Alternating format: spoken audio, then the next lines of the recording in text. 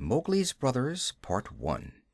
Now ran the kite, brings home the night, that Mang the bat sets free. The herds are shut in byre and hut, for loosed till dawn are we. This is the hour of pride and power, talon and tush and claw. Oh, hear the call, good hunting all, that keep the jungle law. Night Song in the Jungle. It was 7 o'clock on a very warm evening in the Seeonee Hills, when Father Wolf woke up from his day's rest, scratched himself, yawned, and spread out his paws one after the other to get rid of the sleepy feeling in their tips. Mother Wolf lay with her big gray nose dropped across her 4 tumbling, squealing cubs, and the moon shone into the mouth of the cave where they all lived. "Arr!" said Father Wolf, "it is time to hunt again." He was going to spring downhill when a little shadow with a bushy tail crossed the threshold and whined, "Good luck go with you, O Chief of the Wolves. And good luck and strong white teeth go with noble children, that they may never forget the hungry in this world." It was the jackal, Tabaqui the dish licker, and the wolves of India despise Tabaqui because he runs about making mischief and telling tales, and eating rags and pieces of leather from the village rubbish heaps. But they are afraid of him, too, because Tabaqui, more than anyone else in the jungle, is apt to go mad, and then he forgets that he was ever afraid of anyone, and runs through the forest, biting everything in his way. Even the tiger runs and hides when little Tabaqui goes mad, for madness is the most disgraceful thing that can overtake a wild creature. We call it hydrophobia, but they call it Dewani, the madness, and run. "Enter then and look," said Father Wolf stiffly, "but there is no food here." "For a wolf, no," said Tabaqui, "but for so mean a person as myself, a dry bone is a good feast. Who are we, the Gilder Log, the jackal people, to pick and choose?" He scuttled to the back of the cave, where he found the bone of a buck with some meat on it, and sat cracking the end merrily. "All thanks for this good meal," he said, licking his lips. "How beautiful are the noble children! How large are their eyes, and so young, too! Indeed, indeed, I might have remembered that the children of kings are men from the beginning." Now Tabaqui knew as well as anyone else that there is nothing so unlucky as to compliment children to their faces. It pleased him to see Mother and Father Wolf look uncomfortable. Tabaqui sat still, rejoicing in the mischief that he had made, and then he said spitefully, "Shere Khan, the big one, has shifted his hunting grounds. He will hunt among these hills for the next moon, so he has told me." Shere Khan was the tiger who lived near the Waingunga River, 20 miles away. "He has no right," Father Wolf began angrily. "By the law of the jungle he has no right to change his quarters without due warning. He will frighten every head of game within 10 miles, and I have to kill for 2 these days." "His mother did not call him Lungri, the lame one, for nothing," said Mother Wolf quietly. "He has been lame in one foot from his birth. That is why he has only killed cattle. Now the villagers of the Waingunga are angry with him, and he has come here to make our villagers angry. They will scour the jungle for him when he is far away, and we and our children must run when the grass is set alight. Indeed, we are very grateful to Shere Khan." "Shall I tell him of your gratitude?" said Tabaqui. "Out!" snapped Father Wolf. "Out and hunt with thy master. Thou hast done harm enough for one night." "I go," said Tabaqui quietly. "Ye can hear Shere Khan below in the thickets. I might have saved myself the message." Father Wolf listened, and below in the valley that ran down to a little river he heard the dry, angry, snarly, sing-song whine of a tiger who has caught nothing and does not care if all the jungle knows it.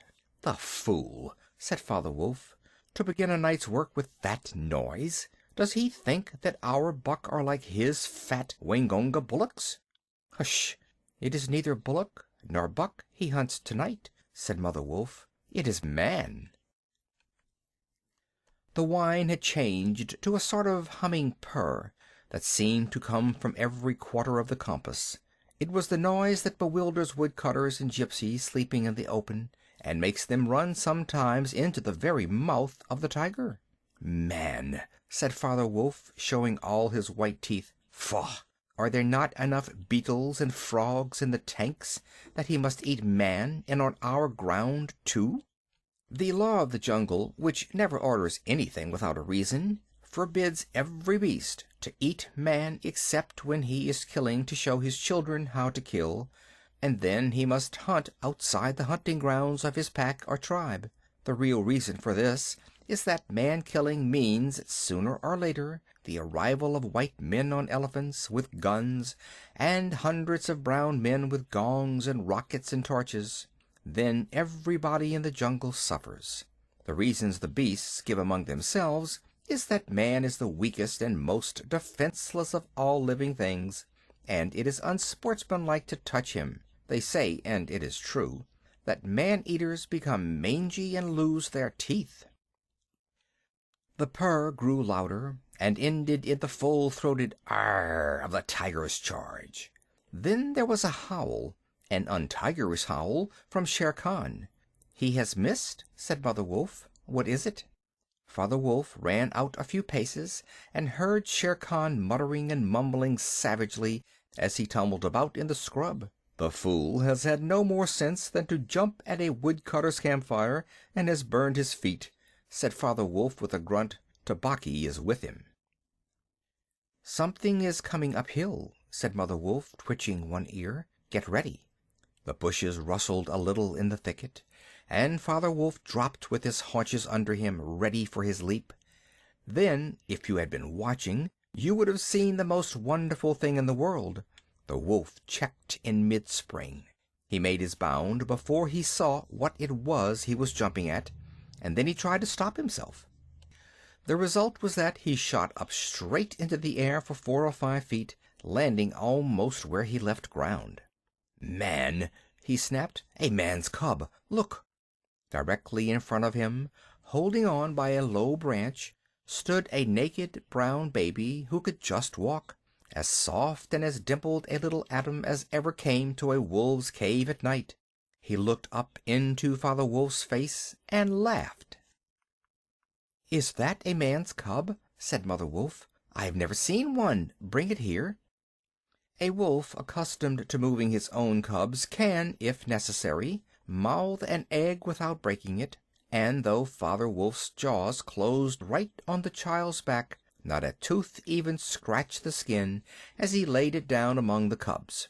"How little, how naked, and how bold!" said Mother Wolf softly. The baby was pushing his way between the cubs to get close to the warm hide. "Aha! He is taking his meal with the others. And so this is a man's cub. Now, was there ever a wolf that could boast a man's cub among her children?" "I have heard now and again of such a thing, but never in our pack or in my time," said Father Wolf. "He is altogether without hair, and I could kill him with a touch of my foot. But see, he looks up and is not afraid." The moonlight was blocked out of the mouth of the cave, for Shere Khan's great square head and shoulders were thrust into the entrance. Tabaqui, behind him, was squeaking, my lord, it went in here." "Shere Khan does us great honor," said Father Wolf, but his eyes were very angry. "What does Shere Khan need?" "My quarry. A man's cub went this way," said Shere Khan. "Its parents have run off. Give it to me." Shere Khan had jumped at a woodcutter's campfire, as Father Wolf had said, and was furious from the pain of his burned feet. But Father Wolf knew that the mouth of the cave was too narrow for a tiger to come in by. Even where he was, Shere Khan's shoulders and forepaws were cramped for want of room, as a man's would be if he tried to fight in a barrel. "The wolves are a free people," said Father Wolf. "They take orders from the head of the pack, and not from any striped cattle killer. The man's cub is ours, to kill if we choose." "Ye choose and ye do not choose. What talk is this of choosing?" By the bull that I killed, am I to stand nosing into your dog's den for my fair dues? It is I, Shere Khan, who speak." The tiger's roar filled the cave with thunder. Mother Wolf shook herself clear of the cubs and sprang forward, her eyes like two green moons in the darkness, facing the blazing eyes of Shere Khan. "And it is I, Raksha, the demon, who answers. The man's cub is mine, Lungri, mine to me. He shall not be killed. He shall live to run with the pack and to hunt with the pack. And in the end, look you, hunter of little naked cubs, frog eater, fish killer, he shall hunt thee. Now get hence, or by the Sambor that I killed, I eat no starved cattle. Back thou goest to thy mother, burned beast of the jungle, lamer than ever thou camest into the world. Go!" Father Wolf looked on amazed. He had almost forgotten the days when he won Mother Wolf in fair fight from 5 other wolves, when she ran in the pack and was not called the demon for compliment's sake. Shere Khan might have faced Father Wolf, but he could not stand up against Mother Wolf, for he knew that where he was she had all the advantage of the ground, and would fight to the death. So he backed out of the cave mouth, growling, and when he was clear he shouted, "Each dog barks in his own yard. We shall see what the pack will say to this fostering of man cubs. The cub is mine, and to my teeth he will come in the end, O bush-tailed thieves." Mother Wolf threw herself down panting among the cubs, and Father Wolf said to her gravely, "Shere Khan speaks this much truth. The cub must be shown to the pack. Wilt thou still keep him, Mother?" "Keep him," she gasped. "He came naked, by night, alone, and very hungry, yet he was not afraid. Look, he has pushed one of my babes to one side already, and that lame butcher would have killed him, and would have run off to the Waingunga while the villagers here hunted through all our lairs in revenge. Keep him? Assuredly I will keep him. Lie still, little frog, O thou Mowgli, for Mowgli the frog I will call thee. The time will come when thou wilt hunt Shere Khan as he has hunted thee." "But what will our pack say?" said Father Wolf. "The law of the jungle lays down very clearly that any wolf may, when he marries, withdraw from the pack he belongs to, but as soon as his cubs are old enough to stand on their feet he must bring them to pack council, which is generally held once a month at full moon, in order that the other wolves may identify them. After that inspection the cubs are free to run where they please, and until they have killed their first buck no excuse is accepted if a grown wolf of the pack kills one of them. The punishment is death where the murderer can be found, and if you think for a minute you will see that this must be so." Father Wolf waited till his cubs could run a little, and then, on the night of the pack meeting, took them and Mowgli and Mother Wolf to the Council Rock, a hilltop covered with stones and boulders where 100 wolves could hide. Akela, the great gray lone wolf, who led all the pack by strength and cunning, lay out at full length on his rock, and below him sat 40 or more wolves of every size and color, from badger-colored veterans who could handle a buck alone to young black 3-year-olds who thought they could. The lone wolf had led them for a year now. He had fallen twice into a wolf trap in his youth, and once he had been beaten and left for dead, so he knew the manners and customs of men. There was very little talking at the rock. The cubs tumbled over each other in the center of the circle, where their mothers and fathers sat, and now and again a senior wolf would go quietly up to a cub, look at him carefully, and return to his place on noiseless feet. Sometimes a mother would push her cub far out into the moonlight to be sure that he was not overlooked. Akela from his rock would cry, "Ye know the law, ye know the law. Look well, O wolves."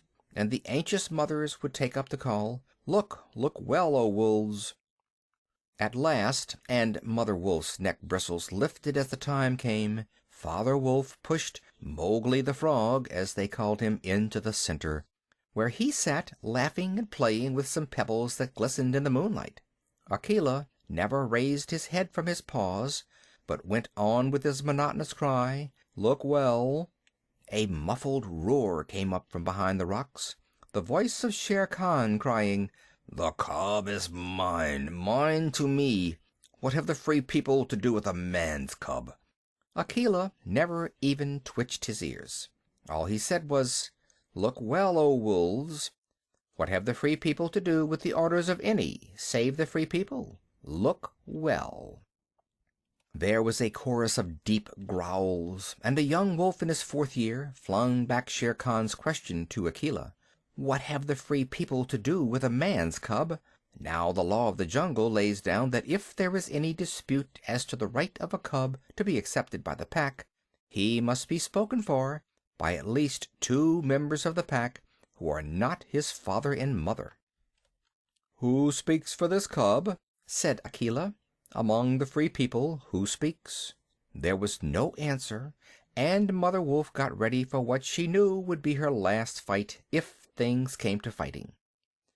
Then the only other creature who was allowed at the pack council, Baloo, the sleepy brown bear who teaches the wolf cubs the law of the jungle, old Baloo, who can come and go where he pleases because he eats only nuts and roots and honey, rose upon his hind quarters and grunted.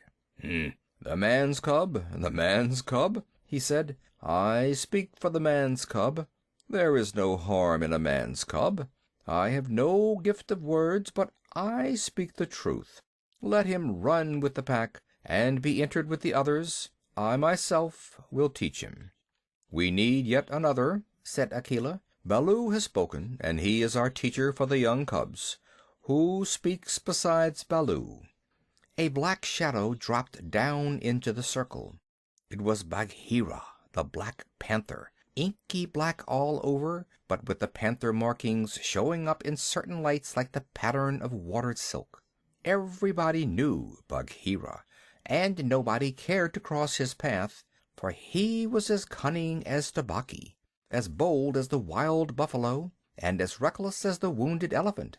But he had a voice as soft as wild honey dripping from a tree, and a skin softer than down. "Oh, Akela and ye Free People," he purred, "I have no right in your assembly, but the law of the jungle says that if there is a doubt which is not a killing matter in regard to a new cub, the life of that cub may be bought at a price. And the law does not say who may or may not pay that price. Am I right?" "Good, good," said the young wolves, who were always hungry. "Listen to Bagheera. The cub can be bought for a price. It is the law." "Knowing that I have no right to speak here, I ask your leave." "Speak, then," cried 20 voices. "To kill a naked cub is shame.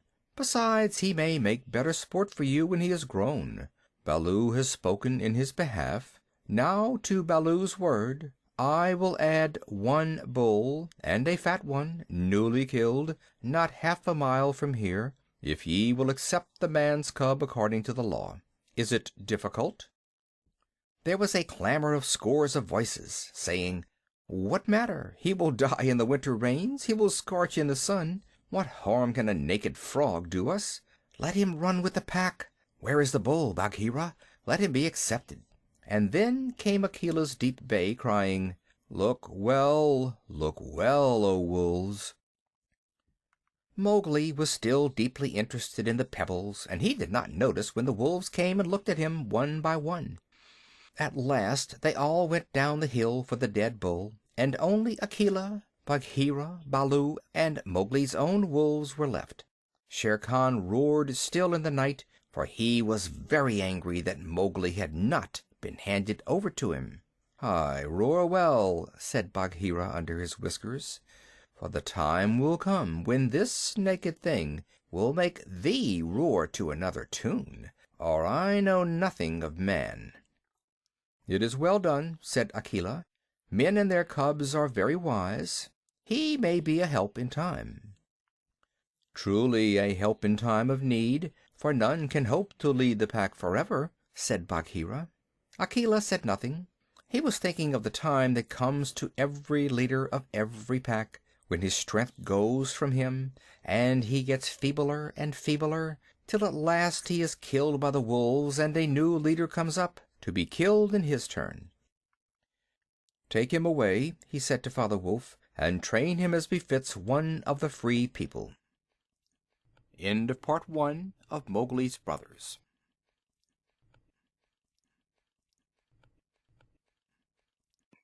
Mowgli's Brothers, Part 2, and the Hunting Song of the Seeonee Pack. And that is how Mowgli was entered into the Seeonee Wolf Pack for the price of a bull and on Baloo's good word. Now, you must be content to skip 10 or 11 whole years, and only guess at all the wonderful life that Mowgli led among the wolves, because if it were written out it would fill ever so many books. He grew up with the cubs, though they, of course, were grown wolves almost before he was a child, and Father Wolf taught him his business and the meaning of things in the jungle, till every rustle in the grass, every breath of the warm night air, every note of the owls above his head, every scratch of a bat's claws as it roosted for a while in a tree, and every splash of every little fish jumping in a pool meant just as much to him as the work of his office means to a business man. When he was not learning, he sat out in the sun and slept, and ate and went to sleep again. When he felt dirty or hot, he swam in the forest pools, and when he wanted honey, Baloo told him that honey and nuts were just as pleasant to eat as raw meat. He climbed up for it, and that Bagheera showed him how to do. Bagheera would lie out on a branch and call, "Come along, little brother," and at first Mowgli would cling like the sloth, but afterward he would fling himself through the branches almost as boldly as the gray ape. He took his place at the Council Rock, too, when the pack met, and there he discovered that if he stared hard at any wolf, the wolf would be forced to drop his eyes, and so he used to stare for fun. At other times he would pick the long thorns out of the pads of his friends, for wolves suffer terribly from thorns and burrs in their coats. He would go down the hillside into the cultivated lands by night and look very curiously at the villagers in their huts, but he had a mistrust of men because Bagheera showed him a square box with a drop gate so cunningly hidden in the jungle that he nearly walked into it, and told him that it was a trap. He loved better than anything else to go with Bagheera into the dark warm heart of the forest, to sleep all through the drowsy day, and at night see how Bagheera did his killing. Bagheera killed right and left as he felt hungry, and so did Mowgli, with one exception. As soon as he was old enough to understand things, Bagheera told him that he must never touch cattle, because he had been bought into the pack at the price of a bull's life. "All the jungle is thine," said Bagheera, "and thou canst kill everything that thou art strong enough to kill, but for the sake of the bull that bought thee, thou must never kill or eat any cattle, young or old. That is the law of the jungle." Mowgli obeyed faithfully, and he grew and grew strong, as a boy must grow who does not know that he is learning any lessons, and who has nothing in the world to think of except things to eat. Mother Wolf told him once or twice that Shere Khan was not a creature to be trusted, and that some day he must kill Shere Khan. But though a young wolf would have remembered that advice every hour, Mowgli forgot it because he was only a boy, though he would have called himself a wolf if he had been able to speak in any human tongue. Shere Khan was always crossing his path in the jungle, for as Akela grew older and feebler, the lame tiger had come to be great friends with the younger wolves of the pack, who followed him for scraps, a thing Akela would never have allowed if he had dared to push his authority to the proper bounds. Then Shere Khan would flatter them, and wonder that such fine young hunters were content to be led by a dying wolf and a man's cub. "They tell me," Shere Khan would say, "that at council ye dare not look him between the eyes." And the young wolves would growl and bristle. Bagheera, who had eyes and ears everywhere, knew something of this, and once or twice he told Mowgli in so many words that Shere Khan would kill him some day. Mowgli would laugh and answer, "I have the Pack, and I have thee, and Baloo, though he is so lazy, might strike a blow or two for my sake. Why should I be afraid?" It was one very warm day that a new notion came to Bagheera, born of something that he had heard. Perhaps Ikki the Porcupine had told him, but he said to Mowgli when they were deep in the jungle, as the boy lay with his head on Bagheera's beautiful black skin, "Little brother, how often have I told thee that Shere Khan is thy enemy?" "As many times as there are nuts on that palm," said Mowgli, who naturally could not count. "What of it? I am sleepy, Bagheera, and Shere Khan is all long tail and loud talk, like Mao the peacock. But this is no time for sleeping. Baloo knows it, I know it, the Pack knows it, and even the foolish, foolish deer know. Tabaqui has told thee too." "Ho, ho!" said Mowgli. "Tabaqui came to me not long ago with some rude talk, that I was a naked man's cub and not fit to dig pig nuts. But I caught Tabaqui by the tail and swung him twice against the palm tree to teach him better manners. That was foolishness, for though Tabaqui is a mischief maker, he would have told thee of something that concerned thee closely. Hope in those eyes, little brother. Shere Khan dare not kill thee in the jungle, but remember, Akela is very old, and soon the day comes when he cannot kill his buck, and then he will be leader no more. Many of the wolves that looked thee over when thou wast brought to the council first are old too, and the young wolves believe, as Shere Khan has taught them, that a man cub has no place with the Pack. In a little time thou wilt be a man." "And what is a man that he should not run with his brothers?" said Mowgli. "I was born in the jungle. I have obeyed the law of the jungle, and there is no wolf of ours from whose paws I have not pulled a thorn. Surely they are my brothers." Bagheera stretched himself at full length and half shut his eyes. "Little brother," said he, "feel under my jaw." Mowgli put up his strong brown hand, and just under Bagheera's silky chin, where the giant rolling muscles were all hid by the glossy hair, he came upon a little bald spot. "There is no one in the jungle that knows that I, Bagheera, carry that mark, the mark of the collar. And yet, little brother, I was born among men, and it was among men that my mother died, in the cages of the king's palace at Oodeypore. It was because of this that I paid the price for thee at the council when thou wast a little naked cub. Yes, I too was born among men. I had never seen the jungle. They fed me behind bars from an iron pan, till one night I felt that I was Bagheera the panther, and no man's plaything, and I broke the silly lock with one blow of my paw and came away. And because I had learned the ways of men, I became more terrible in the jungle than Shere Khan. Is it not so?" "Yes," said Mowgli. "All the jungle fear Bagheera, all except Mowgli." "Oh, thou art a man's cub," said the Black Panther very tenderly, "and even as I return to my jungle, so thou must go back to men at last, to the men who are thy brothers, if thou art not killed in the council." "But why? But why should any wish to kill me?" said Mowgli. "Look at me," said Bagheera, and Mowgli looked at him steadily between the eyes. The big panther turned his head away in half a minute. "That is why," he said, shifting his paw on the leaves. "Not even I can look thee between the eyes, and I was born among men, and I love thee, little brother. The others, they hate thee because their eyes cannot meet thine, because thou art wise, because thou hast pulled out thorns from their feet, because thou art a man." "I did not know these things," said Mowgli sullenly, and he frowned under his heavy black eyebrows. "What is the law of the jungle? Strike first, and then give tongue. By thy very carelessness they know that thou art a man. But be wise. It is in my heart that when Akela misses his next kill, and at each hunt it costs him more to pin the buck, the pack will turn against him and against thee. They will hold a jungle council at the rock, and then I have it," said Bagheera, leaping up.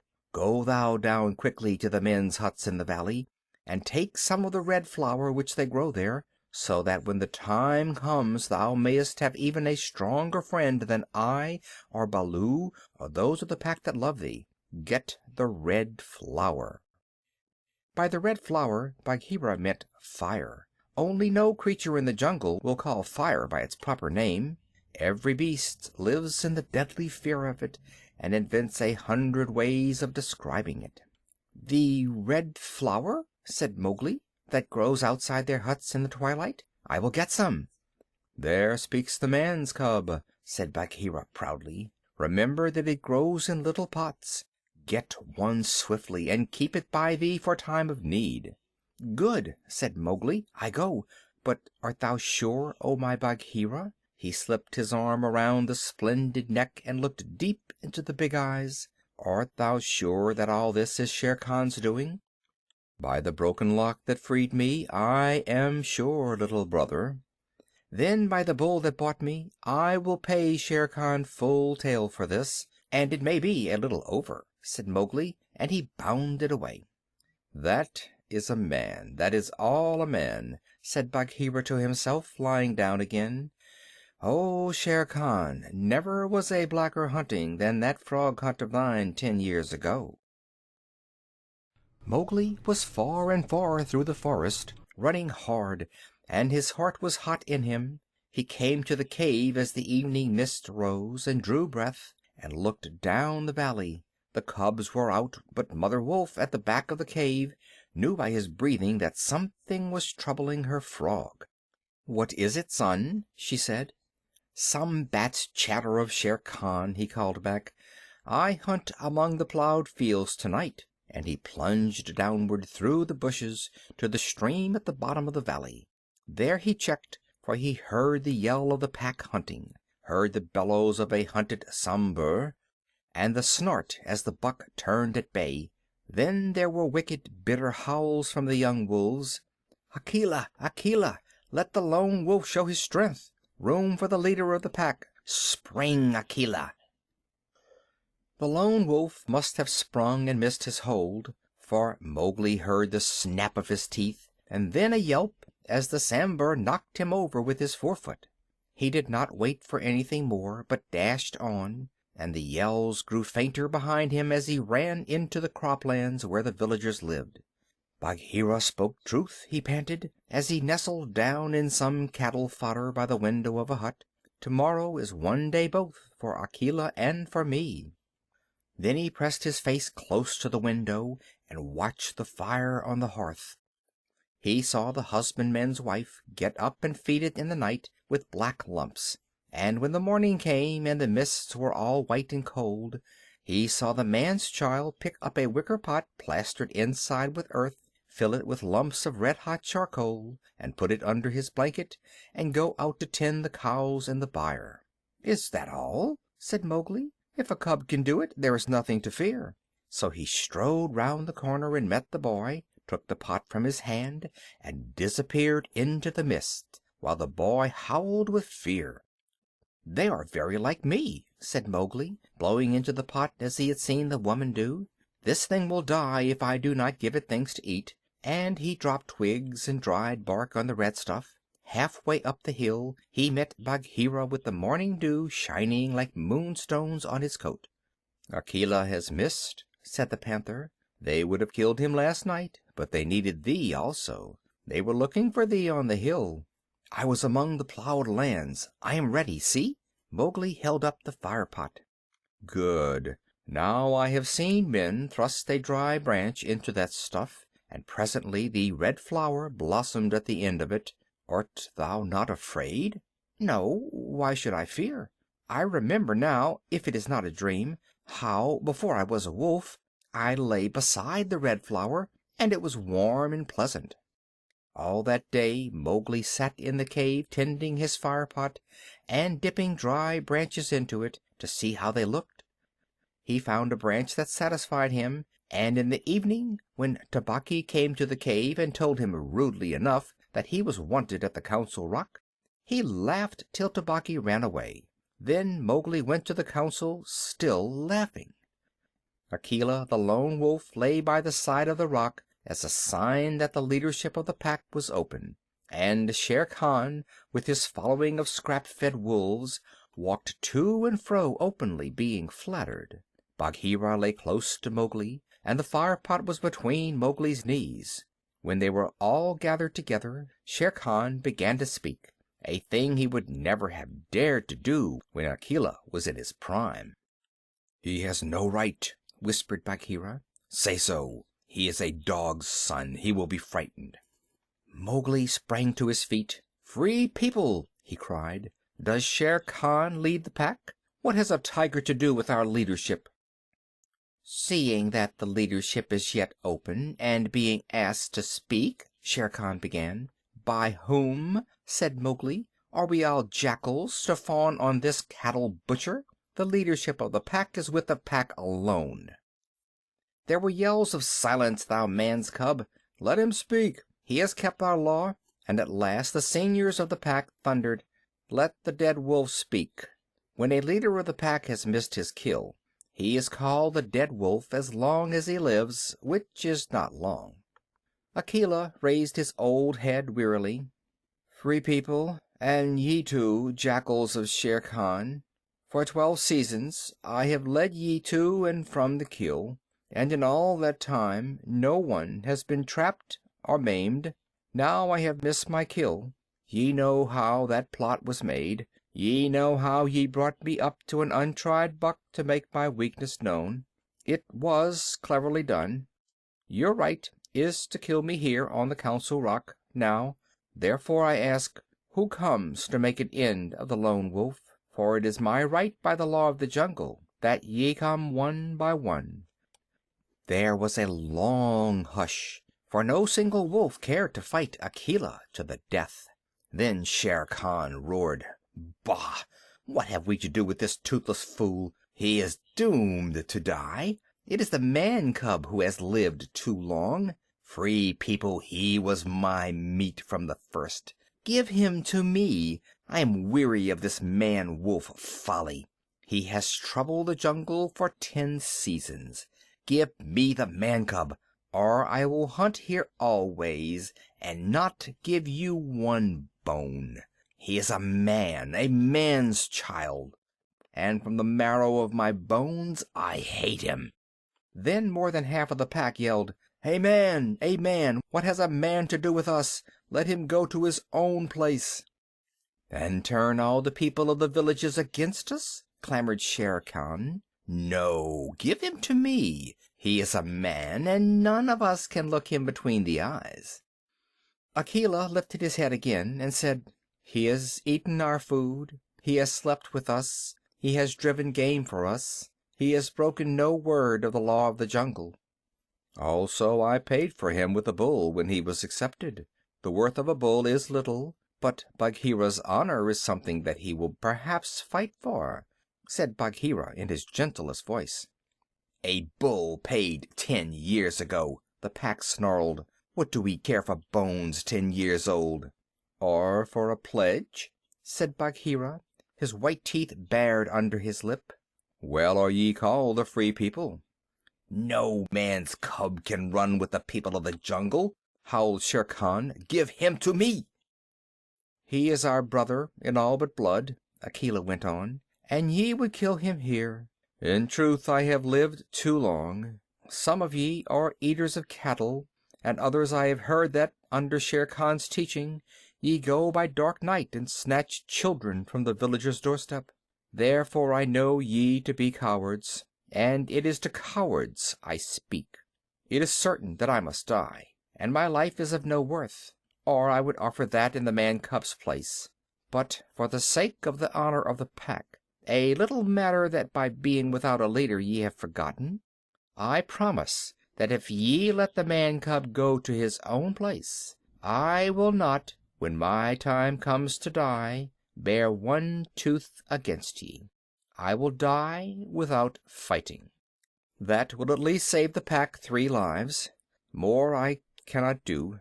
But if ye will, I can save ye the shame that comes of killing a brother against whom there is no fault.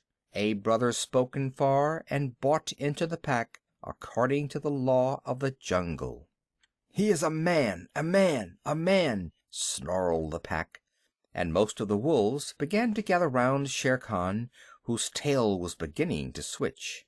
"Now the business is in thy hands," said Bagheera to Mowgli. "We can do no more except fight."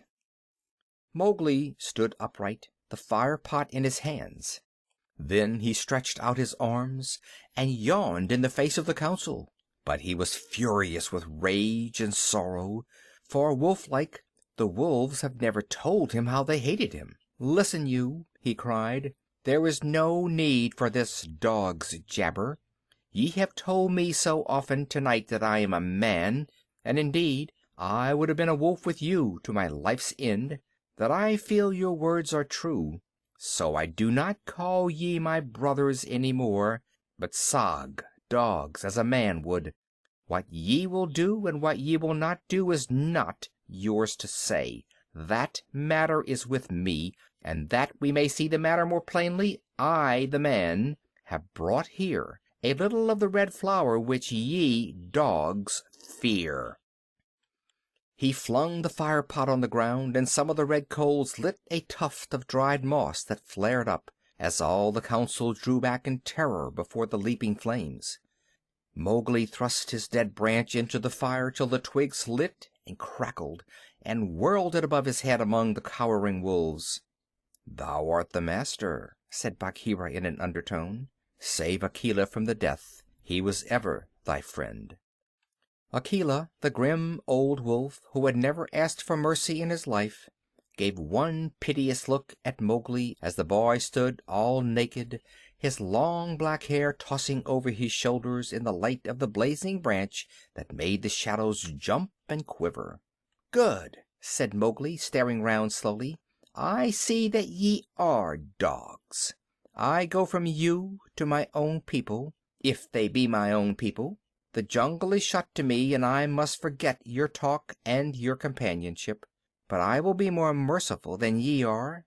Because I was all but your brother in blood, I promise that when I am a man among men, I will not betray ye to men as ye have betrayed me." He kicked the fire with his foot, and the sparks flew up. "There shall be no war between any of us in the pack, but here is a debt to pay before I go." He strode forward to where Shere Khan sat blinking stupidly at the flames, and caught him by the tuft of his chin. Bagheera followed in case of accidents. "Up, dog!" Mowgli cried. "Up when a man speaks, or I will set that coat ablaze." Shere Khan's ears lay flat back on his head, and he shut his eyes, for the blazing branch was very near. This cattle killer said he would kill me and the council because he had not killed me when I was a cub. Thus, and thus, then, do we beat dogs when we are men. Stir a whisker, Lungri, and I ram the red flower down thy gullet." He beat Shere Khan over the head with the branch, and the tiger whimpered and whined in an agony of fear. "Pah! Singed jungle cat! Go now. But remember, when next I come to the Council Rock as a man should come, it will be with Shere Khan's hide on my head. For the rest, Akela goes free to live as he pleases. Ye will not kill him, because that is not my will. Nor do I think that ye will sit here any longer, lolling out your tongues as though ye were somebodies, instead of dogs whom I drive out. Thus, go." The fire was burning furiously at the end of the branch, and Mowgli struck right and left round the circle, and the wolves ran howling with the sparks burning their fur. At last there were only Akela, Bagheera, and perhaps 10 wolves that had taken Mowgli's part. Then something began to hurt Mowgli inside him, as he had never been hurt in his life before, and he caught his breath and sobbed, and the tears ran down his face.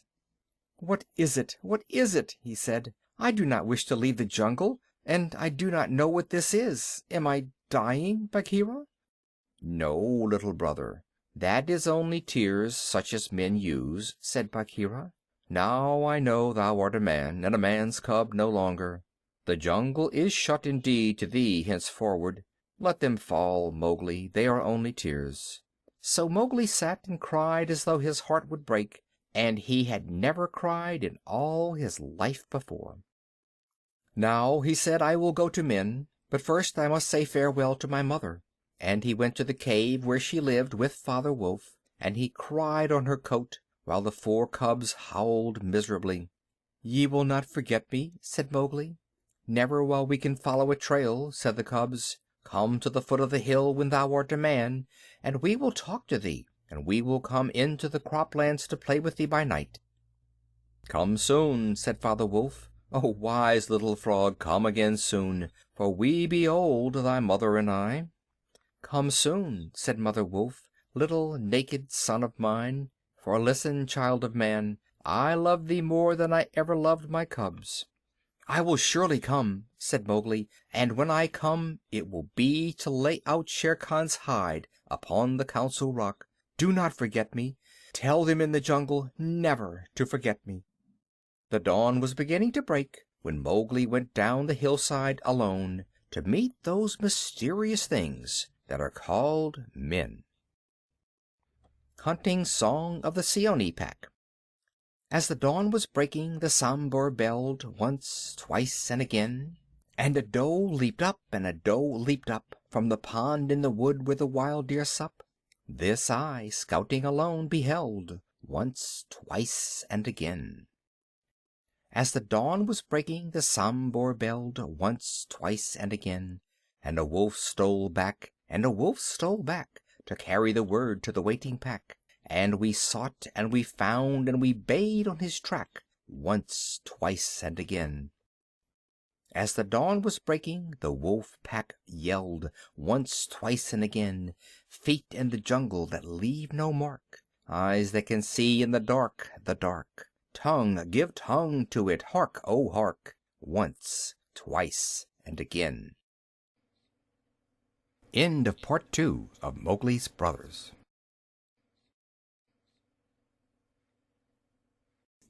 Kaa's Hunting, Part 1. His spots are the joy of the leopard, his horns are the buffalo's pride. Be clean, for the strength of the hunter is known by the gloss of his hide. If ye find that the bullock can toss you, or the heavy-browed Sambhur can gore, ye need not stop work to inform us. We knew it 10 seasons before. Oppress not the cubs of the stranger, but hail them as sister and brother. For though they are little and fubsy, it may be the bear is their mother. There is none like to me, says the cub in the pride of his earliest kill. But the jungle is large, and the cub he is small. Let him think and be still. Maxims of Baloo. All that is told here happened some time before Mowgli was turned out of the Seeonee wolf pack, or revenged himself on Shere Khan the tiger. It was in the days when Baloo was teaching him the law of the jungle.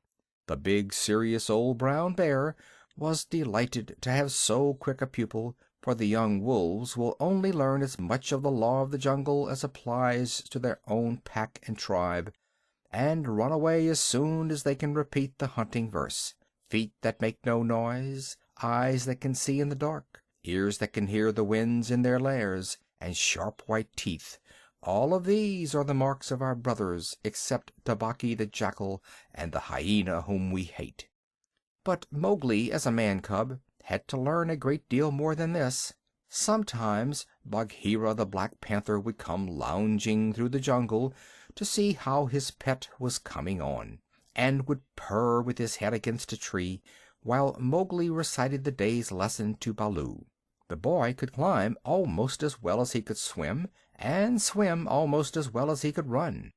So Baloo, the teacher of the law, taught him the wood and water laws, how to tell a rotten branch from a sound one, how to speak politely to the wild bees when he came upon a hive of them 50 feet above ground, what to say to Mang the Bat when he disturbed him in the branches at midday, and how to warn the water snakes in the pools before he splashed down among them.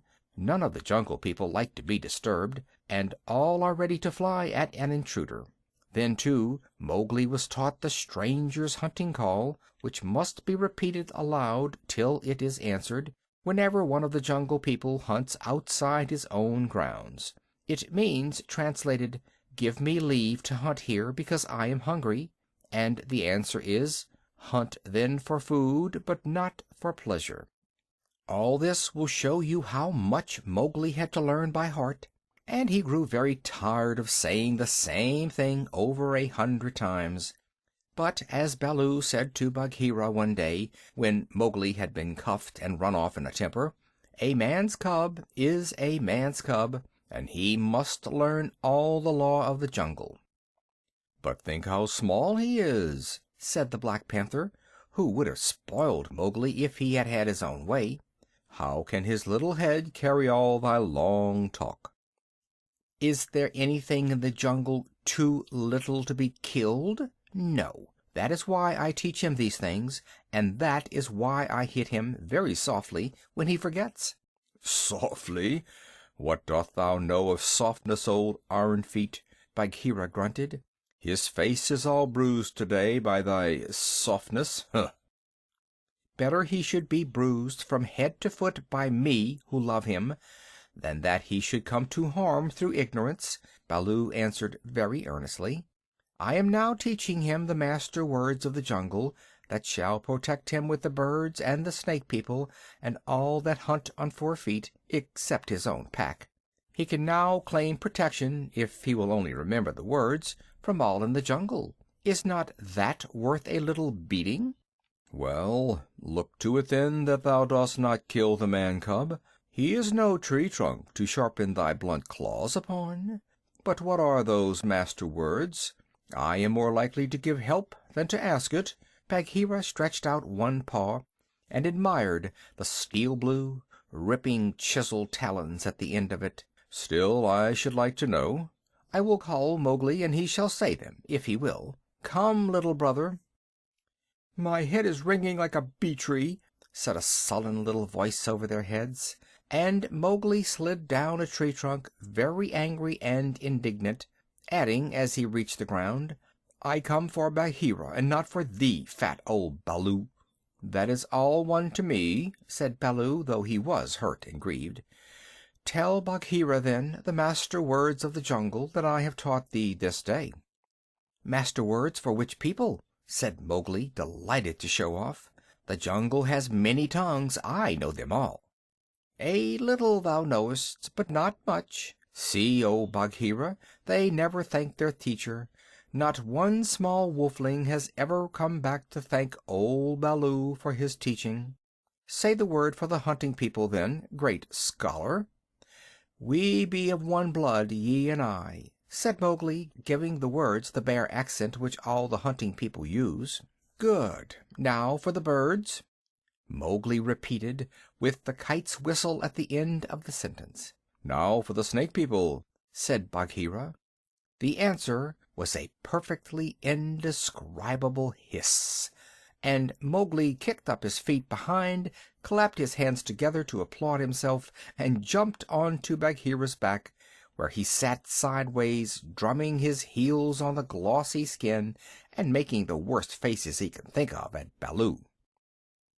"There, there, that was worth a little bruise," said the Brown Bear tenderly. "Some day thou wilt remember me." Then he turned aside to tell Bagheera how he had begged the master words from Hathi the Wild Elephant, who knows all about these things, and how Hathi had taken Mowgli down to a pool to get the snake word from a water snake, because Baloo could not pronounce it, and how Mowgli was now reasonably safe against all accidents in the jungle, because neither snake, bird, nor beast would hurt him. "No one then is to be feared," Baloo wound up, patting his big furry stomach with pride. "Except his own tribe," said Bagheera under his breath, and then aloud to Mowgli, "Have a care for my ribs, little brother. What is all this dancing up and down?" Mowgli had been trying to make himself heard by pulling at Bagheera's shoulder fur and kicking hard. When the two listened to him, he was shouting at the top of his voice, "And so I shall have a tribe of my own, and lead them through the branches all day long." "What is this new folly, little dreamer of dreams?" said Bagheera.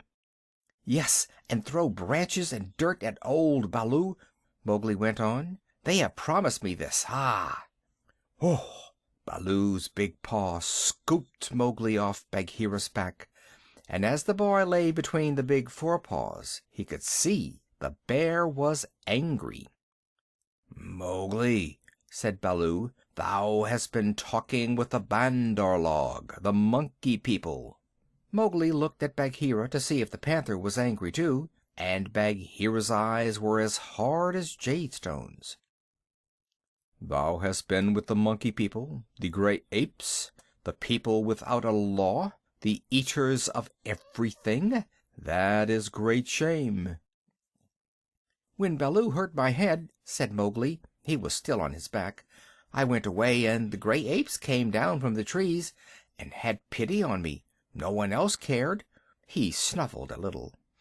"The pity of the Monkey People!" Baloo snorted. "The stillness of the mountain stream, the cool of the summer sun. And then, man cub?"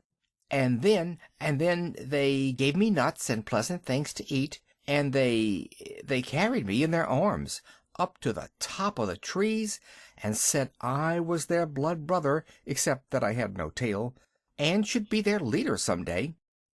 "They have no leader," said Bagheera. "They lie. They have always lied." "They were very kind, and bade me come again. Why have I never been taken among the Monkey People? They stand on their feet, as I do. They do not hit me with their hard paws. They play all day. Let me get up, Bad Baloo. Let me up. I will play with them again." "Listen, man cub," said the bear, and his voice rumbled like thunder on a hot night.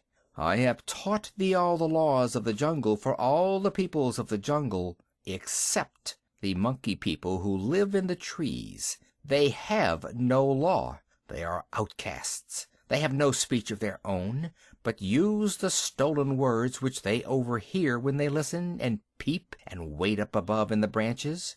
Their way is not our way. They are without leaders. They have no remembrance.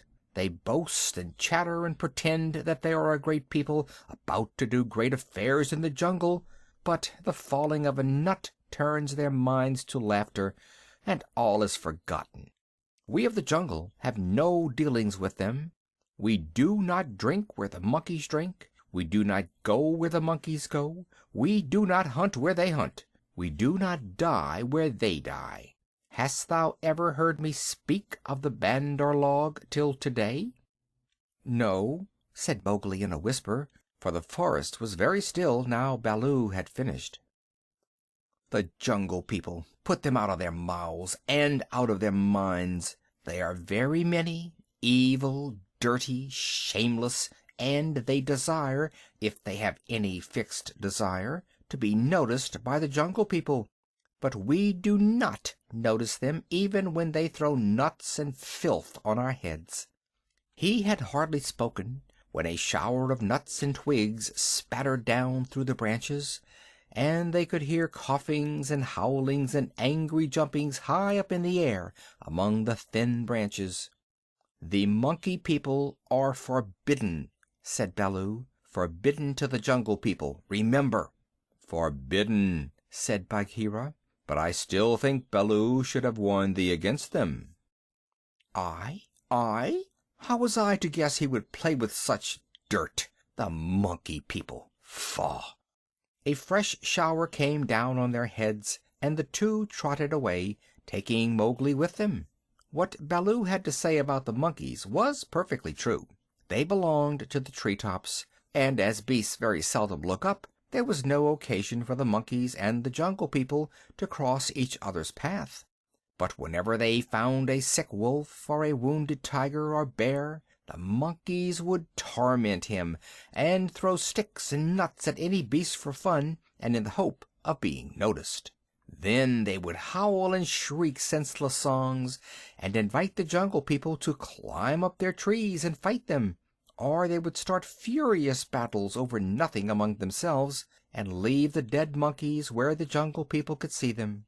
They were always just going to have a leader and laws and customs of their own, but they never did, because their memories would not hold over from day to day, and so they compromised things by making up a saying, "What Bandar think now, the jungle will think later," and that comforted them a great deal. None of the beasts could reach them, but on the other hand none of the beasts would notice them, and that was why they were so pleased when Mowgli came to play with them, and they heard how angry Baloo was. They never meant to do any more. The Bandar log never meant anything at all. But one of them invented what seemed to him a brilliant idea, and he told all the others that Mowgli would be a useful person to keep in the tribe, because he could weave sticks together for protection from the wind. So if they caught him, they could make him teach them. Of course, Mowgli, as a woodcutter's child, inherited all sorts of instincts, and used to make little huts of fallen branches without thinking how he came to do it. The monkey people, watching in the trees, considered his play most wonderful. This time, they said, they were really going to have a leader and become the wisest people in the jungle, so wise that everyone else would notice and envy them. Therefore they followed Baloo and Bagheera and Mowgli through the jungle very quietly till it was time for the midday nap, and Mowgli, who was very much ashamed of himself, slept between the panther and the bear, resolving to have no more to do with the monkey people. The next thing he remembered was feeling hands on his legs and arms, hard, strong little hands, and then a swash of branches in his face, and then he was staring down through the swaying boughs as Baloo woke the jungle with his deep cries, and Bagheera bounded up the trunk with every tooth bared. The Bandar log howled with triumph and scuffled away to the upper branches, where Bagheera dared not follow, shouting, "He has noticed us! Bagheera has noticed us! All the jungle people admire us for our skill and our cunning." Then they began their flight, and the flight of the monkey people through Treeland is one of the things nobody can describe. They have their regular roads and crossroads, up hills and down hills, all laid out from 50 to 70 or 100 feet above the ground, and by these they can travel even at night if necessary. Two of the strongest monkeys caught Mowgli under the arms and swung off with him through the treetops, 20 feet at a bound. Had they been alone, they could have gone twice as fast, but the boy's weight held them back. Sick and giddy as Mowgli was, he could not help enjoying the wild rush, though the glimpses of earth far down below frightened him, and the terrible check and jerk at the end of the swing over nothing but empty air brought his heart between his teeth. His escort would rush him up a tree till he felt the thinnest, topmost branches crackle and bend under them, and then, with a cough and a whoop, would fling themselves into the air outward and downward, and bring up, hanging by their hands or their feet, to the lower limbs of the next tree. Sometimes he could see for miles and miles across the still green jungle, as a man on the top of a mast can see for miles across the sea. And then the branches and leaves would lash him across the face, and he and his two guards would be almost down to earth again. So, bounding and crashing and whooping and yelling, the whole tribe of Bandar log swept along the tree roads with Mowgli their prisoner. For a time he was afraid of being dropped. Then he grew angry, but knew better than to struggle. And then he began to think. The first thing was to send back word to Baloo and Bagheera, for at the pace the monkeys were going, he knew his friends would be left far behind. It was useless to look down, for he could only see the top sides of the branches, so he stared upward and saw, far away in the blue, Ran the kite, balancing and wheeling as he kept watch over the jungle, waiting for things to die. Ron saw that the monkeys were carrying something, and dropped a few 100 yards to find out whether their load was good to eat. He whistled with surprise when he saw Mowgli being dragged up to a treetop, and heard him give the kite call for "We be of one blood, thou and I."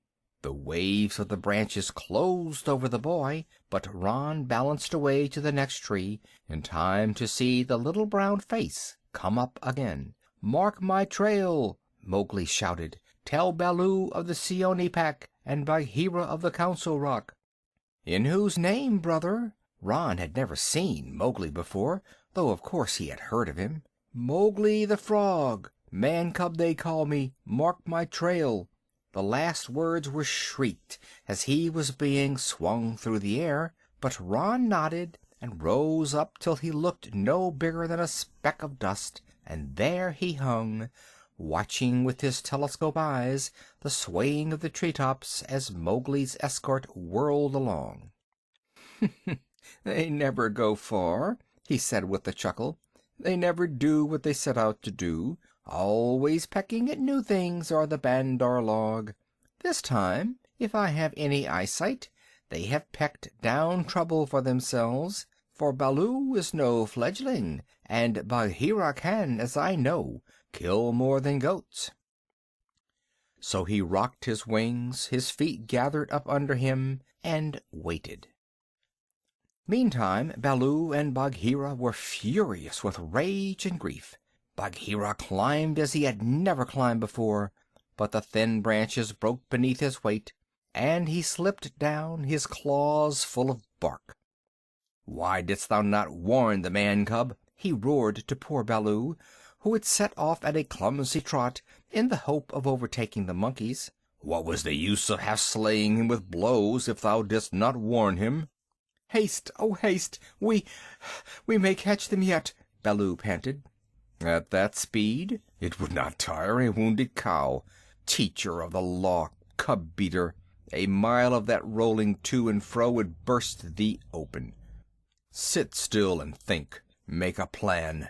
This is no time for chasing. They may drop him if we follow too close." "Arula! Ooh, they may have dropped him already, being tired of carrying him. Who can trust the Bandar log? Put dead bats on my head, give me black bones to eat, roll me into the hives of the wild bees that I may be stung to death, and bury me with the hyena, for I am most miserable of bears. Arul Allah! Oh, Mowgli, Mowgli, why did I not warn thee against the monkey folk instead of breaking thy head? Now perhaps I may have knocked the day's lesson out of his mind, and he will be alone in the jungle without the master words." Baloo clasped his paws over his ears and rolled to and fro, moaning. "At least he gave me all the words correctly a little time ago," said Bagheera impatiently. "Baloo, thou hast neither memory nor respect. What would the jungle think if I, the Black Panther, curled myself up like Ikki the Porcupine and howled? What do I care what the jungle thinks? He may be dead by now." "Unless and until they drop him from the branches in sport, or kill him out of idleness, I have no fear for the man cub. He is wise and well taught, and above all he has the eyes that make the jungle people afraid. But, and it is a great evil, he is in the power of the Bandar log, and they, because they live in trees, have no fear of any of our people." Bagheera licked one forepaw thoughtfully. "Fool that I am! Oh, fat, brown, root-digging fool that I am!" said Baloo, uncoiling himself with a jerk. "It is true what Hathi the wild elephant says, to each his own fear. And they, the Bandar log, fear Kaa the rock snake. He can climb as well as they can. He steals the young monkeys in the night. The whisper of his name makes their wicked tails cold. Let us go to Kaa." "What will he do for us? He is not of our tribe, being footless, and with most evil eyes," said Bagheera. "He is very old and very cunning. Above all, he is always hungry," said Baloo hopefully. "Promise him many goats." "He sleeps for a full month after he has once eaten. He may be asleep now, and even were he awake, what if he would rather kill his own goats?" Bagheera, who did not know much about Kaa, was naturally suspicious.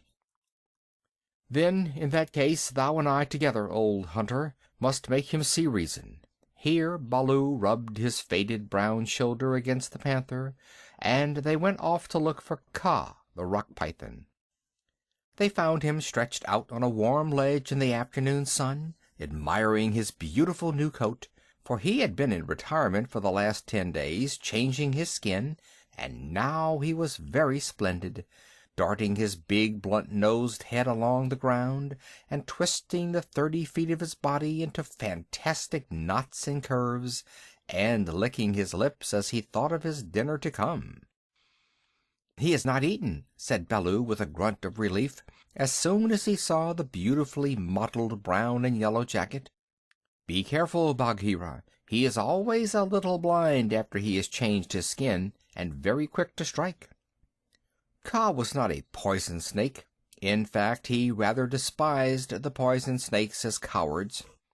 But his strength lay in his hug, and when he had once lapped his huge coils round anybody, there was no more to be said. "Good hunting!" cried Baloo, sitting up on his haunches. Like all snakes of his breed, Kaa was rather deaf, and did not hear the call at first. Then he curled up, ready for any accident, his head lowered. "Good hunting for us all," he answered. "Oho, Baloo! What dost thou do here?" "Good hunting, Bagheera. One of us at least needs food. Is there any news of game afoot? A doe now, or even a young buck? I am as empty as a dried well." "We are hunting," said Baloo carelessly.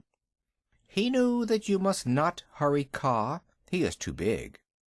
"Give me permission to come with you," said Kaa. "A blow more or less is nothing to thee, Bagheera or Baloo. But I have to wait and wait for days in a wood path, and climb half a night on the mere chance of a young ape. Pshaw! The branches are not what they were when I was young. Rotten twigs and dry boughs are they all." "Maybe thy great weight has something to do with the matter," said Baloo. "I am a fair length, said Kaa with a little pride. "But for all that, it is the fault of this new-grown timber. I came very near to falling on my last hunt, very near indeed, and the noise of my slipping, for my tail was not tight wrapped around the tree, waked the Bandar log, and they call me most evil names." "Footless yellow earthworm," said Bagheera under his whiskers, as though he were trying to remember something. "Have they called me that?" said Kaa. "Something of that kind it was that they shouted to us last moon, but we never noticed them. They will say anything, even that thou hast lost all thy teeth, and wilt not face anything bigger than a kid, because they are indeed shameless, these Bandar log because thou art afraid of the he-goat's horns," Bagheera went on sweetly. Now a snake, especially a wary old python like Kaa, very seldom shows that he is angry, but Baloo and Bagheera could see the big swallowing muscles on either side of Kaa's throat ripple and bulge. "The Bandar log have shifted their grounds," he said quietly. "When I came up into the sun today, I heard them whooping among the tree-tops." It is the Bandar log that we follow now," said Baloo, but the words stuck in his throat, for that was the first time in his memory that one of the Jungle People had owned to being interested in the doings of the monkeys. "Beyond doubt, then, it is no small thing that takes two such hunters, leaders in their own jungle, I am certain, on the trail of the Bandar log," Kaa replied courteously, as he swelled with curiosity. "Indeed," Baloo began, "I am no more than the old and sometimes very foolish teacher of the law to the Seeonee wolf cubs and Bagheera here, is Bagheera," said the Black Panther, and his jaws shut with a snap, for he did not believe in being humble. "The trouble is this, Kaa. Those nut stealers and pickers of palm leaves have stolen away our man cub of whom thou hast perhaps heard." "I heard some news from Ikki, his quills make him presumptuous, of a man thing that was entered into a wolf pack, but I did not believe. Ikki is full of stories half heard and very badly told." "But it is true. He is such a man cub as never was," said Baloo, "the best and wisest and boldest of man cubs, my own pupil, who shall make the name of Baloo famous through all the jungles. And besides, we love him, Kaa." "Tss, tss," said Kaa, weaving his head to and fro. "I also have known what love is. There are tales I could tell that need a clear night when we are all well fed to praise properly," said Bagheera quickly. "Our man cub is in the hands of the Bandar log now, and we know that of all the Jungle People they fear Kaa alone." "They fear me alone. They have good reason," said Kaa. "Chattering, foolish, vain. Vain, foolish, chattering are the monkeys. But a man thing in their hands is in no good luck. They grow tired of the nuts they pick and throw them down. They carry a branch half a day, meaning to do great things with it, and then they snap it in two. That man thing is not to be envied. They called me also Yellow Fish, was it not?" "Worm, earthworm," said Bagheera, "as well as other things which I cannot now say for shame." "We must remind them to speak well of their master. Asp! We must help their wandering memories. Now, whither went they with the cub?" "The jungle alone knows. Toward the sunset, I believe," said Baloo. "We had thought that thou wouldst know, Kaa." "I? How? I take them when they come in my way, but I do not hunt the Bandar logs, or frogs, or green scum on a water hole, for that matter." "Up, up, up, up! Hello, hello, hello! Look up! Baloo of the Seeonee Wolf Pack." Baloo looked up to see where the voice came from, and there was Ron the Kite, sweeping down with the sun shining on the upturned flanges of his wings. It was near Ron's bedtime, but he had ranged all over the jungle, looking for the bear, and had missed him in the thick foliage. "What is it?" said Baloo. "I have seen Mowgli among the Bandar log. He bade me tell you. I watched. The Bandar log have taken him beyond the river to the Monkey City, to the Cold Lairs. They may stay there for a night, or 10 nights, or an hour. I have told the bats to watch through the dark time. That is my message. Good hunting, all you below." "Full gorge and a deep sleep to you, Ron," cried Bagheera. "I will remember thee in my next kill, and put aside the head for thee alone, O best of kites." "It is nothing, it is nothing. The boy held the master word. I could have done no less." And Ron circled up again to his roost. "He has not forgotten to use his tongue," said Baloo with a chuckle of pride. "To think of one so young remembering the master word for the birds too, while he was being pulled across trees." "It was most firmly driven into him," said Bagheera. "But I am proud of him. And now we must go to the Cold Lairs." They all knew where that place was, but few of the Jungle People ever went there, because what they called the Cold Lairs was an old deserted city, lost and buried in the jungle, and beasts seldom use a place that men have once used. The wild boar will, but the hunting tribes do not.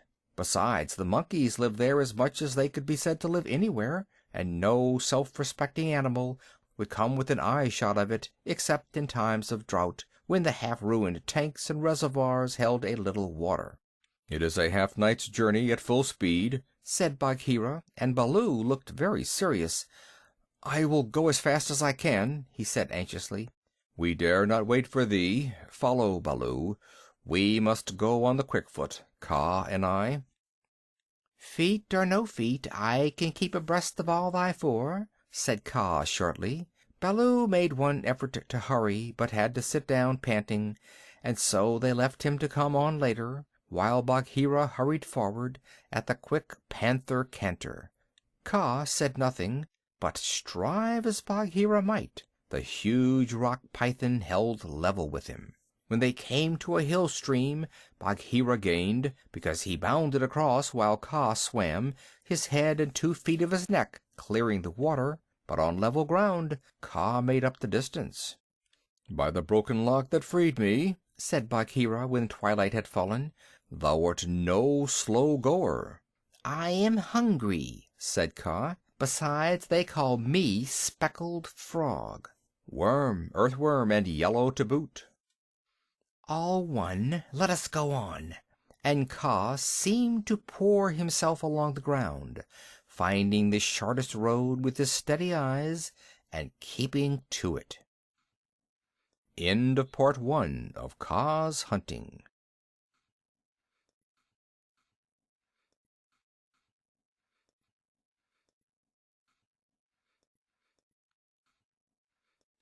Kaa's Hunting, Part 2. In the cold lairs, the Monkey People were not thinking of Mowgli's friends at all. They had brought the boy to the lost city, and were very much pleased with themselves for the time.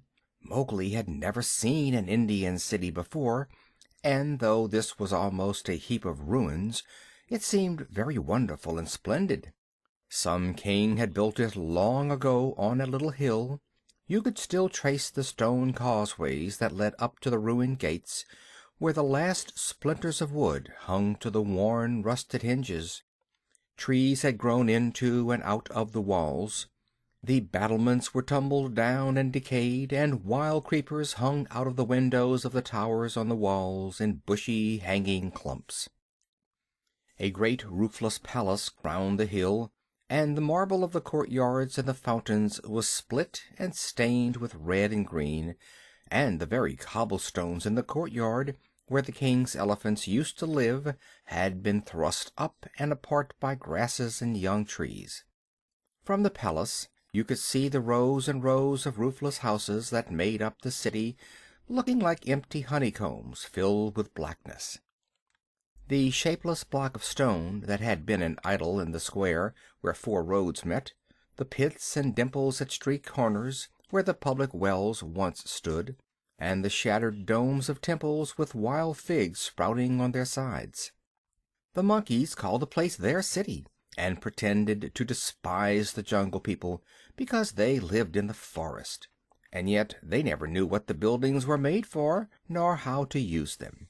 They would sit in circles on the hall of the king's council chamber, and scratch for fleas and pretend to be men, or they would run in and out of the roofless houses and collect pieces of plaster and old bricks in a corner, and forget where they had hidden them, and fight and cry in scuffling crowds, and then break off to play up and down the terraces of the king's garden, where they would shake the rose trees and the oranges in sport to see the fruit and flowers fall. They explored all the passages and dark tunnels in the palace, and the hundreds of little dark rooms, but they never remembered what they had seen and what they had not, and so drifted about in ones and twos or crowds, telling each other that they were doing as men did. They drank at the tanks and made the water all muddy, and then they fought over it, and then they would all rush together in mobs and shout, "There is no one in the jungle so wise and good and clever and strong and gentle as the Bandar log." Then all would begin again till they grew tired of the city and went back to the tree tops, hoping the Jungle People would notice them. Mowgli, who had been trained under the law of the jungle, did not like or understand this kind of life. The monkeys dragged him into the cold lairs late in the afternoon, and instead of going to sleep, as Mowgli would have done after a long journey, they joined hands and danced about and sang their foolish songs. One of the monkeys made a speech and told his companions that Mowgli's capture marked a new thing in the history of the Bandar log, for Mowgli was going to show them how to weave sticks and canes together as a protection against rain and cold. Mowgli picked up some creepers and began to work them in and out, and the monkeys tried to imitate, but in a very few minutes they lost interest and began to pull their friends' tails or jump up and down on all fours, coughing.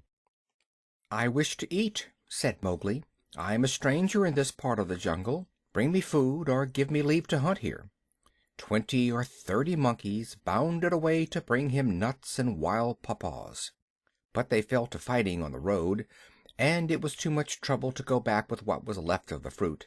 Mowgli was sore and angry as well as hungry, and he roamed through the empty city, giving the stranger's hunting call from time to time, but no one answered him, and Mowgli felt that he had reached a very bad place indeed.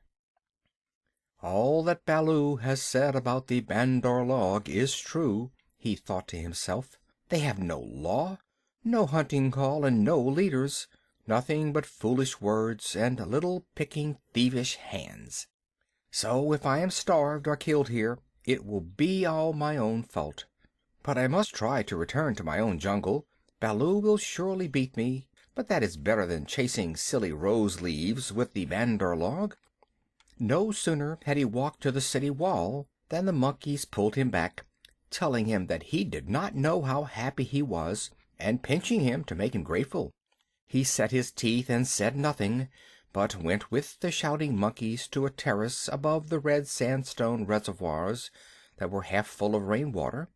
There was a ruined summer house of white marble in the center of the terrace, built for queens dead 100 years ago. The domed roof had fallen in and blocked up the underground passage from the palace by which the queens used to enter, but the walls were made of screens of marble tracery, beautiful milk-white fretwork, set with agates and cornelians and jasper and lapis lazuli, and as the moon came up behind the hill, it shone through the open work, casting shadows on the ground like black velvet embroidery.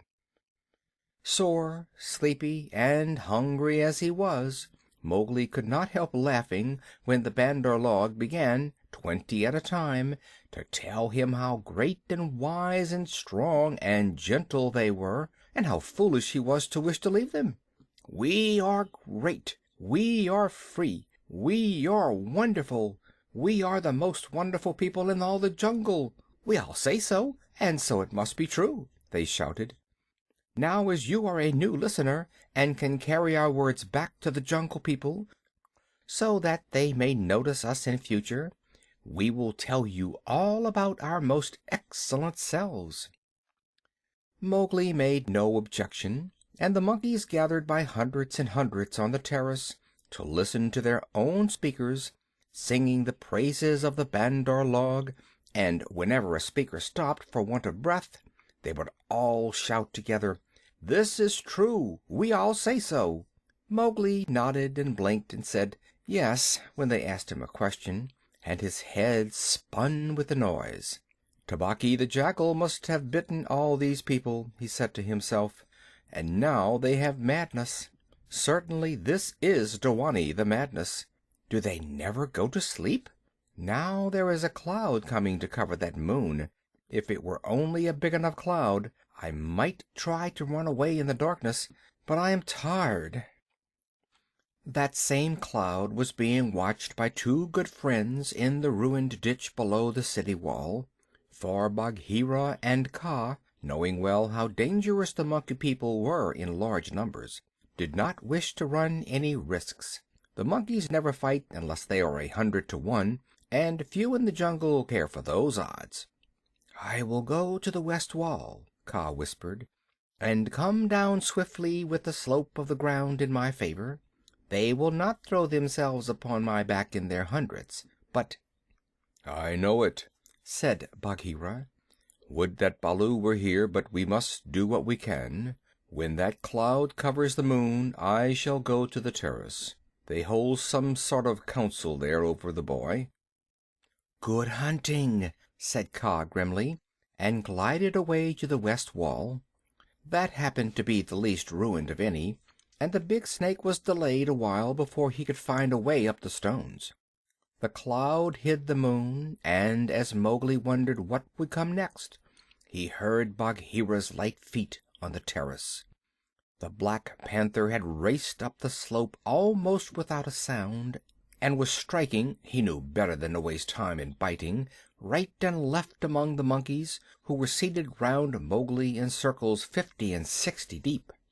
There was a howl of fright and rage, and then, as Bagheera tripped on the rolling, kicking bodies beneath him, a monkey shouted, "There is only one here! Kill him! Kill!"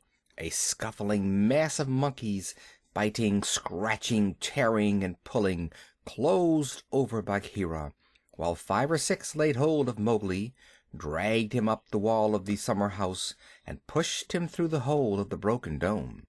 A man-trained boy would have been badly bruised, for the fall was a good 15 feet. But Mowgli fell as Baloo had taught him to fall, and landed on his feet. "Stay there," shouted the monkeys, "till we have killed thy friends, and later we will play with thee, if the Poison People leave thee alive." "We be of one blood, ye and I," said Mowgli, quickly giving the snake's call. He could hear rustling and hissing in the rubbish all round him, and gave the call a second time to make sure. "Even so, down hoods all," said a half-dozen low voices.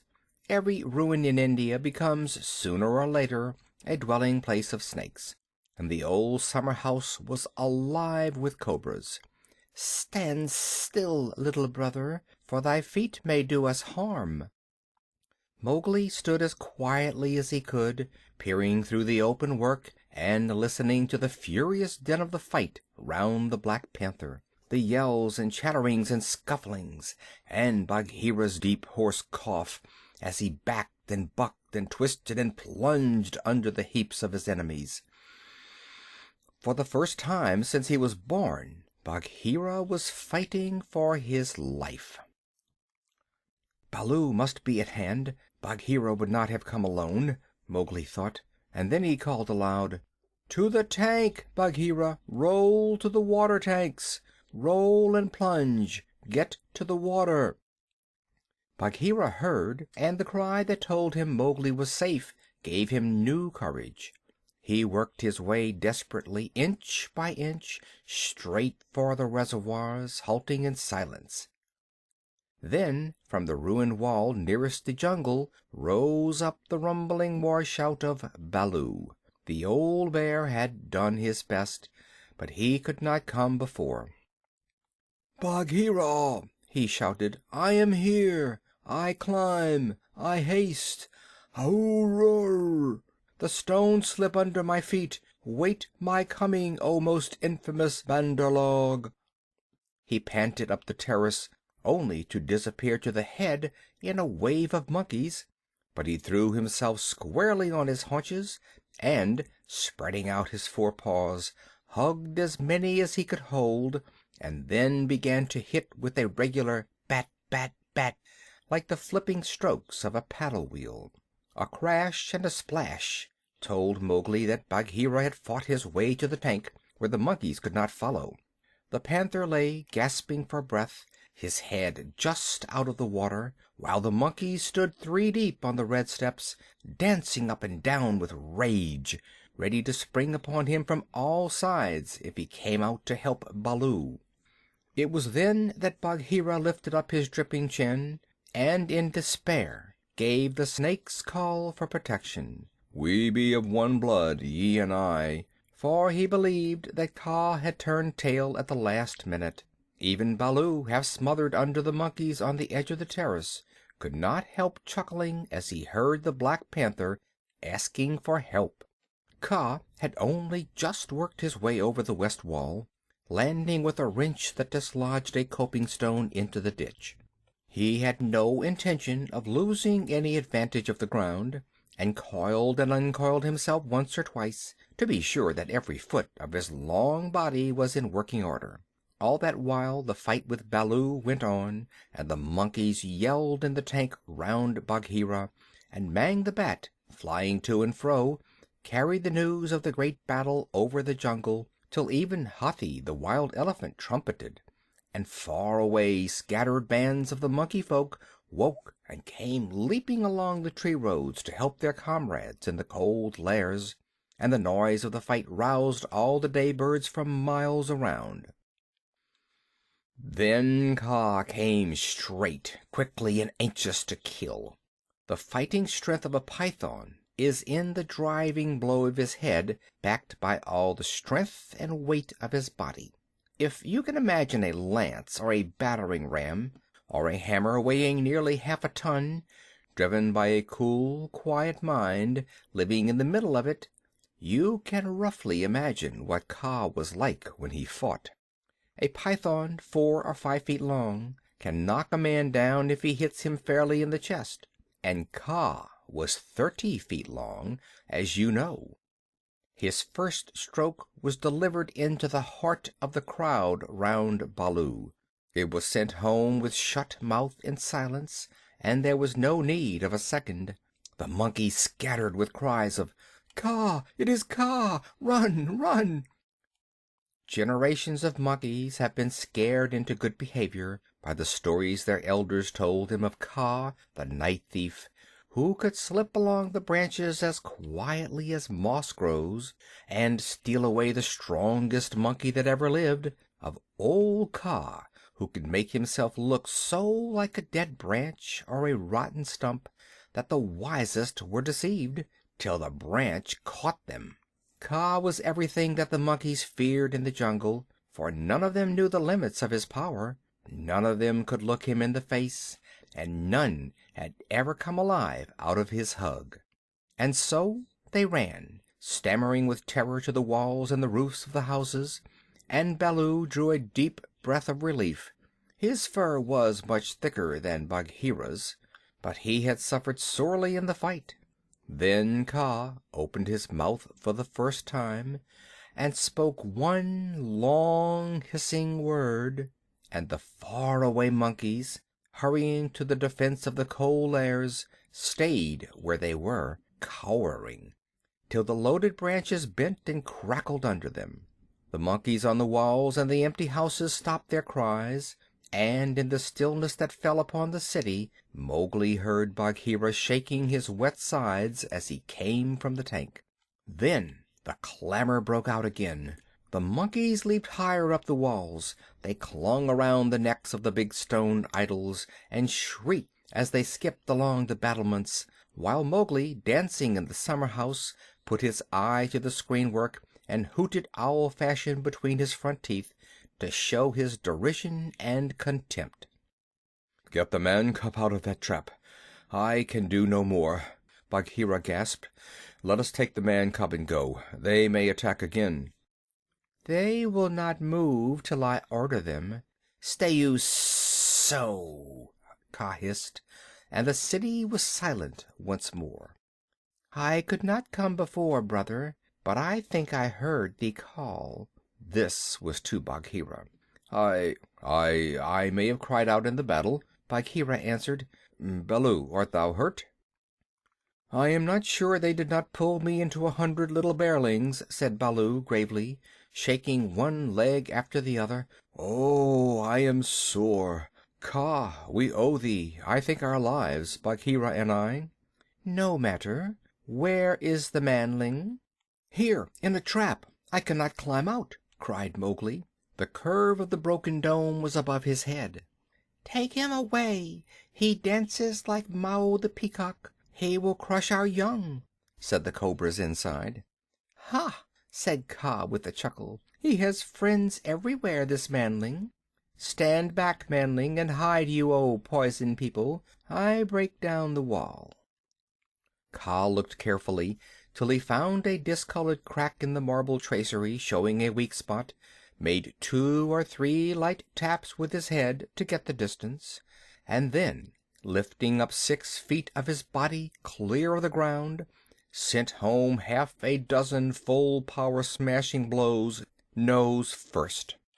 The screen-work broke and fell away in a cloud of dust and rubbish, and Mowgli leaped through the opening and flung himself between Baloo and Bagheera, an arm around each big neck. "Art thou hurt?" said Baloo, hugging him softly. "I am sore, hungry, and not a little bruised. But oh, they have handled ye grievously, my brothers. Ye bleed." "Others also," said Bagheera, licking his lips and looking at the monkey dead on the terrace and round the tank. It is nothing, if thou art safe, oh, my pride of all little frogs," whimpered Baloo. "Of that we shall judge later," said Bagheera in a dry voice that Mowgli did not at all like. "But here is Kaa, to whom we owe the battle, and thou owest thy life. Thank him according to our customs, Mowgli." Mowgli turned and saw the great python's head swaying a foot above his own. "So this is the manling," said Kaa. "Very soft is his skin, and he is not unlike the Bandar log. Have a care, manling, that I do not mistake thee for a monkey some twilight when I have newly changed my coat." "We be one blood, thou and I," Mowgli answered. "I take my life from thee tonight. My kill shall be thy kill if ever thou art hungry, O Kaa." "All thanks, little brother," said Kaa, though his eyes twinkled. "And what may so bold a hunter kill? I ask that I may follow when next he goes abroad." "I kill nothing. I am too little, but I drive goats toward such as can use them. When thou art empty, come to me, and see if I speak the truth. I have some skill in these." He held out his hands. "And if ever thou art in a trap, I may pay the debt which I owe to thee, to Bagheera, and to Baloo here. Good hunting to ye all, my masters." "Well said," growled Baloo, for Mowgli had returned thanks very prettily. The python dropped his head lightly for a minute on Mowgli's shoulder. "A brave heart and a courteous tongue," said he. "They shall carry thee far through the jungle, manling. But now go hence quickly with thy friends. Go and sleep, for the moon sets, and what follows it is not well that thou shouldst see." The moon was sinking behind the hills, and the lines of trembling monkeys huddled together on the walls and battlements looked like ragged, shaggy fringes of things. Baloo went down to the tank for a drink, and Bagheera began to put his fur in order. As Kaa glided out into the center of the terrace and brought his jaws together with a ringing snap that drew all the monkeys' eyes upon him. "The moon sets," he said. "Is there yet light enough to see?" From the walls came a moan like the wind in the treetops. "We see, O Kaa." "Good. Now begins the dance. The dance of the hunger of Kaa. Sit still and watch." He turned twice or thrice in a big circle, weaving his head from right to left. Then he began making loops and figures of 8 with his body, and soft, oozy triangles that melted into squares and 5-sided figures, and coiled mounds, never resting, never hurrying, and never stopping his low humming song. It grew darker and darker, till at last the dragging, shifting coils disappeared, but they could hear the rustle of the scales. Baloo and Bagheera stood still as stone, growling in their throats, their neck hair bristling, and Mowgli watched and wondered. "Bandar log," said the voice of Kaa at last, "can ye stir foot or hand without my order? Speak." "Without thy order we cannot stir hand or foot, O Kaa." "Good. Come all one pace nearer to me."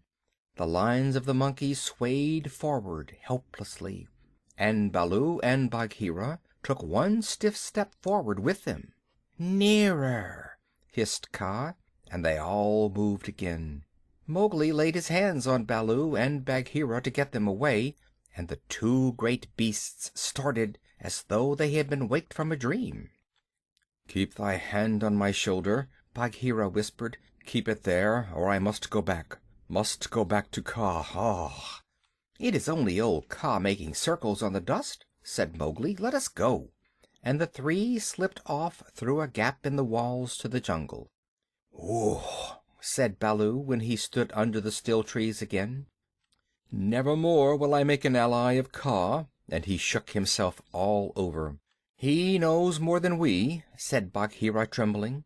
"In a little time, had I stayed, I should have walked down his throat."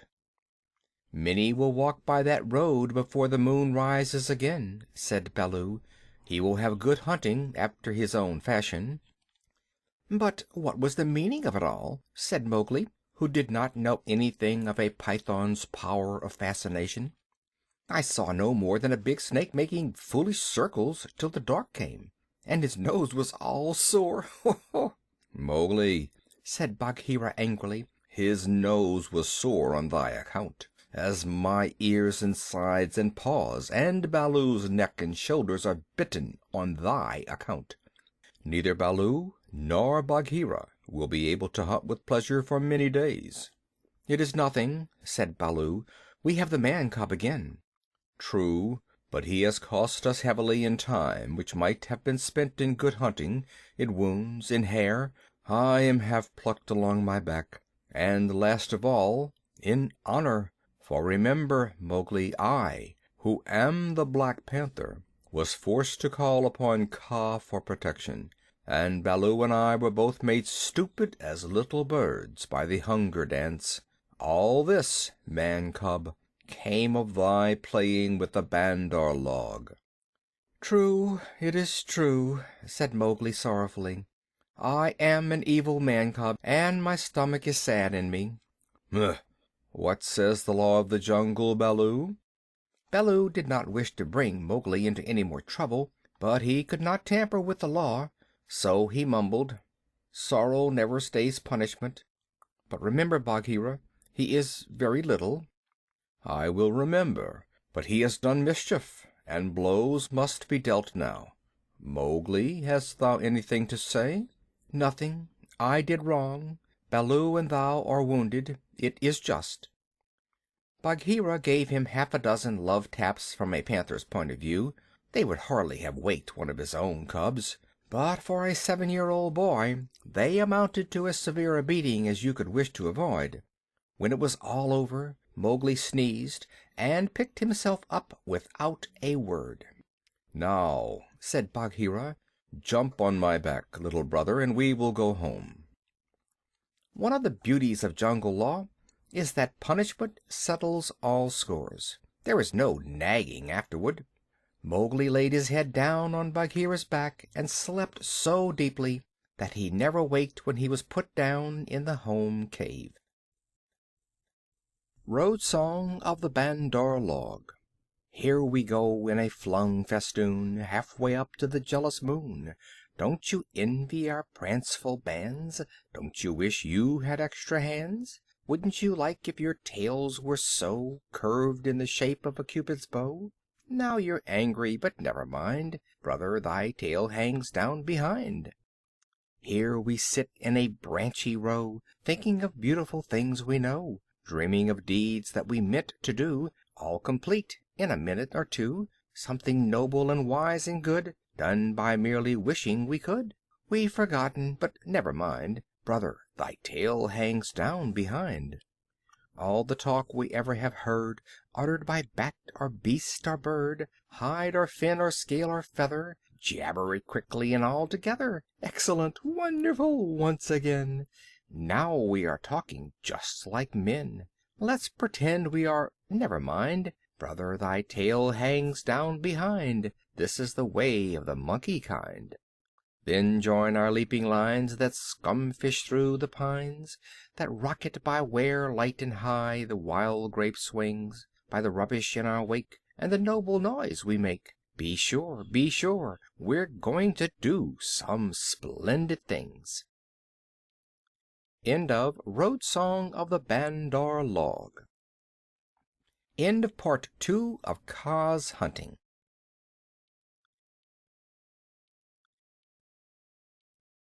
Tiger, Tiger, Part 1. What of the hunting, hunter bold? Brother, the watch was long and cold. What of the quarry ye went to kill? Brother, he crops in the jungle still. Where is the power that made your pride? Brother, it ebbs from my flank and side. Where is the haste that ye hurry by? Brother, I go to my lair to die. Now we must go back to the first tale. When Mowgli left the wolves' cave after the fight with the Pack at the Council Rock, he went down to the plowed lands where the villagers lived, But he would not stop there because it was too near to the jungle, and he knew that he had made at least one bad enemy at the council. So he hurried on, keeping to the rough road that ran down the valley, and followed it at a steady jog-trot for nearly 20 miles, till he came to a country that he did not know. The valley opened out into a great plain, dotted over with rocks and cut up by ravines. At one end stood a little village, and at the other the thick jungle came down in a sweep to the grazing grounds, and stopped there as though it had been cut off with a hoe. All over the plain cattle and buffaloes were grazing, and when the little boys in charge of the herds saw Mowgli, they shouted and ran away, and the yellow pariah dogs that hang about every Indian village barked. Mowgli walked on, for he was feeling hungry, and when he came to the village gate he saw the big thorn bush that was drawn up before the gate at twilight pushed to one side. He said, for he had come across more than one such barrier in his night rambles after things to eat. So men are afraid of the people of the jungle here also. He sat down by the gate, and when a man came out he stood up, opened his mouth, and pointed down it to show that he wanted food. The man stared and ran back up the one street of the village, shouting for the priest, who was a big fat man dressed in white, with a red and yellow mark on his forehead. The priest came to the gate, and with him at least 100 people, who stared and talked and shouted and pointed at Mowgli. "They have no manners, these men-folk," said Mowgli to himself. "Only the gray ape would behave as they do." So he threw back his long hair and frowned at the crowd. "What is there to be afraid of?" said the priest. "Look at the marks on his arms and legs. They are the bites of wolves. He is but a wolf child run away from the jungle." Of course, in playing together the cubs had often nipped Mowgli harder than they intended, and there were white scars all over his arms and legs, but he would have been the last person in the world to call these bites, for he knew what real biting meant. "Ar, ar!" said 2 or 3 women together. "To be bitten by wolves, poor child! He is a handsome boy. He has eyes like red fire. By my honor, Messua, he is not unlike thy boy that was taken by the tiger." "Let me look," said a woman with heavy copper rings on her wrists and ankles, and she peered at Mowgli under the palm of her hand. "Indeed, he is not. He is thinner, but he has the very look of my boy." The priest was a clever man, and he knew that Messua was wife to the richest villager in the place. So he looked up at the sky for a minute and said solemnly, "What the jungle has taken, the jungle has restored. Take the boy into thy house, my sister, and forget not to honor the priest who sees so far into the lives of men." "By the bull that bought me," said Mowgli to himself, "but all this talking is like another looking over by the Pack. Well, if I am a man I must become." The crowd parted as the woman beckoned Mowgli to her hut, where there was a red lacquered bedstead, a great earthen grain chest with funny raised patterns on it, half a dozen copper cooking pots, an image of a Hindu god in a little alcove, and on the wall a real looking glass, such as they sell at the county fairs. She gave him a long drink of milk and some bread, and then she laid her hand on his head and looked into his eyes, for she thought perhaps that he might be her real son come back from the jungle where the tiger had taken him. So she said, "Nathoo, O Nathoo." Mowgli did not show that he knew the name. "Doth thou not remember the day when I gave thee thy new shoes?" She touched his foot, and it was almost as hard as horn. "No," she said sorrowfully, "those feet have never worn shoes. But thou art very like my Nathoo, and thou shalt be my son." Mowgli was uneasy because he had never been under a roof before. But as he looked at the thatch he saw that he could tear it out any time if he wanted to get away, and that the window had no fastenings. "What is the good of a man," he said to himself at last, "if he does not understand man's talk? Now I am as silly and dumb as a man would be with us in the jungle. I must speak their talk. It was not for fun that he had learned while he was with the wolves, to imitate the challenge of bucks in the jungle and the grunt of the little wild pig. So as soon as Messua pronounced a word, Mowgli would imitate it almost perfectly, and before dark he had learned the names of many things in the hut. There was a difficulty at bedtime, because Mowgli would not sleep under anything that looked so like a panther trap as that hut, and when they shut the door he went through the window. "Give him his will," said Messua's husband. "Remember, he can never till now have slept on a bed. If he is indeed sent in the place of our son, he will not run away." So Mowgli stretched himself in some long clean grass at the edge of the field, but before he had closed his eyes a soft gray nose poked him under the chin. "Phew!" said Gray Brother. He was the eldest of Mother Wolf's cubs. "This is a poor reward for following thee 20 miles. Thou smellest of wood smoke and cattle, altogether like a man already. Wake, little brother, I bring news." "Are all well in the jungle?" said Mowgli, hugging him. "All except the wolves that were burned with the Red Flower. Now listen. Shere Khan has gone away to hunt far off till his coat grows again, for he is badly singed. When he returns he swears that he will lay thy bones in the Waingunga. There are 2 words to that. I also have made a little promise, but news is always good. I am tired tonight, very tired with new things, Gray Brother. But bring me the news always." "Thou wilt not forget that thou art a wolf? Men will not make thee forget?" said Gray Brother anxiously. "Never. I will always remember that I love thee and all in our cave, but also I will always remember that I have been cast out of the pack, and that thou mayest be cast out of another pack.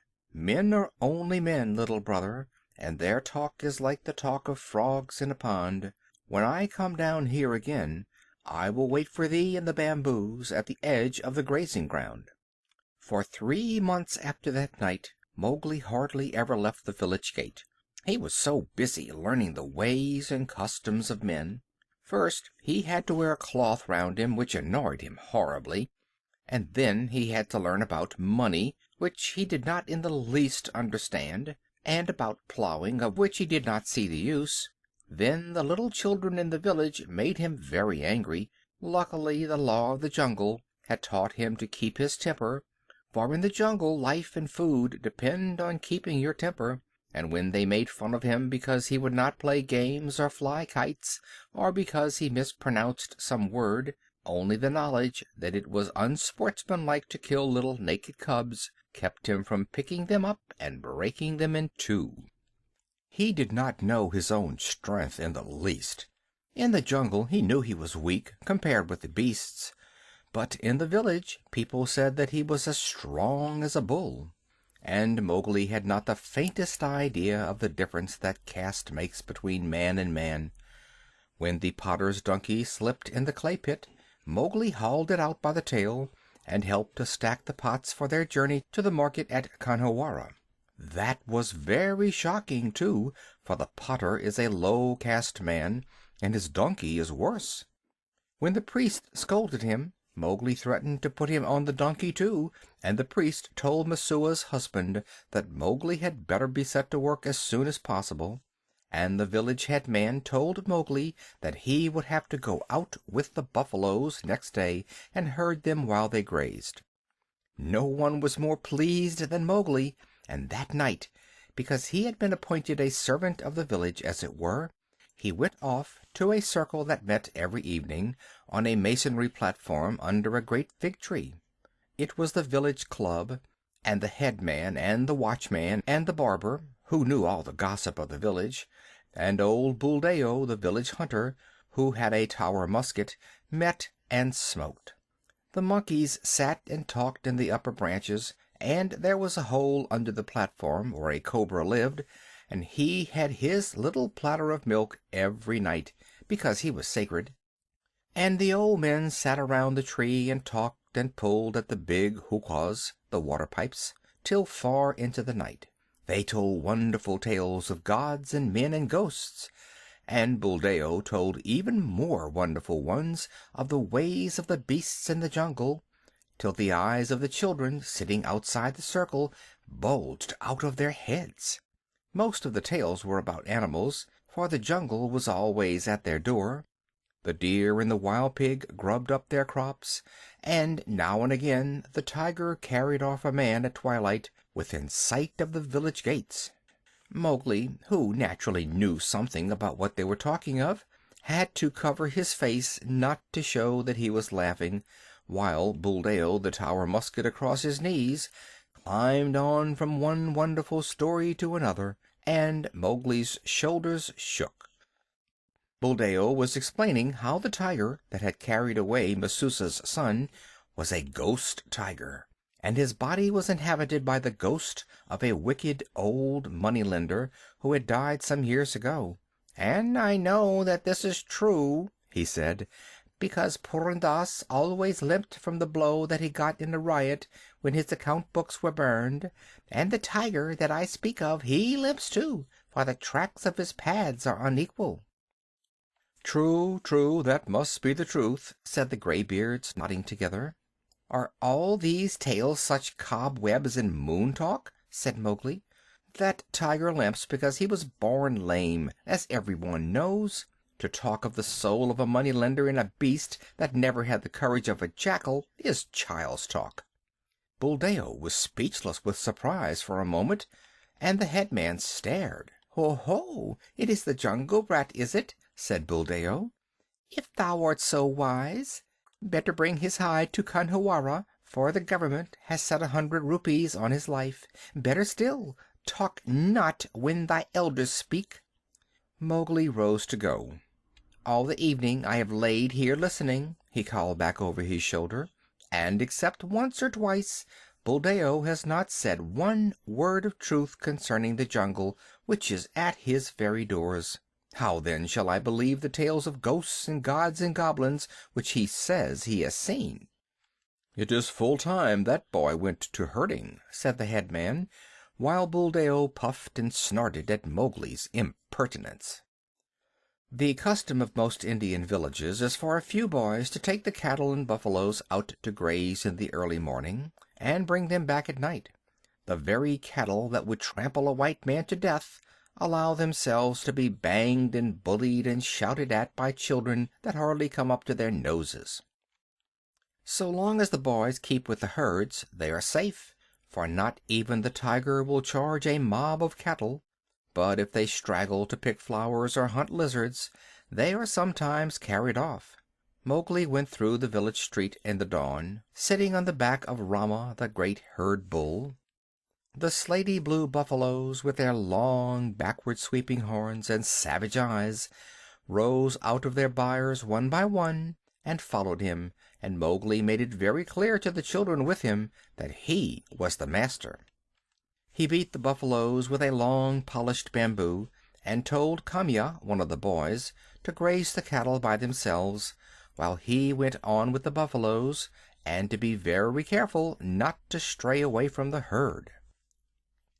An Indian grazing ground is all rocks and scrub and tussocks and little ravines, among which the herds scatter and disappear. The buffaloes generally keep to the pools and muddy places, where they lie wallowing and basking in the warm mud for hours. Mowgli drove them on to the edge of the plain, where the Waingunga came out of the jungle. Then he dropped from Rama's neck, trotted off to a bamboo clump, and found Gray Brother. "Ah," said Gray Brother, "I have waited here very many days. What is the meaning of this cattle herding work?" "It is an order," said Mowgli. "I am a village herd for a while. What news of Shere Khan?" "He has come back to this country, and has waited here a long time for thee. Now he has gone off again, for the game is scarce, but he means to kill thee." "Very good," said Mowgli. "So long as he is away, do thou or one of the 4 brothers sit on that rock, so that I can see thee as I come out of the village. When he comes back, wait for me in the ravine by the dahak tree in the center of the plain. We need not walk into Shere Khan's mouth." Then Mowgli picked out a shady place and lay down and slept while the buffaloes grazed round him. Herding in India is one of the laziest things in the world. The cattle move and crunch and lie down and move on again, and they do not even low.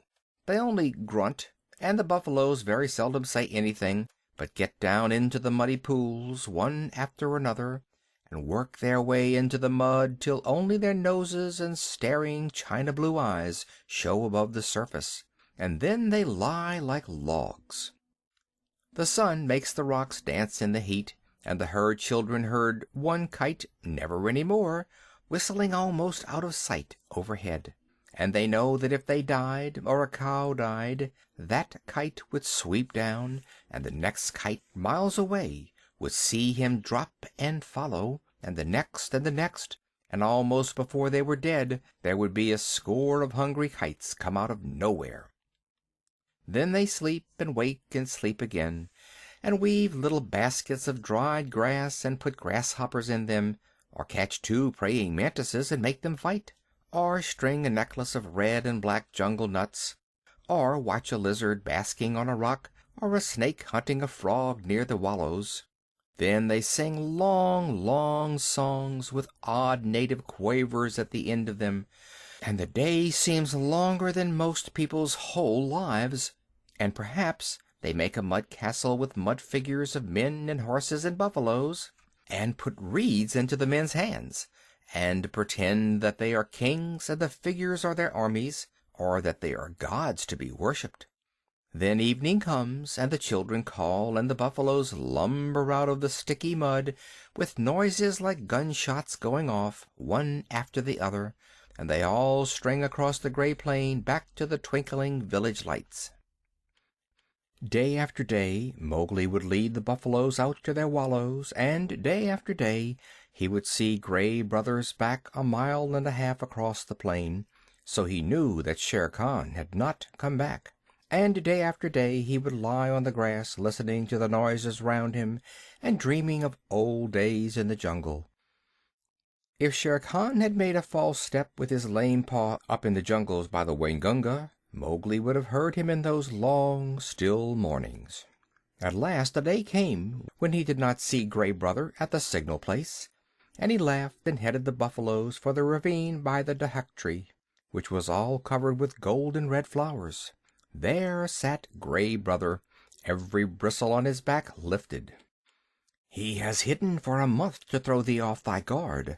He crossed the ranges last night with Tabaqui, hot foot on thy trail," said the wolf, panting. Mowgli frowned. "I am not afraid of Shere Khan, but Tabaqui is very cunning." "Have no fear," said Gray Brother, licking his lips a little. "I met Tabaqui in the dawn. Now he is telling all his wisdom to the kites, but he told me everything before I broke his back. Shere Khan's plan is to wait for thee at the village gate this evening, for thee and for no one else. He is lying up now in the big dry ravine of the Waingunga." "Has he eaten today, or does he hunt empty?" said Mowgli, for the answer meant life and death to him. "He killed at dawn a pig, and he has drunk too. Remember, Shere Khan could never fast, even for the sake of revenge." "Oh, fool, fool! What a cub's cub it is! Eaten and drunk too, and he thinks that I shall wait till he has slept. Now where does he lie up? If there were but 10 of us we might pull him down as he lies. These buffaloes will not charge unless they wind him, and I cannot speak their language. Can we get behind his track so that they may smell it?"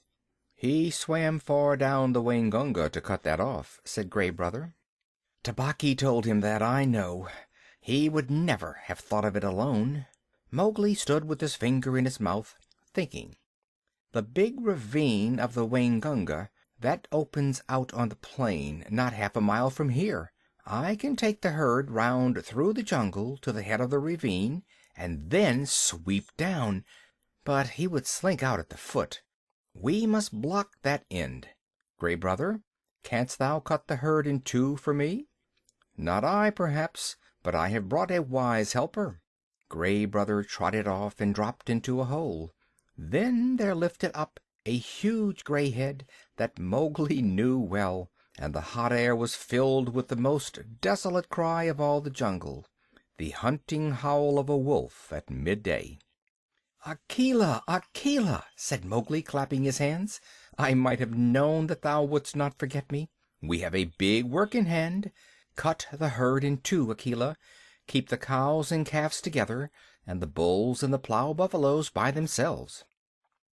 The two wolves ran, ladies' chain fashion, in and out of the herd, which snorted and threw up its head, and separated into two clumps. In one the cow buffaloes stood with their calves in the center, and glared and pawed, ready, if a wolf would only stay still, to charge down and trample the life out of him. In the other, the bulls and the young bulls snorted and stamped, but though they looked more imposing they were much less dangerous, for they had no calves to protect. No 6 men could have divided the herd so neatly. "What orders?" panted Akela. "They are trying to join again." Mowgli slipped onto Rama's back. "Drive the bulls away to the left, Akela. Gray Brother, when we are gone, hold the cows together and drive them to the foot of the ravine." "How far?" said Gray Brother, panting and snapping. "Till the sides are higher than Shere Khan can jump," shouted Mowgli. "Keep them there till we come down." The bulls swept off as Akela bayed, and Gray Brother stopped in front of the cows. They charged down on him, and he ran just before them to the foot of the ravine as Akela drove the bulls far to the left. "Well done! Another charge and they are fairly started. Careful now, careful, Akela. A snap too much and the bulls will charge. Hujah! This is wilder work than driving Black Buck. Didst thou think these creatures could move so swiftly?" Mowgli called. I have hunted these too in my time," gasped Akela in the dust.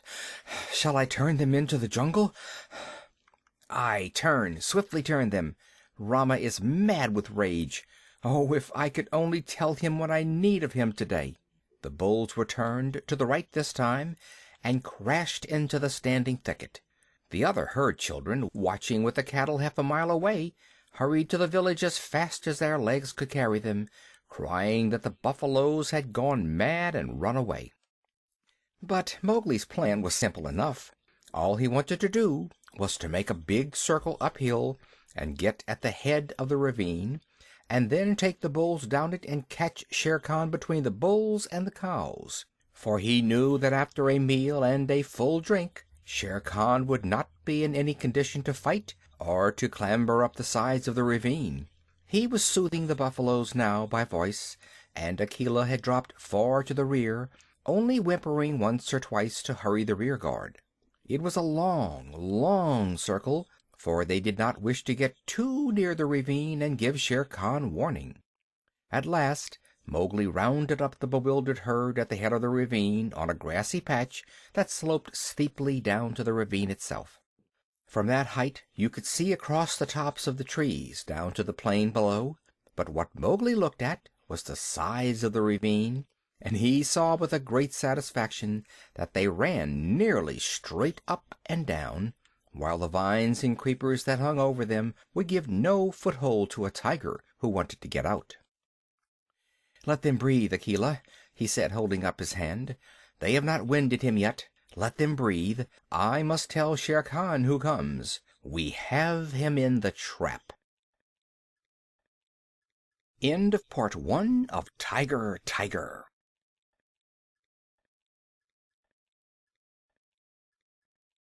Tiger, Part 2, and Mowgli's Song. He put his hands to his mouth and shouted down the ravine. It was almost like shouting down a tunnel, and the echoes jumped from rock to rock. After a long time there came back the drawling, sleepy snarl of a full-fed tiger just wakened. "Who calls?"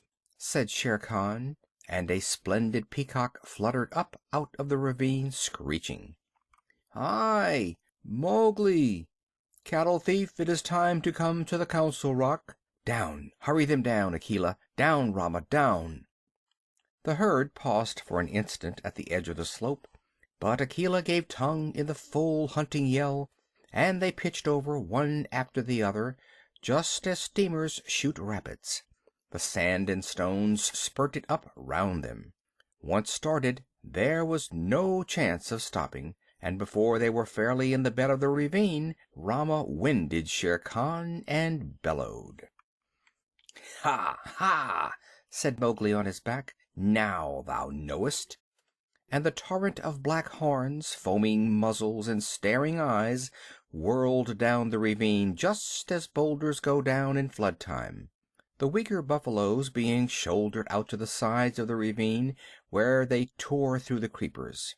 They knew what the business was before them, the terrible charge of the buffalo herd, against which no tiger can hope to stand. Shere Khan heard the thunder of their hoofs, picked himself up, and lumbered down the ravine, looking from side to side for some way of escape. But the walls of the ravine were straight up, and he had to hold on, heavy with his dinner and his drink, willing to do anything rather than fight. The herd splashed through the pool he had just left, bellowing till the narrow cut rang. Mowgli heard an answering bellow from the foot of the ravine, saw Shere Khan turn. The tiger knew if the worst came to the worst, it was better to meet the bulls than the cows with their calves. And then Rama tripped, stumbled, and went on over something soft, and with the bulls at his heels crashed full into the other herd, while the weaker buffaloes were lifted clean off their feet by the shock of the meeting. That charge carried both herds out into the plain, goring and stamping and snorting. Mowgli watched his time and slipped off Rama's neck, laying about him right and left with his stick. "Quick, Akela! Break them up! Scatter them, or they will be fighting one another! Drive them away, Akela! Hai, Rama! Hai, hai, hai, my children! Softly now, softly! It is all over!" Akela and Gray Brother ran to and fro, nipping the buffaloes' legs, and though the herd wheeled once to charge up the ravine again, Mowgli managed to turn Rama, and the others followed him to the wallows. Shere Khan needed no more trampling. He was dead, and the kites were coming for him already. Brothers, that was a dog's death. Feeling for the knife he always carried in a sheath round his neck now that he lived with men, but he would never have shown fight. His hide will look well on the Council Rock. We must get to work swiftly. A boy trained among men would never have dreamed of skinning a 10-foot tiger alone, but Mowgli knew better than anyone else how an animal's skin is fitted on, and how it can be taken off. But it was hard work, and Mowgli slashed and tore and grunted for an hour, while the wolves lolled out their tongues, or came forward and tugged as he ordered them. Presently a hand fell on his shoulder, and looking up he saw Buldeo with the Tower musket. The children had told the village about the buffalo stampede, and Buldeo went out angrily, only too anxious to correct Mowgli for not taking better care of the herd. The wolves dropped out of sight as soon as they saw the man coming. "What is this folly?" said Buldeo angrily. "To think that thou canst skin a tiger! Where did the buffaloes kill him? It is the lame tiger, too, and there is 100 rupees on his head. Well, well, we will overlook thy letting the herd run off, and perhaps I will give thee one of the rupees of the reward when I have taken the skin to Khanhiwara." He fumbled in his waistcloth for flint and steel, and stooped down to singe Shere Khan's whiskers. Most native hunters always singe a tiger's whiskers to prevent his ghost from haunting them. "Huh!" said Mowgli, half to himself as he ripped back the skin of a forepaw. "So thou wilt take the hide to Khanhiwara for the reward, and perhaps give me 1 rupee? Now it is in my mind that I need the skin for my own use. Heh! Old man, take away that fire." "What talk is this to the chief hunter of the village? Thy luck and the stupidity of thy buffaloes have helped thee to this kill. The tiger has just fed, or he would have gone 20 miles by this time. Thou canst not even skin him properly, little beggar brat, and forsooth I, Buldeo, must be told not to singe his whiskers? Mowgli, I will not give thee 1 anna of the reward, but only a very big beating. Leave the carcass." "By the bull that bought me," said Mowgli, who was trying to get at the shoulder, "must I stay babbling to an old ape all noon? Here, Akela, this man plagues me." Buldeo, who was stooping over Shere Khan's head, found himself sprawling on the grass, with a gray wolf standing over him, while Mowgli went on skinning as though he were alone in all India. "Yes," he said between his teeth, "thou art altogether right, Buldeo. Thou wilt never give me 1 anna of the reward.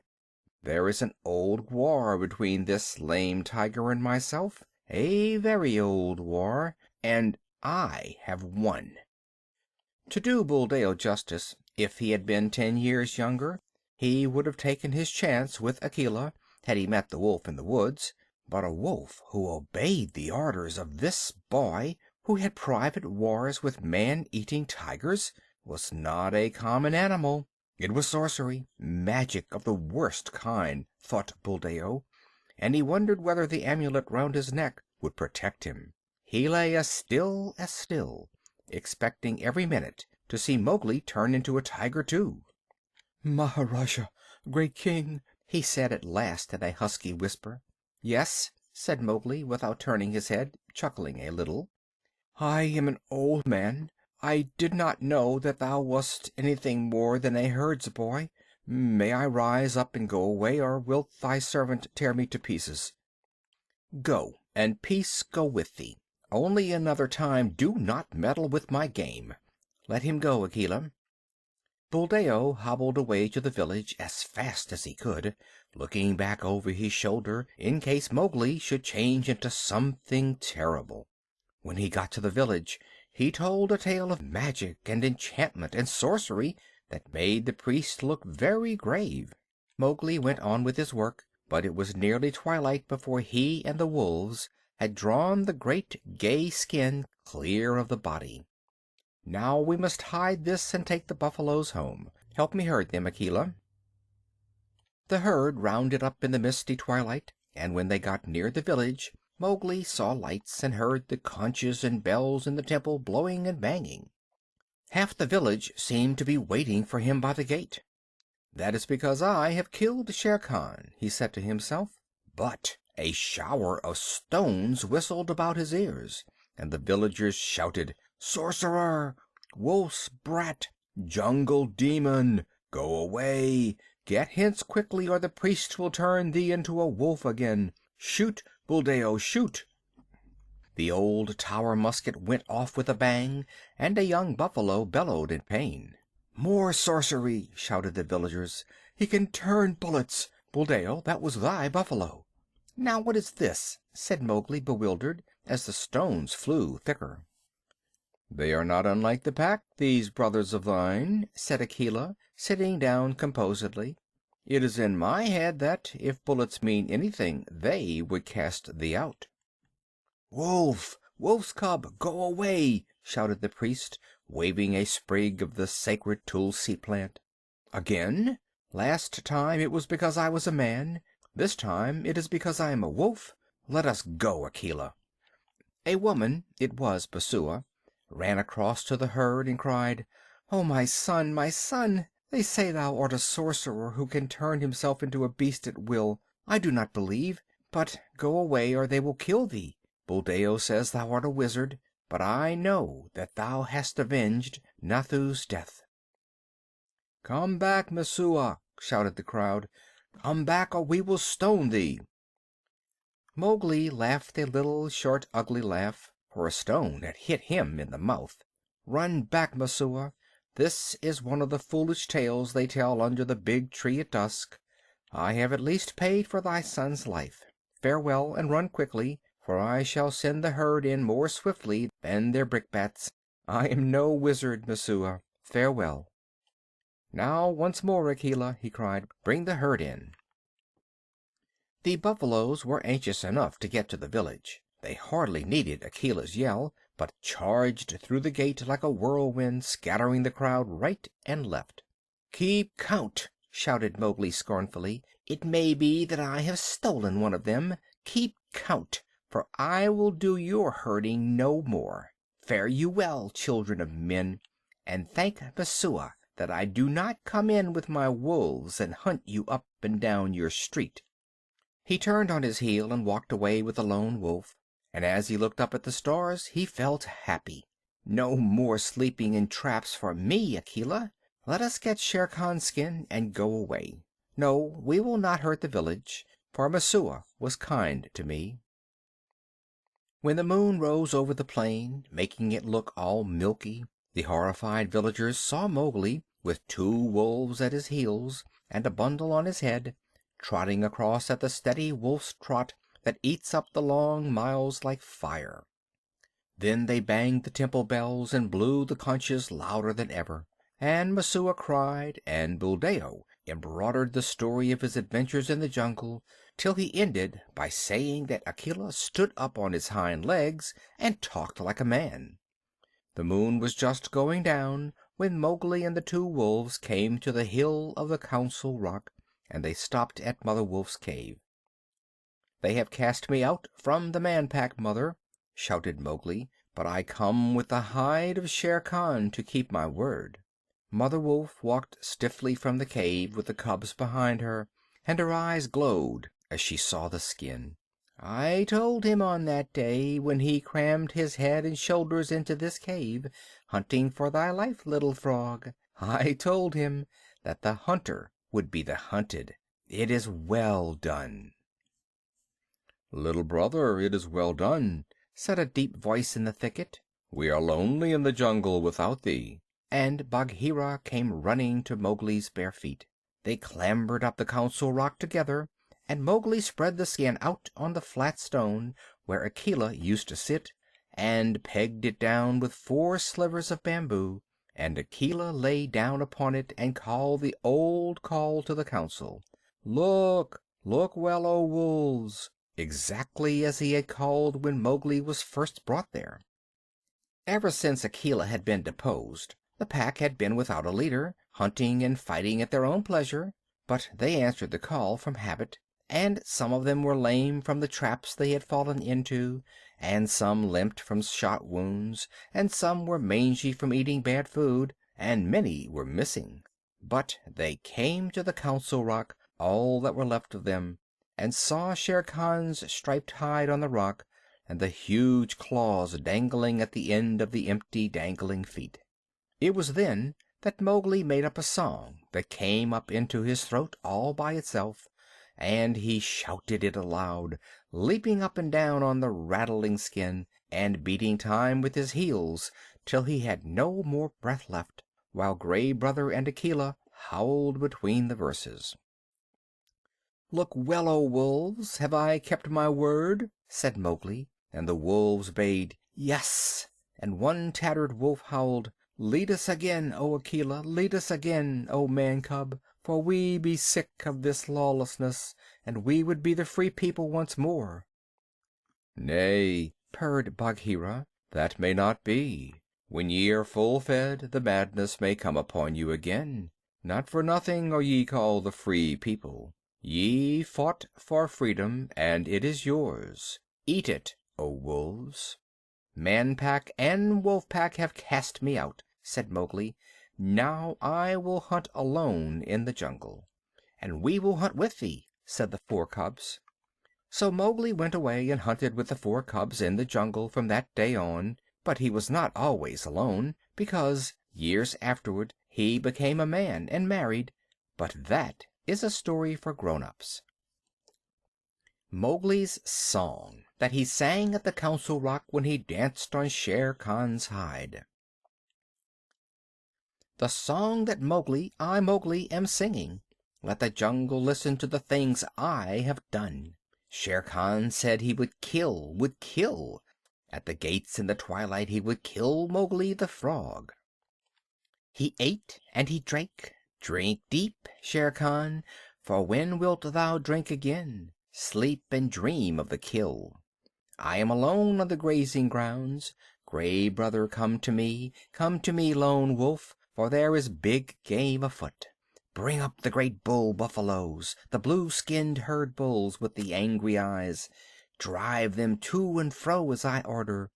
Sleepest thou still, Shere Khan? Wake, awake! Here come I, and the bulls are behind.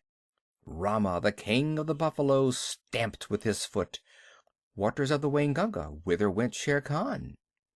He is not Ikki to dig holes, nor Mao the peacock that he should fly. He is not Mang the bat to hang in the branches.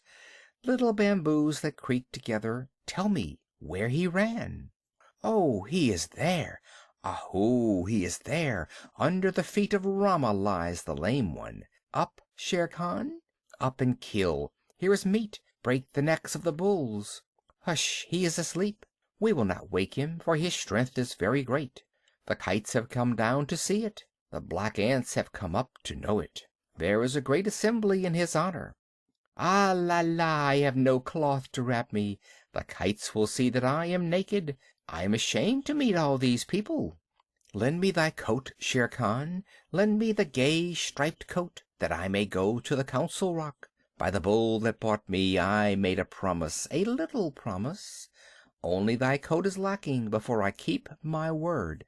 With the knife that men use, with the knife of the hunter, I will stoop down for my gift. Waters of the Waingunga, Shere Khan gives me his coat for the love that he bears me. Pull, Gray Brother, pull, Akela, heavy is the hide of Shere Khan. The Man Pack are angry, they throw stones and talk child's talk. My mouth is bleeding, let me run away. Through the night, through the hot night, run swiftly with me, my brothers. We will leave the lights of the village and go to the low moon. Waters of the Waingunga, the Man Pack have cast me out. I did them no harm, but they were afraid of me. Why? Wolf Pack, ye have cast me out too. The jungle is shut to me, and the village gates are shut. Why? As Mang flies between the beasts and birds, so fly I between the village and the jungle. Why? I dance on the hide of Shere Khan, but my heart is very heavy. My mouth is cut and wounded with the stones from the village, but my heart is very light, because I have come back to the jungle. Why? These two things fight together in me as the snakes fight in the spring. The water comes out of my eyes, yet I laugh while it falls. Why? I am two Mowglis, but the hide of Shere Khan is under my feet. All the jungle knows that I have killed Shere Khan. Look, look well, O wolves. Aye, my heart is heavy with the things that I do not understand. End of Part 2 of Tiger, Tiger, and Mowgli's Song.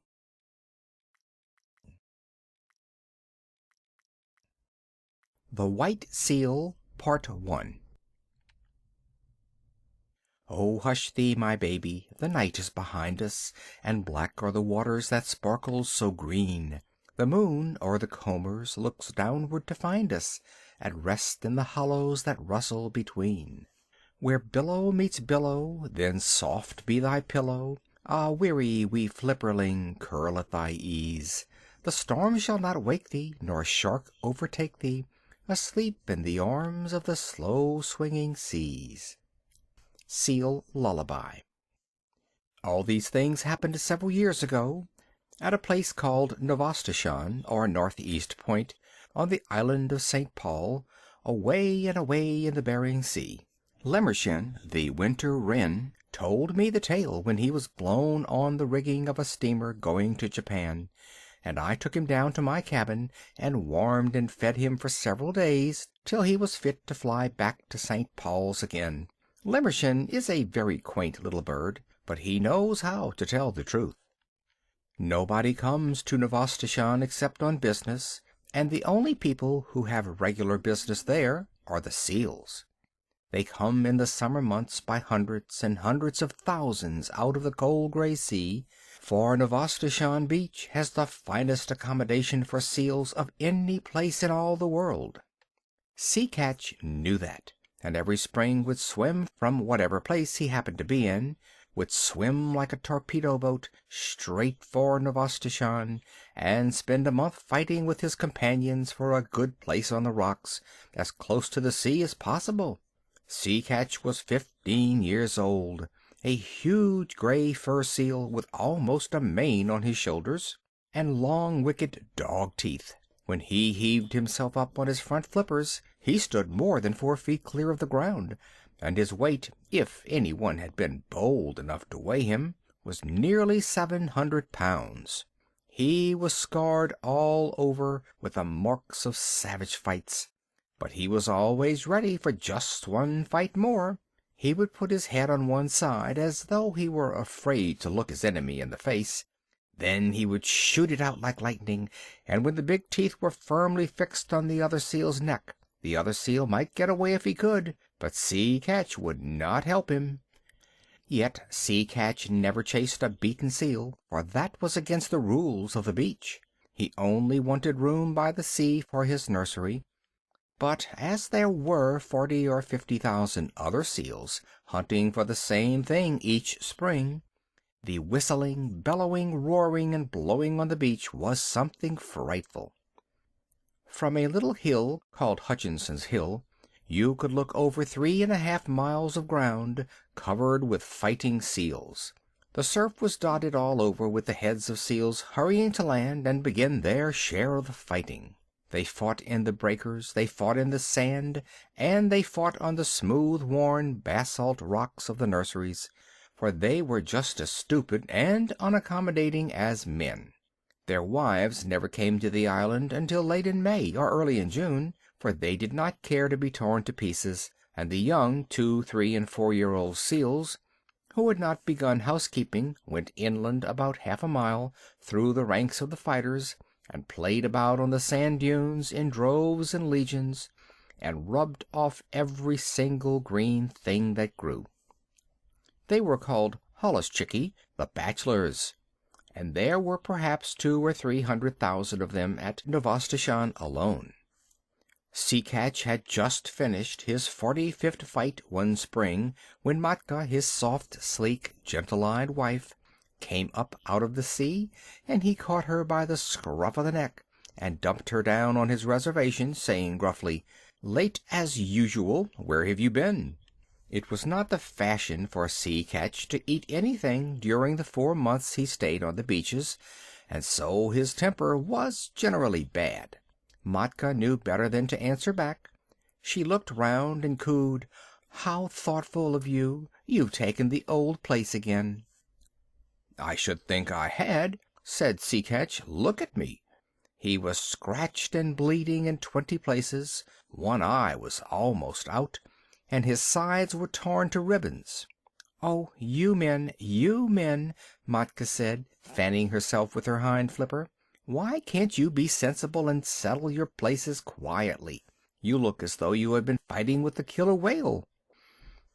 "I haven't been doing anything but fight since the middle of May. The beach is disgracefully crowded this season. I've met at least 100 seals from Lukannon Beach, house hunting. Why can't people stay where they belong?" "I've often thought we should be much happier if we hauled out at Otter Island instead of this crowded place," said Matka. "Bah! Only the holluschickie go to Otter Island. If we went there they would say we were afraid. We must preserve appearances, my dear." Sea Catch sunk his head proudly between his fat shoulders and pretended to go to sleep for a few minutes, but all the time he was keeping a sharp lookout for a fight. Now that all the seals and their wives were on the land, you could hear their clamor miles out to sea above the loudest gales. At the lowest counting there were over 1,000,000 seals on the beach. Old seals, mother seals, tiny babies, and holluschickie, fighting, scuffling, bleeding, crawling, and playing together, going down to the sea and coming up from it in gangs and regiments, lying over every foot of ground as far as the eye could reach, and skirmishing about in brigades through the fog. It was nearly always foggy at Novastoshan, except when the sun comes out and makes everything look all pearly and rainbow-colored for a little while. Kotick, Matka's baby, was born in the middle of that confusion, and he was all head and shoulders, with pale, watery blue eyes, as tiny seals must be, but there was something about his coat that made his mother look at him very closely. "Sea Catch," she said at last, "our baby's going to be white." "Empty clams and dry seaweed," snorted Sea Catch. "There never has been such a thing in the world as a white seal." "I can't help that," said Matka. "There's going to be now." And she sang the low crooning seal song that all the mother seals sing to their babies. "You mustn't swim till you're 6 weeks old, or your head will be sunk by your heels, and summer gales and killer whales are bad for baby seals, are bad for baby seals, dear rat, as bad can be. But splash and grow strong, and you can't be wrong, child of the open sea." Of course the little fellow did not understand the words at first. He paddled and scrambled about by his mother's side, and learned to scuffle out of the way when his father was fighting with another seal, and the two rolled and roared up and down the slippery rocks. Matka used to go to sea to get things to eat, and the baby was fed only once in 2 days, but then he ate all he could and throve upon it. The first thing he did was to crawl inland, and there he met tens of thousands of babies of his own age, and they played together like puppies, went to sleep on the clean sand, and played again. The old people in the nurseries took no notice of them, and the holluschickie kept to their own grounds, and the babies had a beautiful playtime. When Matka came back from her deep-sea fishing, she would go straight to their playground and call as a sheep calls for a lamb, and wait until she heard Kotick bleat.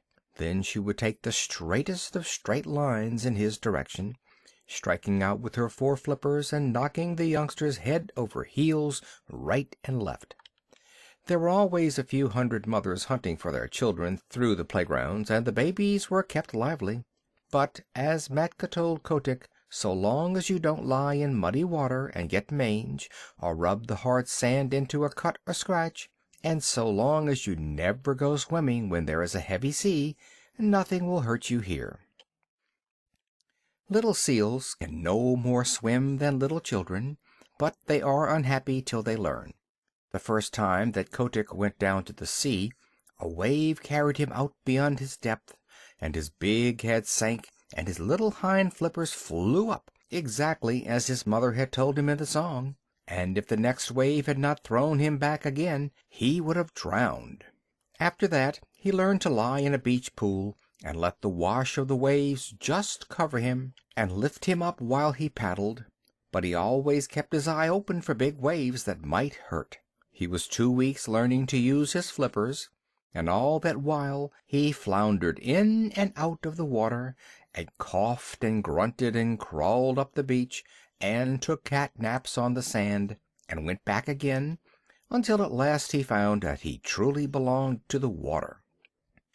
Then you can imagine the times that he had with his companions, ducking under the rollers, or coming in on top of a comber and landing with a swash and a splutter as the big wave went whirling far up the beach, or standing up on his tail and scratching his head as the old people did, or playing "I'm the king of the castle" on slippery weedy rocks that just stuck out of the wash. Now and then he would see a thin fin, like a big shark's fin, drifting along close to shore, and he knew that that was the killer whale, the grampus, who eats young seals when he can get them, and Kotick would head for the beach like an arrow, and the fin would jig off slowly, as if it were looking for nothing at all. Late in October the seals began to leave St. Paul's for the deep sea, by families and tribes, and there was no more fighting over the nurseries, and the holluschickie played anywhere they liked. "Next year," said Matka to Kotick, "you will be a holluschickie, but this year you must learn how to catch fish." They set out together across the Pacific, and Matka showed Kotick how to sleep on his back, with his flippers tucked down by his side, and his little nose just out of the water. No cradle is so comfortable as the long rocking swell of the Pacific. When Kotick felt his skin tingle all over, Matka told him he was learning the feel of the water, and that tingly prickly feelings meant bad weather coming, and he must swim hard and get away. "In a little time," she said, "you'll know where to swim to, but just now we'll follow Sea Pig, the porpoise, for he is very wise." A school of porpoises were ducking and tearing through the water, and little Kotick followed them as fast as he could. "How do you know where to go to?" he panted. The leader of the school rolled his white eye and ducked under. "My tail tingles, youngster," he said. "That means there's a gale behind me. Come along. When you're south of the sticky water," he meant the equator, "and your tail tingles, that means there's a gale in front of you, and you must head north. Come along. The water feels bad here." This was one of the very many things that Kotick learned, and he was always learning. Matka taught him to follow the cod and the halibut along the undersea banks, and wrench the rockling out of his hold among the weeds; how to skirt the wrecks laying 100 fathoms below water, and dart like a rifle bullet in at one porthole and out at another as the fishes ran; how to dance on the top of the waves when the lightning was racing all over the sky, and wave his flipper politely to the stumpy-tailed albatross and the man-of-war hawk as they went down the wind; how to jump 3 or 4 feet clear of the water like a dolphin, flippers close to the side and tail curved; to leave the flying fish alone because they are all bony; to take the shoulder piece out of a cod at full speed 10 fathoms deep, and never to stop and look at a boat or a ship, but particularly a rowboat. At the end of 6 months, what Kotick did not know about deep-sea fishing was not worth knowing, and all that time he never set flipper on dry land. One day, however, as he was lying half asleep in the warm water somewhere off the island of Juan Fernandez, he felt faint and lazy all over, just as humans do when the spring is in their legs; and he remembered the good firm beaches of Novastoshan 7,000 miles away, the games his companions played, the smell of the seaweed, the seal roar, and the fighting. That very minute he turned north, swimming steadily, and as he went on he met scores of his mates, all bound for the same place, and they said, "Greeting, Kotick. This year we are all holluschickie, and we can dance the fire dance in the breakers off Lukannon and play on the new grass. But where did you get that coat?" Kotick's fur was almost pure white now, and though he felt very proud of it, he only said, "Swim quickly, my bones are aching for the land." And so they all came to the beaches where they had been born, and heard the old seals, their fathers, fighting in the rolling mist. That night Kotick danced the fire dance with the yearling seals. The sea is full of fire on summer nights, all the way down from Novastoshnah to Lukannon, and each seal leaves a wake like burning oil behind him, and a flaming flash when he jumps, and the waves break in great phosphorescent streaks and swirls. Then they went inland to the holluschickie grounds, and rolled up and down in the new wild wheat, and told stories of what they had done while they had been at sea. They talked about the Pacific as boys would talk about a wood that they had been nutting in, and if anyone had understood them he could have gone away and made such a chart of that ocean as never was. The 3- and 4-year-old holluschickie romped down from Hutchinson's Hill crying, "Out of the way, youngsters! The sea is deep, and you don't know all that's in it yet. Wait till you've rounded the Horn. Hi, you yearling, where did you get that white coat?" "I didn't get it," said Kotick. "It grew." And just as he was going to roll the speaker over, a couple of black-haired men with flat red faces came from behind a sand dune, and Kotick, who had never seen a man before, coughed and lowered his head. The holluschickie just bundled off a few yards and sat staring stupidly. The men were no less than Kerick Booterin, the chief of the seal hunters on the island, and Pantalaimon, his son. They came from the little village not half a mile from the sea nurseries, and they were deciding what seals they would drive up to the killing pens, for the seals were driven, just like sheep, to be turned into sealskin jackets later on. "Ho!" said Pantalaimon. "Look, there's a white seal." Kerick Booterin turned nearly white under his oil and smoke, for he was an Aleut, and Aleuts are not clean people. Then he began to mutter a prayer. "Don't touch him, Pantalaimon. There has never been a white seal since I was born. Perhaps it's old Zaharrof's ghost. He was lost last year in the big gale." "I'm not going near him," said Pantalaimon. "He's unlucky."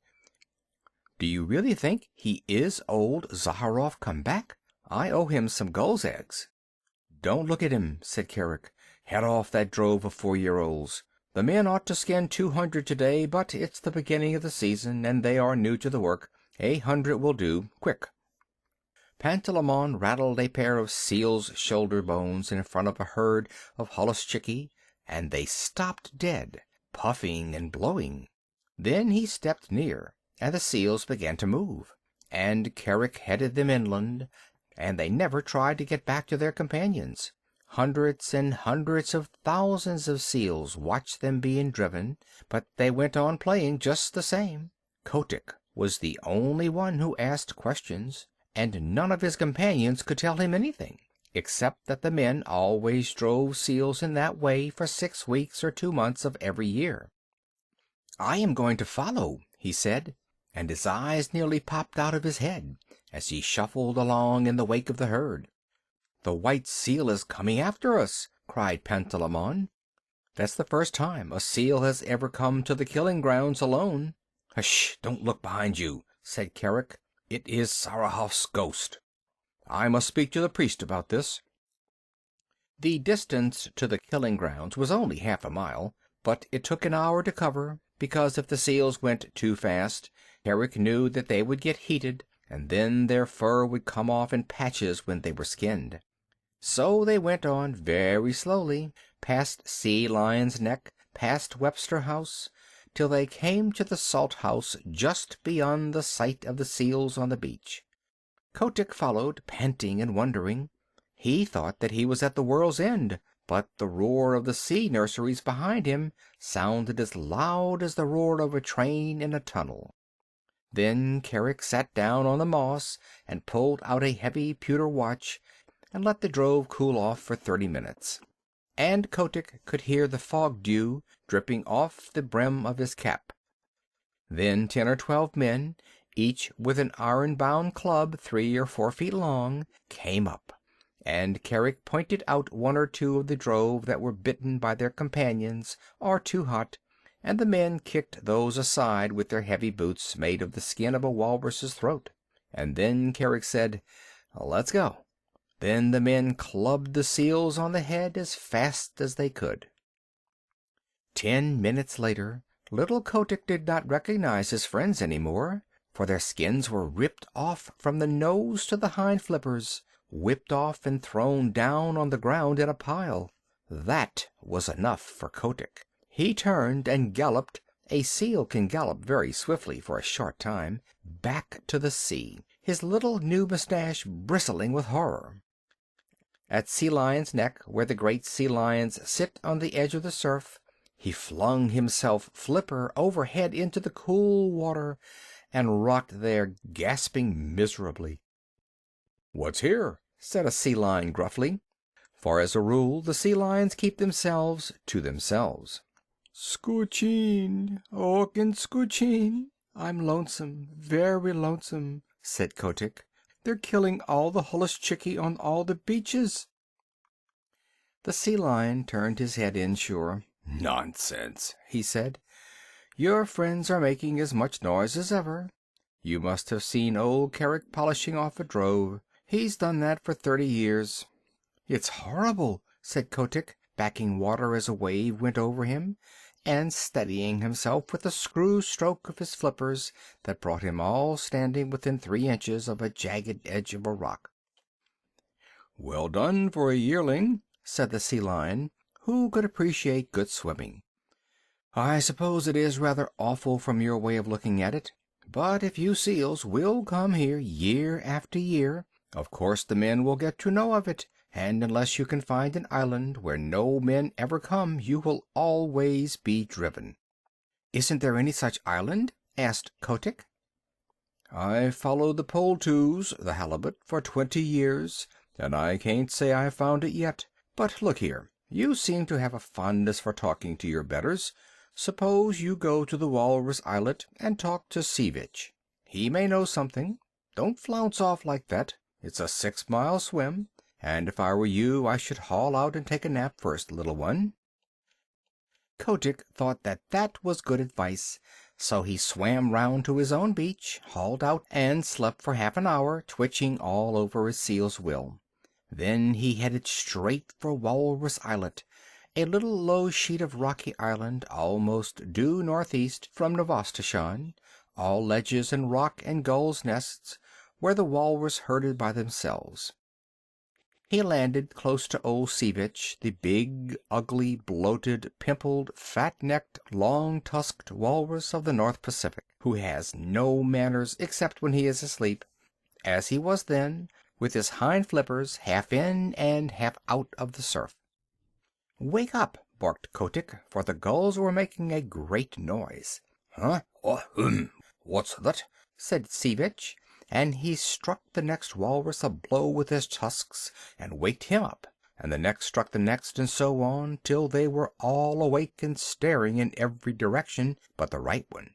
"Hi, it's me," said Kotick, bobbing in the surf and looking like a little white slug. "Well, may I be skinned?"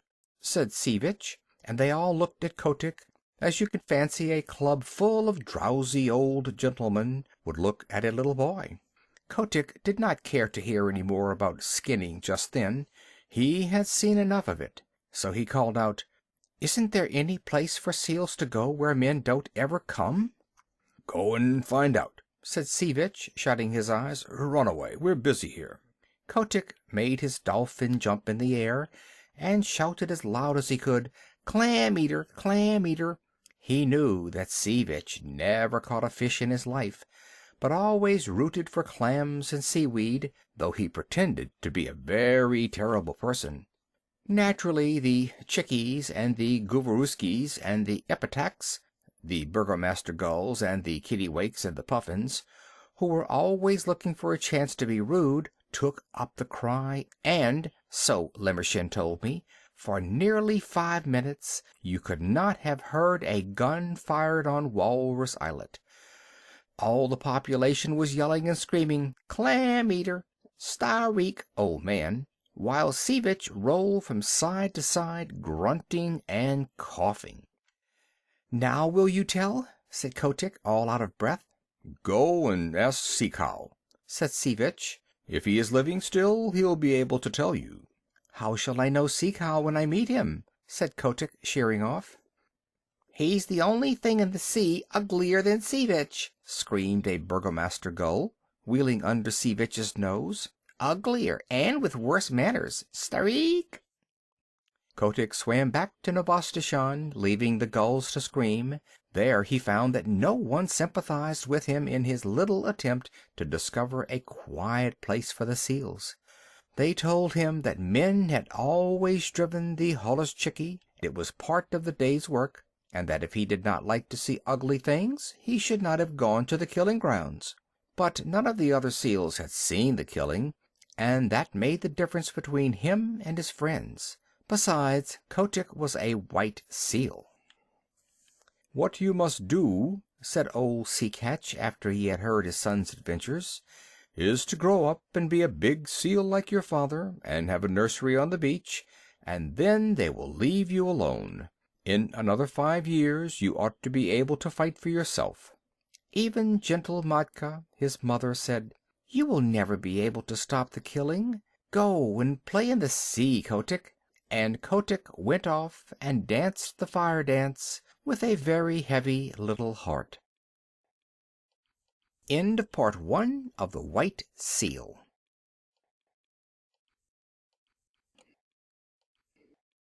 The White Seal, Part 2, and Lucanon. That autumn he left the beach as soon as he could, and set off alone because of a notion in his bullet head. He was going to find Sea Cow, if there was such a person in the sea, and he was going to find a quiet island with good firm beaches for seals to live on, where men could not get at them. So he explored and explored by himself from the North to the South Pacific, swimming as much as 300 miles in a day and a night. He met with more adventures than can be told, and narrowly escaped being caught by the basking shark and the spotted shark and the hammerhead, and he met all the untrustworthy ruffians that loaf up and down the seas, and the heavy, polite fish, and the scarlet-spotted scallops that are moored in one place for hundreds of years and grow very proud of it. But he never met Sea Cow, and he never found an island that he could fancy. If the beach was good and hard, with a slope behind it for seals to play on, there was always the smoke of a whaler on the horizon, boiling down blubber, and Kotick knew what that meant, or else he could see that seals had once visited the island and been killed off, and Kotick knew that where men had come once, they would come again. He picked up from an old stumpy-tailed albatross, who told him that Kerguelen Island was the very place for peace and quiet, and when Kotick went down there he was all but smashed to pieces against some wicked black cliffs in a heavy sleet storm with lightning and thunder. Yet as he pulled out against the gale he could see that even there had once been a seal nursery, and it was so in all the other islands that he visited. Limmershin gave a long list of them, for he said that Kotick spent 5 seasons exploring, with a 4 months' rest each year at Novastoshan. When the Hullus-Chickie used to make fun of him and his imaginary islands, he went to the Galapagos, a horrid dry place on the equator, where he was nearly baked to death. He went to the Georgia Islands, the Orkneys, Emerald Island, Little Nightingale Island, Gough's Island, Bouvet's Island, the Crossets, and even to a little speck of an island south of the Cape of Good Hope. But everywhere the people of the sea told him the same things. Seals had come to those islands once upon a time, but men had killed them all off.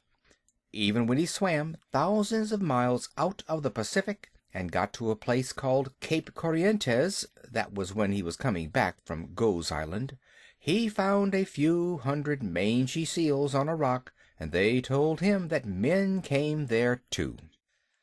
That nearly broke his heart, and he headed round the Horn back to his own beaches, and on his way north he hauled out on an island full of green trees, where he found an old seal who was dying, and Kotick caught fish for him and told him all his sorrows.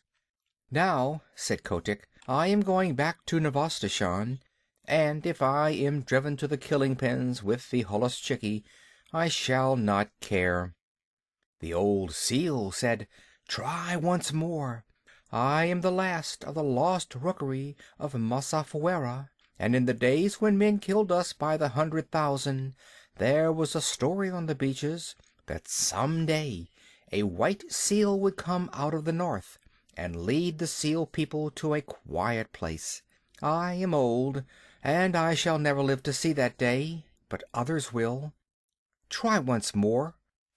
And Kotick curled up his mustache, it was a beauty, and said, "I am the only white seal that has ever been born on the beaches, and I am the only seal, black or white, who ever thought of looking for new islands." This cheered him immensely, and when he came back to Novastoshan that summer, Matka, his mother, begged him to marry and settle down, for he was no longer a Hullus-Chick, but a full-grown sea-catch, with a curly white mane on his shoulders, as heavy, as big, and as fierce as his father. "Give me another season," he said. "Remember, Mother, it is always the 7th wave that goes farthest up the beach." Curiously enough, there was another seal who thought that she would put off marrying till next year, and Kotick danced the fire dance with her all down Lukannon Beach the night before he set off on his last exploration.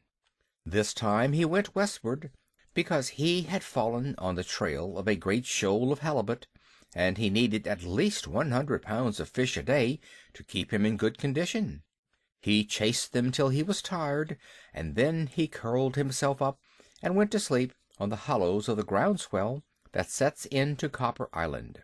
He knew the coast perfectly well, so about midnight, when he felt himself gently bumped on a weed bed, he said, "Tide's running strong tonight," and turning over under water, opened his eyes slowly and stretched. Then he jumped like a cat, for he saw huge things nosing about in the shoal water and browsing on the heavy fringes of the weeds.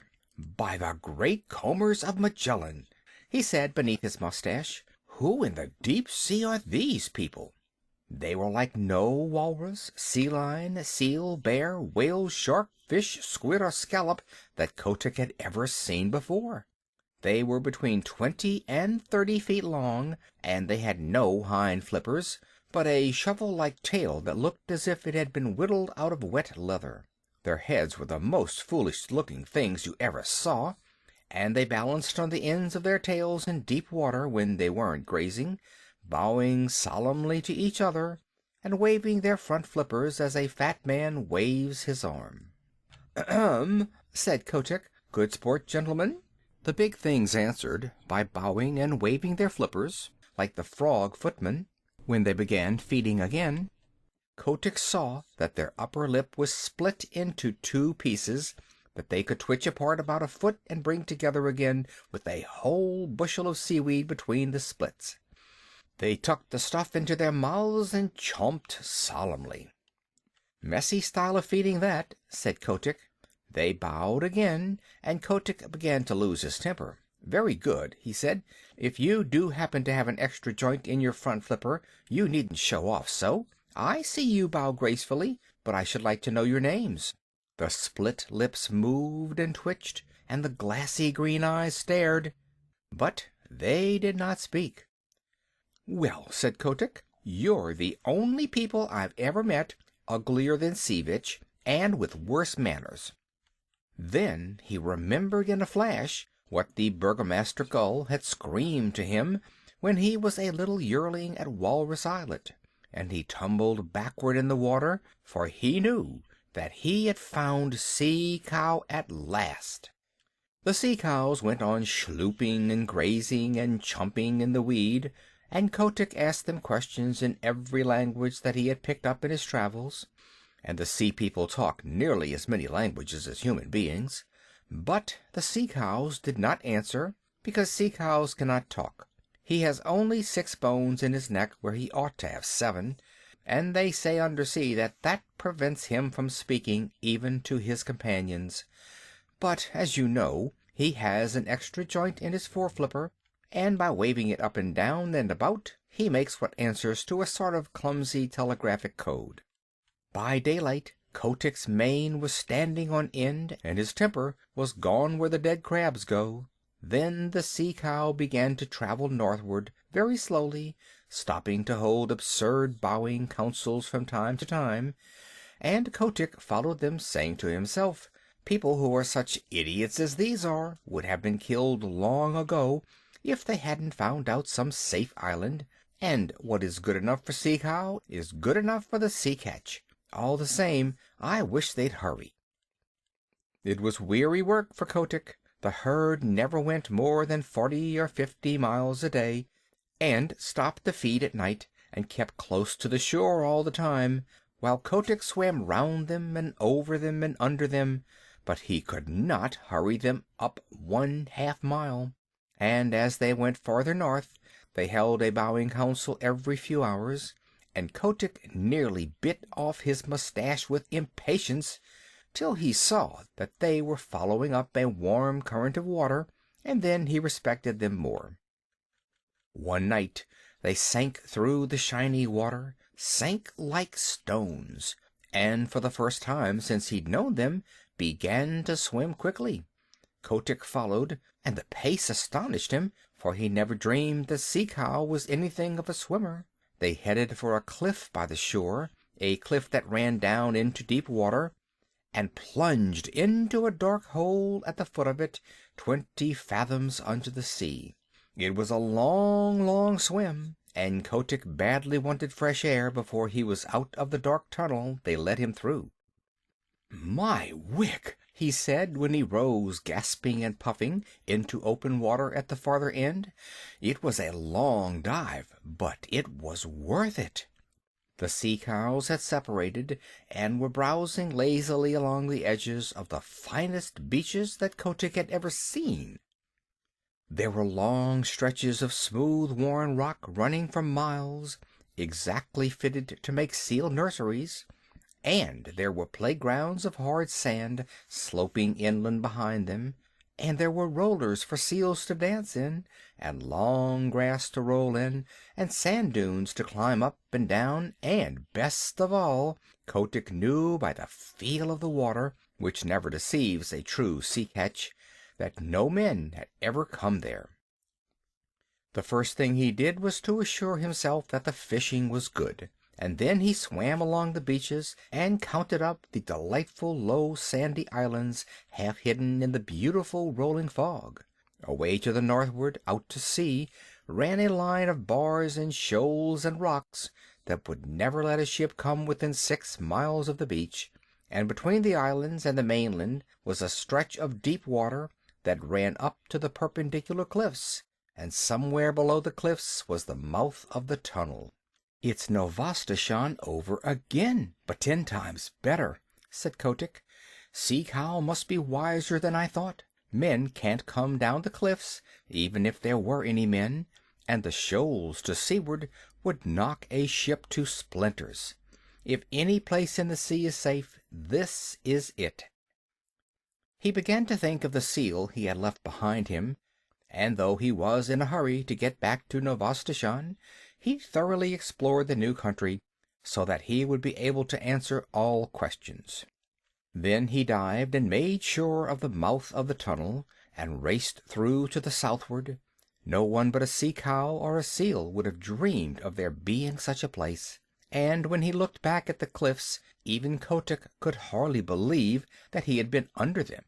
He was 6 days going home, though he was not swimming slowly, and when he hauled out just above Sea Lion's neck, the first person he met was the seal who had been waiting for him, and she saw by the look in his eyes that he had found his island at last. But the holluschickie and Sea Catch his father and all the other seals laughed at him when he told him what he had discovered, and a young seal about his own age said, "That is all very well, Kotick, but you can't come from no one knows where and order us off like this. Remember, we've been fighting for our nurseries, and that's a thing you never did. You prefer prowling about in the sea." The other seals laughed at this, and the young seal began twisting his head from side to side. He had just married that year, and was making a great fuss about it. "I've no nursery to fight for," said Kotick. "I only want to show you all a place where you will be safe. What's the use of fighting?" "Oh, if you're trying to back out, of course I've no more to say," said the young seal with an ugly chuckle. "Will you come with me if I win?" said Kotick, and a green light came into his eye, for he was very angry at having to fight at all.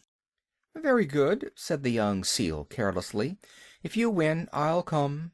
He had no time to change his mind, for Kotick's head was out and his teeth sunk in the blubber of the young seal's neck. Then he threw himself back on his haunches and hauled his enemy down the beach, shook him, and knocked him over. Then Kotick roared to the seals, "I've done my best for you these 5 seasons past. I've found you an island where you'll be safe, but unless your heads are dragged off your silly necks, you won't believe. I'm going to teach you now. Look out for yourselves." Limmershin told me that never in his life, and Limmershin sees 10,000 big seals fighting every year, never in all his little life did he see anything like Kotick's charge into the nurseries. He flung himself at the biggest sea catch he could find, caught him by the throat, choked him, and bumped him, and banged him till he grunted for mercy, and then threw him aside and attacked the next. You see, Kotick had never fasted for 4 months as the big seals did every year, and his deep-sea swimming trips kept him in perfect condition. And, best of all, he had never fought before. His curly white mane stood up with rage, and his eyes flamed, and his big dog teeth glistened, and he was splendid to look at. Old Sea Catch, his father, saw him tearing past, hauling the grizzled old seals about as though they had been halibut, and upsetting the young bachelors in all directions, and Sea Catch gave a roar and shouted, "He may be a fool, but he is the best fighter on the beaches. Don't tackle your father, my son, he's with you." Kotick roared in answer, and old Sea Catch waddled in with his mustache on one end, blowing like a locomotive, while Matka and the seal that was going to marry Kotick cowered down and admired their menfolk. It was a gorgeous fight, for the two fought as long as there was a seal that dared lift up his head, and when there were none, they paraded grandly up and down the beach, side by side, bellowing. At night, just as the northern lights were winking and flashing through the fog, Kotick climbed a bare rock and looked down on the scattered nurseries and the torn and bleeding seals. "Now," he said, "I've taught you your lesson." "My wig!" said old Sea Catch, boosting himself up stiffly, for he was fearfully mauled. "The killer whale himself could not have cut them up worse. Son, I'm proud of you. And what's more, I'll come with you to your island, if there is such a place.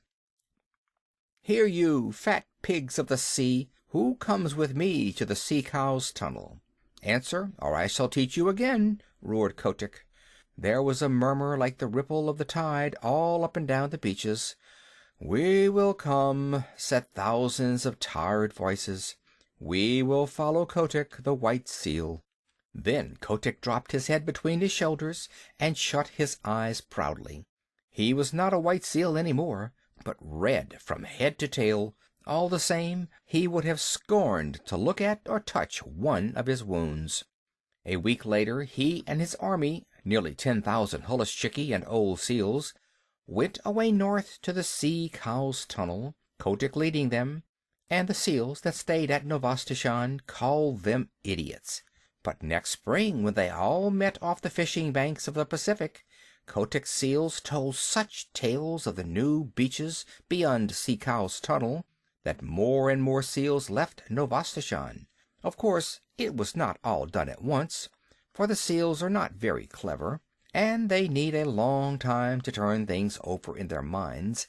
But year after year, more seals went away from Novastoshan and Lukannon and the other nurseries, to the quiet sheltered beaches where Kotick sits all the summer through, getting bigger and fatter and stronger each year, while the holluschickie play around him in that sea where no man comes. Lukannon. This is the great deep-sea song that all the St. Paul seals sing when they are heading back to their beaches in the summer. It is a sort of very sad seal national anthem. I met my mates in the morning, and oh, but I am old, where, roaring on the ledges, the summer groundswell rolled. I heard them lift the chorus that drowned the breaker's song, the beaches of Lukannon, 2,000,000 voices strong. The song of pleasant stations beside the salt lagoons, the song of blowing squadrons that shuffled down the dunes, the song of midnight dances that churned the sea to flame, the beaches of Lukannon before the sealers came. I met my mates in the morning, I'll never meet them more. They came and went in legions that darkened all the shore, and o'er the foam-flecked offing, as far as voice could reach, we hailed the landing parties and we sang them up the beach. The beaches of Lukannon, the winter wheat so tall, the dripping crinkled lichens and the sea fog drenching all, the platforms of our playground all shining smooth and worn, the beaches of Lukannon, the home where we were born. I met my mates in the morning, a broken, scattered band. Men shoot us in the water and club us on the land. Men drive us to the salt house like silly sheep and tame, and still we sing Lukannon before the sealers came. Wheel down to southward, O Goovaruska, go, and tell the deep sea viceroys the story of our woe. Ere, empty as the shark's egg, the tempest flings ashore, the beaches of Lukannon shall know their sons no more. End of Part 2 of The White Seal and Lukannon.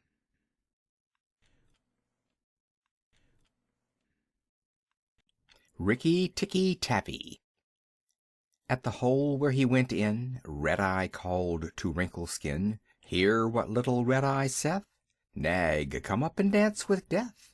Eye to eye and head to head, keep the measure, Nag. This shall end when one is dead. At thy pleasure, Nag. Turn for turn and twist for twist. Run and hide thee, Nag. Ha! The hooded Death has missed. Woe betide thee, Nag." This is the story of the great war that Rikki-tikki-tavi fought single-handed through the bathrooms of the big bungalow in Sagowli Cantonment. Darzee, the tailor bird, helped him, and Chuchundra, the muskrat, who never comes out into the middle of the floor, but always creeps round by the wall, gave him advice, but Rikki-tikki did the real fighting. He was a mongoose, rather like a little cat in his fur and his tail, but quite like a weasel in his head and his habits. His eyes and the end of his restless nose were pink. He could scratch himself anywhere he pleased with any leg, front or back, that he chose to use. He could fluff up his tail till it looked like a bottle brush, and his war cry, as he scuttled through the long grass, was "Rik-tikki-tikki-tikki-tick." One day a high summer flood washed him out of the burrow where he lived with his father and mother, and carried him, kicking and clucking, down a roadside ditch. He found a little wisp of grass floating there, and clung to it till he lost his senses. When he revived he was lying in the hot sun on the middle of a garden path, very draggled indeed, and a small boy was saying, "Here's a dead mongoose. Let's have a funeral." "No," said his mother, "let's take him in and dry him. Perhaps he isn't really dead." They took him into the house, and a big man picked him up between his finger and thumb and said he was not dead but half choked.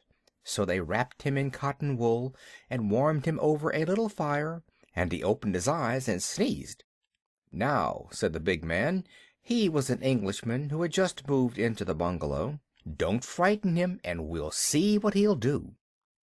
It is the hardest thing in the world to frighten a mongoose, because he is eaten up from nose to tail with curiosity. The motto of all the mongoose family is "Run and find out," and Rikki-tikki was a true mongoose. He looked at the cotton wool, decided that it was not good to eat, ran all round the table, sat up and put his fur in order, scratched himself, and jumped on the small boy's shoulder. "Don't be frightened, Teddy," said his father. "That's his way of making friends." "Ouch! He's tickling under my chin," said Teddy. Rikki-tikki looked down between the boy's collar and neck, snuffed at his ear, and climbed down to the floor, where he sat rubbing his nose. "Good gracious!" said Teddy's mother. "And that's a wild creature? I suppose he's so tame because we've been kind to him." "All mongooses are like that," said her husband. "If Teddy doesn't pick him up by the tail, or try to put him in a cage, he'll run in and out of the house all day long. Let's give him something to eat." They gave him a little piece of raw meat. Rikki-tikki liked it immensely, and when it was finished he went out into the veranda and sat in the sunshine and fluffed up his fur to make it dry to the roots. Then he felt better. "There are more things to find out about this house," he said to himself, "than all my family could find out in all their lives. I shall certainly stay and find out." He spent all that day roaming over the house. He nearly drowned himself in the bathtubs, put his nose into the ink on a writing table, and burned it on the end of the big man's cigar, for he climbed up in the big man's lap to see how writing was done. At nightfall he ran into Teddy's nursery to watch how kerosene lamps were lighted, and when Teddy went to bed Rikki-tikki climbed up too. But he was a restless companion, because he had to get up and attend to every noise all through the night, and find out what made it. Teddy's mother and father came in, the last thing, to look at their boy, and Rikki-tikki was awake on the pillow. "I don't like that," said Teddy's mother. "He may bite the child." "He'll do no such thing," said the father. "Teddy's safer with that little beast than if he had a bloodhound to watch him. If a snake came into the nursery now—" But Teddy's mother wouldn't think of anything so awful. Early in the morning Rikki-tikki came to early breakfast in the veranda, riding on Teddy's shoulder, and they gave him banana and some boiled egg. He sat on all their laps, one after the other, because every well-brought-up mongoose always hopes to be a house mongoose some day, and have rooms to run about in. And Rikki-tikki's mother, she used to live in the general's house at Segowli, had carefully told Rikki what to do if ever he came across white men. Then Rikki-tikki went out into the garden to see what was to be seen. It was a large garden, only half cultivated, with bushes as big as summer houses of Marshall Neil roses, lime and orange trees, clumps of bamboos, and thickets of high grass.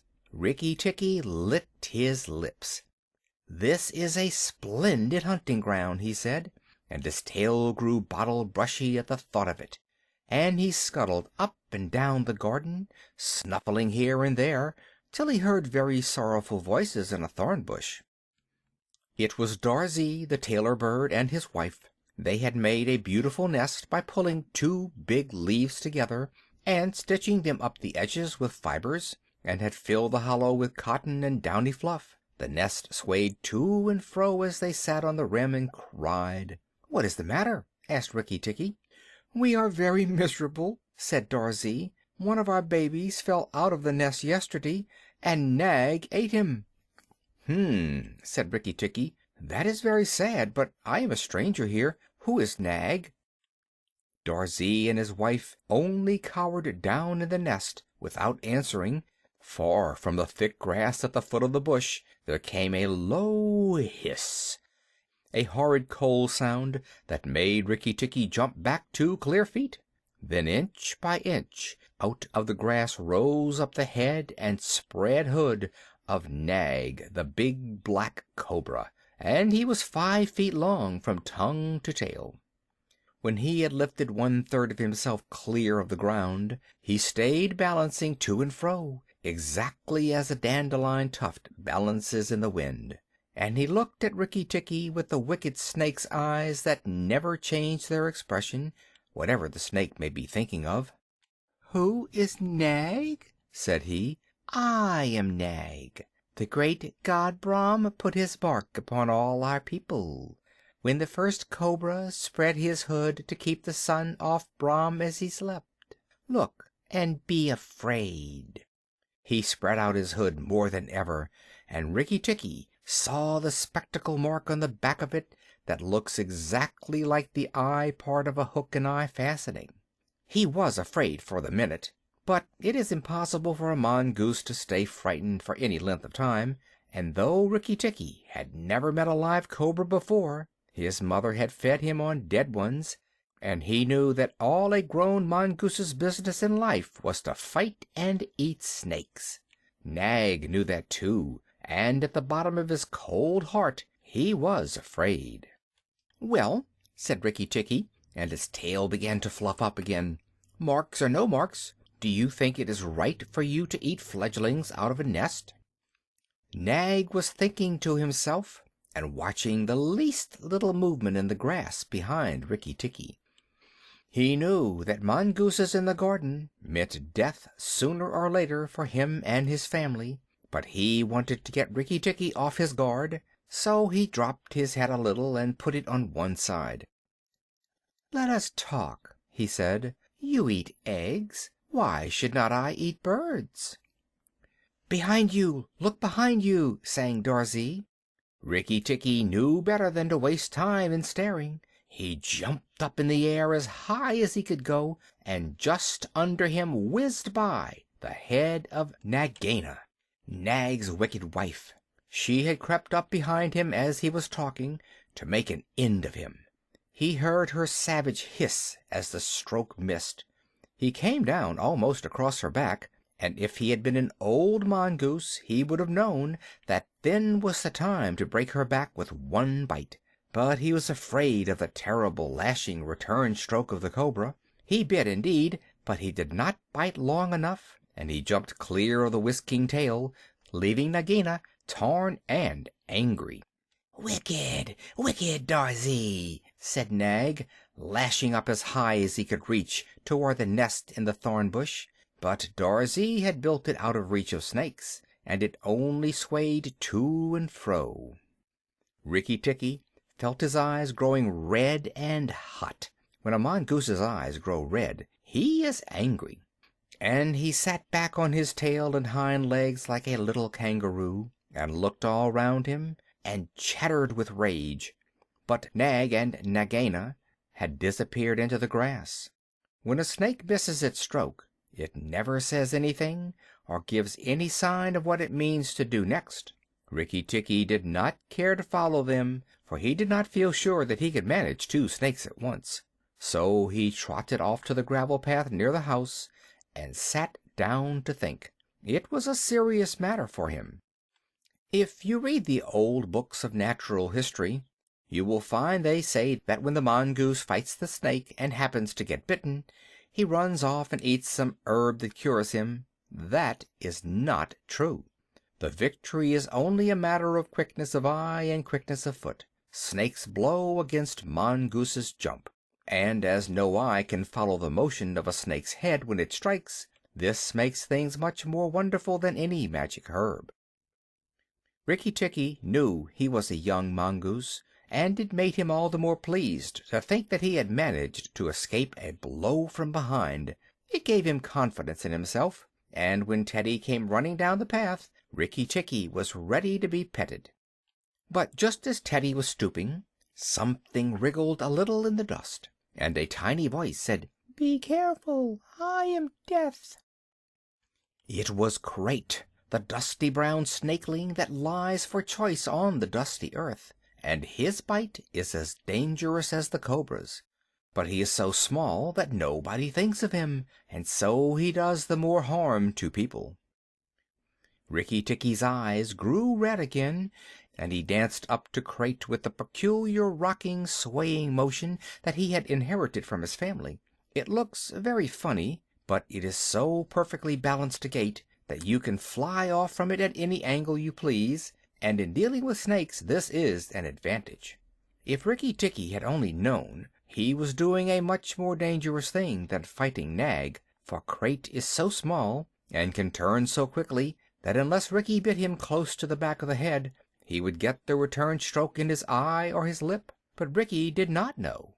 His eyes were all red, and he rocked back and forth, looking for a good place to hold. Crate struck out.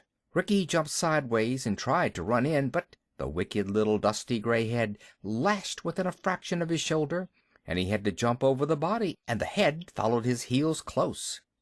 Teddy shouted to the house, "Oh, look here! Our mongoose is killing a snake!" And Rikki-tikki heard a scream from Teddy's mother. His father ran out with a stick, but by the time he came up, Crate had lunged out once too far, and Rikki-tikki had jumped on the snake's back, dropped his head far between his forelegs, bitten as high up the back as he could get hold, and rolled away. That bite paralyzed Crate, and Rikki-tikki was just going to eat him from the tail, after the custom of his family at dinner, when he remembered that a full meal makes a slow mongoose, and if he wanted all his strength and quickness ready, he must keep himself thin. He went away for a dust bath under the castor oil bushes, while Teddy's father beat the dead Crate. "What is the use of that?" thought Rikki-tikki. "I have settled it all." And then Teddy's mother picked him up from the dust and hugged him, crying that he had saved Teddy from death. And Teddy's father said that he was a providence, and Teddy looked on with big, scared eyes. Rikki-tikki was rather amused at all this fuss, which, of course, he did not understand. Teddy's mother might just as well have petted Teddy for playing in the dust. Rikki was thoroughly enjoying himself.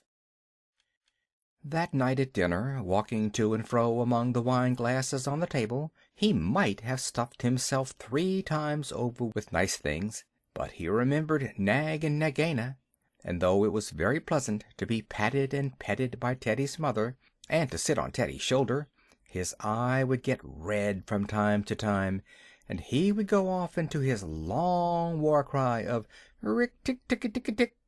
Teddy carried him off to bed, and insisted on Rikki-tikki sleeping under his chin. Rikki-tikki was too well bred to bite or scratch, but as soon as Teddy was asleep, he went off for his nightly walk round the house, and in the dark he ran up against Chuchundra the muskrat, creeping around by the wall. Chuchundra is a broken-hearted little beast. He whimpers and cheeps all the night, trying to make up his mind to run into the middle of the room, but he never gets there. "Don't kill me," said Chuchundra, almost weeping. "Rikki-tikki, don't kill me." "Do you think a snake killer kills muskrats?" said Rikki-tikki scornfully. "Those who kill snakes get killed by snakes," said Chuchundra, more sorrowfully than ever. "And how am I to be sure that Nag won't mistake me for you some dark night?" "There's not the least danger," said Rikki-tikki. "But Nag is in the garden, and I know you don't go there." "My cousin Chua the rat told me—" said Chuchundra, and then he stopped. "Told you what?" "Hush! Nag is everywhere, Rikki-tikki. You should have talked to Chua in the garden." "I didn't, so you must tell me. Quick, Chuchundra, or I'll bite you." Chuchundra sat down and cried till the tears rolled off his whiskers. "I am a very poor man," he sobbed. "I never had spirit enough to run out into the middle of the room. Hush! I mustn't tell you anything. Can't you hear, Rikki-tikki?" Rikki-tikki listened. The house was as still, but he thought he could just catch the faintest scratch in the world, a noise as faint as that of a wasp walking on a window pane, the dry scratch of a snake's scales on brickwork. "That's Nag or Nagina," he said to himself, "and he is crawling into the bathroom sluice. You're right, Chuchundra. I should have talked to Chua." He stole off to Teddy's bathroom, but there was nothing there, and then to Teddy's mother's bathroom. At the bottom of the smooth plaster wall there was a brick pulled out to make a sluice for the bath water, and as Rikki-tikki stole in by the masonry curb where the bath is put, he heard Nag and Nagina whispering together outside in the moonlight.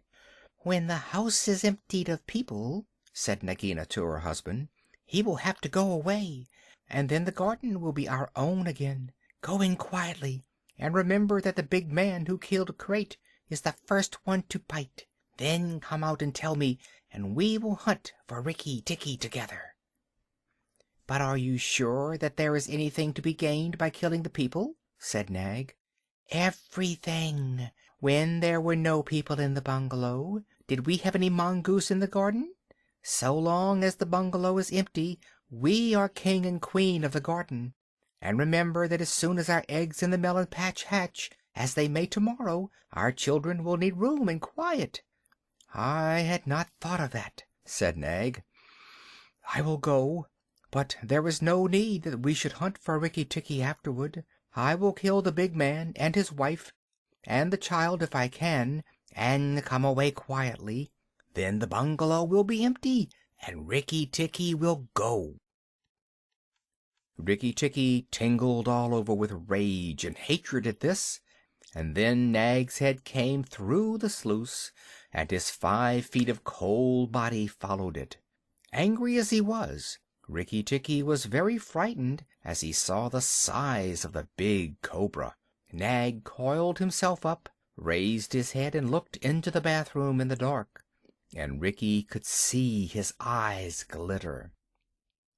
"Now, if I kill him here, Nagina will know, and if I fight him on the open floor, the odds are in his favor.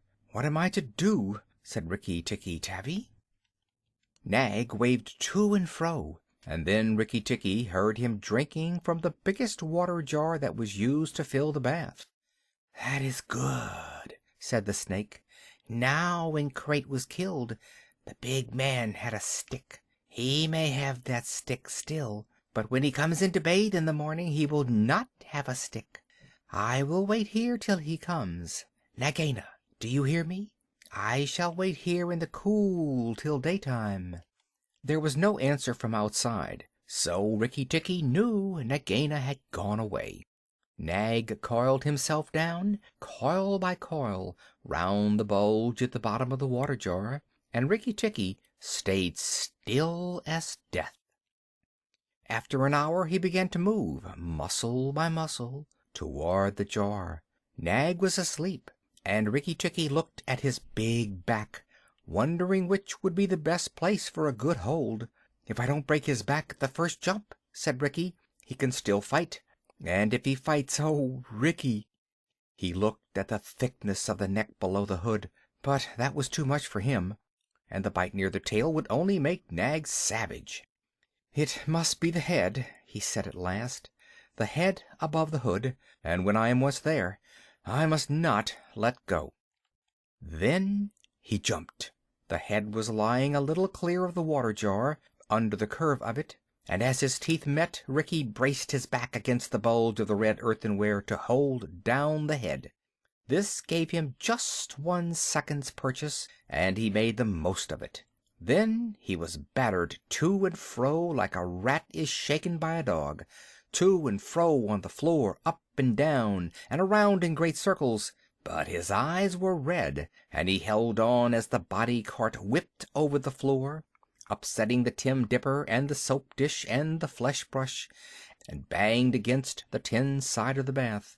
As he held, he closed his jaws tighter and tighter, for he made sure he would be banged to death, and for the honor of his family he preferred to be found with his teeth locked. He was dizzy, aching, and felt shaken to pieces, when something went off like a thunderclap just behind him. A hot wind knocked him senseless, and red fire singed his fur. The big man had been wakened by the noise, and had fired both barrels of a shotgun into Nag just behind the hood. Rikki-tikki held on with his eyes shut, for now he was quite sure he was dead. But the head did not move, and the big man picked him up and said, "It's the mongoose again, Alice. The little chap has saved our lives now." Then Teddy's mother came in with a very white face, and saw what was left of Nag, and Rikki-tikki dragged himself to Teddy's bedroom, and spent half the rest of the night shaking himself tenderly to find out whether he really was broken into 40 pieces, as he fancied. When morning came he was very stiff, but well pleased with his doings. "Now I have Nagaina to settle with, and she will be worse than 5 Nags, and there is no knowing when the eggs she spoke of will hatch. Goodness, I must go and see Darzee," he said. Without waiting for breakfast, Rikki-tikki ran to the thorn bush, where Darzee was singing a song of triumph at the top of his voice. The news of Nag's death was all over the garden, for the sweeper had thrown the body on the rubbish heap. "Oh, you stupid tuft of feathers!" said Rikki-tikki angrily. "Is this the time to sing?" "Nag is dead, is dead, is dead," sang Darzee. "The valiant Rikki-tikki caught him by the head and held fast. The big man brought the bang stick, and Nag fell into pieces. He will never eat my babies again." "All that's true enough, but where's Nagaina?" said Rikki-tikki, looking carefully round him. "Nagaina came to the bathroom sluice and called for Nag," Darzee went on, "and Nag came out on the end of a stick. The sweeper picked him up on the end of a stick and threw him on the rubbish heap. Let us sing about the red-eyed Rikki-tikki." And Darzee filled his throat and sang. "If I could get up to your nest I'd roll your babies out," said Rikki-tikki. "You don't know when to do the right thing at the right time. You're safe enough in your nest there, but it's war for me down here. Stop singing a minute, Darzee." "For the great, the beautiful Rikki-tikki's sake, I will stop," said Darzee. "What is it, O killer of the terrible Nag? Where is Nagaina for the 3rd time?" "On the rubbish heap by the stables, mourning for Nag. Great is Rikki-tikki with the white teeth. Bother my white teeth! Have you ever heard where she keeps her eggs?" In the melon bed, on the end nearest the wall, where the sun strikes nearly all day. She hid them there weeks ago." "And you never thought it worth while to tell me? The end nearest the wall, you said. Rikki-tikki, you are not going to eat her eggs?" "Not eat, exactly, no. Darzee, if you have a grain of sense, you will fly off to the stables and pretend that your wing is broken, and let Nagina chase you away to this bush. I must get to the melon bed, and if I went there now, she'd see me."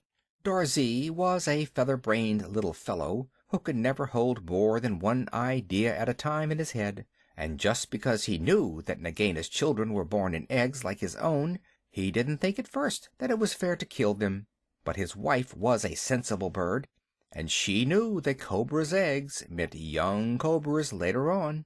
So she flew off from the nest and left Darzee to keep the babies warm and continue his song about the death of Nag. Darzee was very like a man in some ways. She fluttered in front of Nagaina by the rubbish heap and cried out, "Oh, my wing is broken! The boy in the house threw a stone at me and broke it." Then she fluttered more desperately than ever. Nagaina lifted up her head and hissed, "You warned Rikki-tikki when I would have killed him. Indeed and truly you've chosen a bad place to be lame in." And she moved toward Darzee's wife, slipping along over the dust. "The boy broke it with the stone," shrieked Darzee's wife. "Well, it may be some consolation to you when you're dead to know that I shall settle accounts with the boy. My husband lies on the rubbish heap this morning, but before the night the boy in the house will lie very still. What is the use of running away? I am sure to catch you. Little fool, look at me." Darzee's wife knew better than to do that, for a bird who looks at a snake's eyes gets so frightened that she cannot move. Darzee's wife fluttered on, piping sorrowfully and never leaving the ground, and Nagaina quickened her pace. Rikki-tikki heard them going up the path from the stables, and he raced for the end of the melon patch near the wall. There, in the warm litter above the melons, very cunningly hidden, he found 25 eggs, about the size of a bantam's eggs, but with whitish skin instead of shell. "I was not a day too soon," he said, for he could see the baby cobras curled up inside the skin, and he knew that the minute they were hatched they could each kill a man or a mongoose. He bit off the tops of the eggs as fast as he could, taking care to crush the young cobras, and turned over the litter from time to time to see whether he had missed any. At last there were only 3 eggs left, and Rikki-tikki began to chuckle to himself when he heard Darzee's wife screaming, "Rikki-tikki, I led Nagaina toward the house, and she has gone into the veranda, and oh, come quickly! She means killing." Rikki-tikki smashed 2 eggs and tumbled backwards down the melon bed with the 3rd egg in his mouth, and scuttled to the veranda as hard as he could put foot to the ground. Teddy and his mother and father were there at early breakfast, but Rikki-tikki saw that they were not eating anything. They sat stone still, and their faces were white. Nagaina was coiled up on the matting by Teddy's chair, within easy striking distance of Teddy's bare leg, and she was swaying to and fro, singing a song of triumph. "Son of the big man that killed Nag," she hissed, "stay still. I am not ready yet. Wait a little.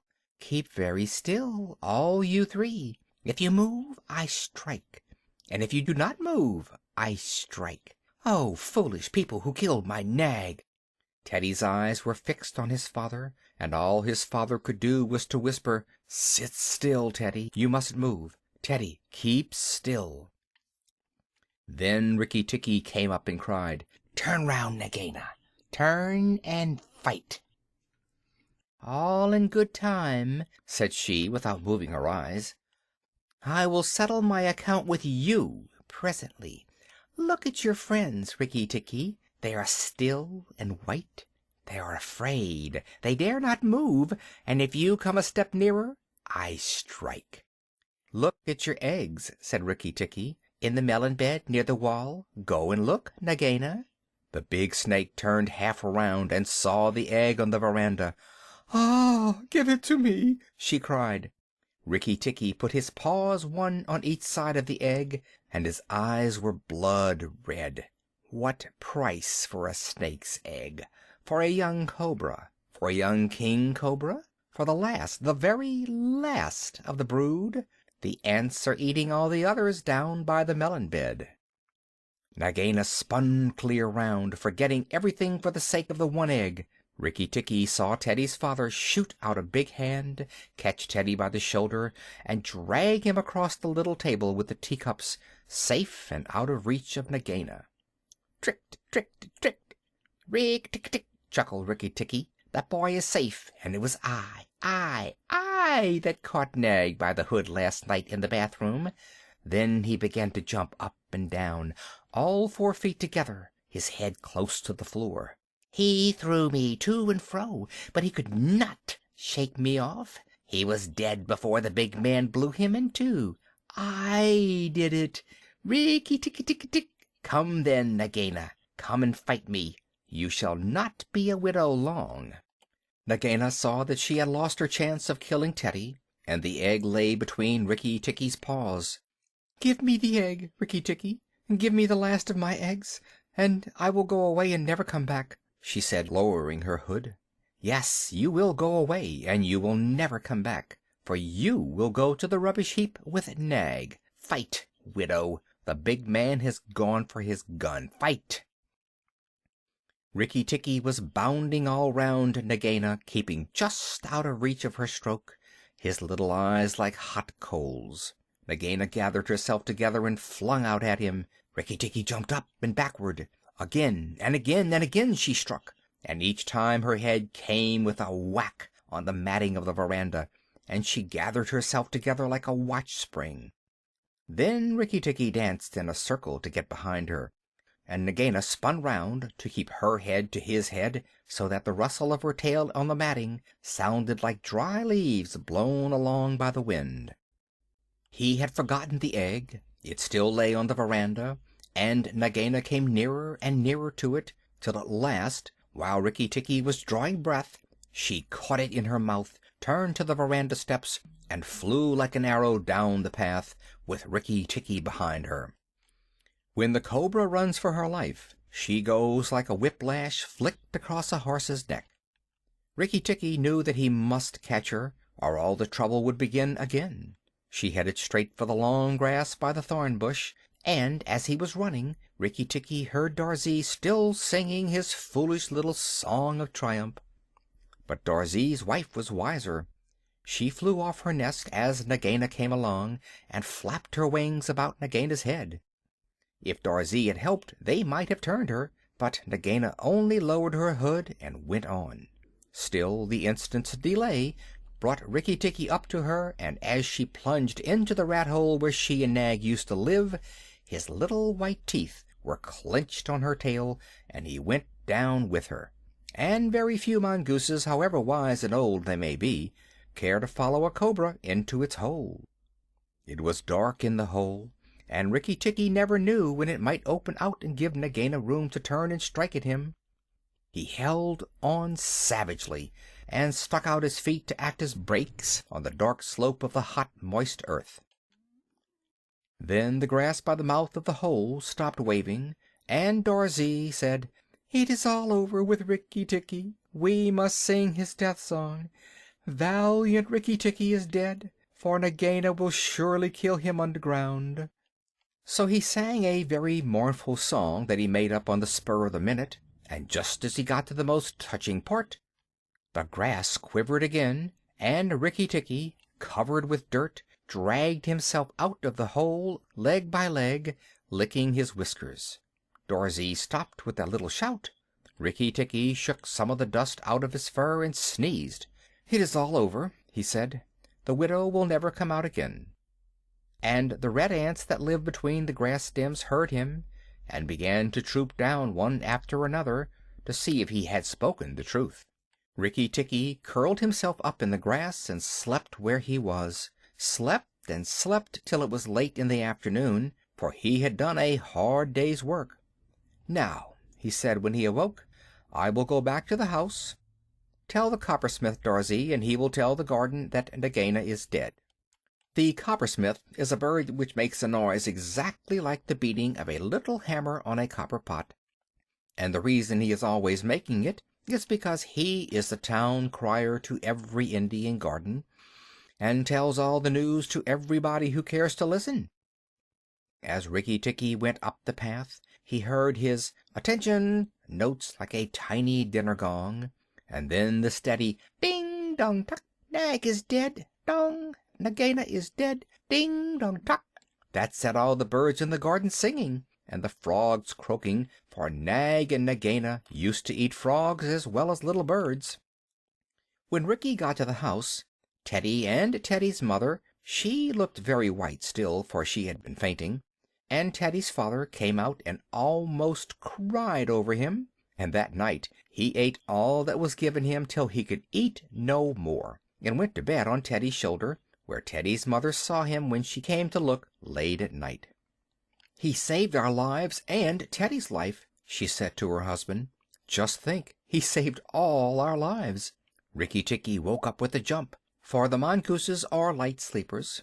"Oh, it's you," said he. "What are you bothering for? All the cobras are dead, and if they weren't, I'm here." Rikki-tikki had a right to be proud of himself, but he did not grow too proud, and he kept that garden as a mongoose should keep it, with tooth and jump and spring and bite, till never a cobra dared show its head inside the walls. Darzee's Chant, sung in honor of Rikki-tikki-tavi. Singer and tailor am I, doubled the joys that I know, proud of my lilt to the sky, proud of the house that I sew. Over and under, so weave I my music, so weave I the house that I sew. Sing to your fledglings again, mother, oh lift up your head, evil that plagued us is slain, death in the garden lies dead. Terror that hid in the roses is impotent, flung on the dunghill and dead. Who has delivered us? Who? Tell me his nest and his name. Rikki the valiant, the true, Tikki with eyeballs of flame. Rikki-tikki-tikki, the ivory-fanged, the hunter with eyeballs of flame. Give him the thanks of the birds, bowing with tail feathers spread. Praise him with nightingale words. Nay, I will praise him instead. Here I will sing you the praise of the bottle-tailed Rikki with eyeballs of red. Here Rikki-tikki interrupted, and the rest of the song is lost. End of Rikki-tikki-tavi and Darzee's Chant.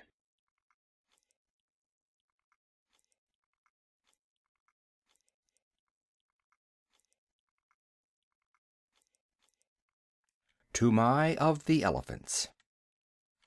I will remember what I was. I am sick of rope and chain.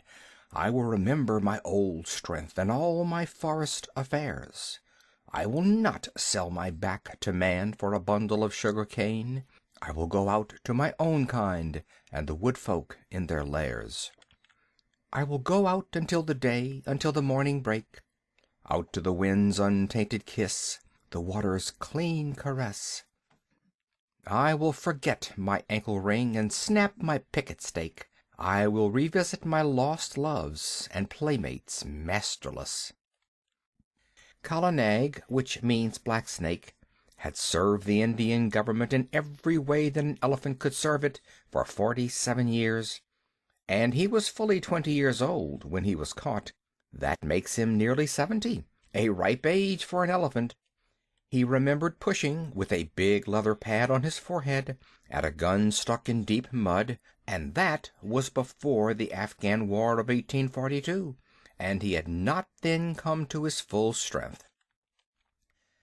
His mother, Radha Pyari, Radha the Darling, who had been caught in the same drive with Kala Nag, told him, before his little milk tusks had dropped out, that elephants who were afraid always got hurt.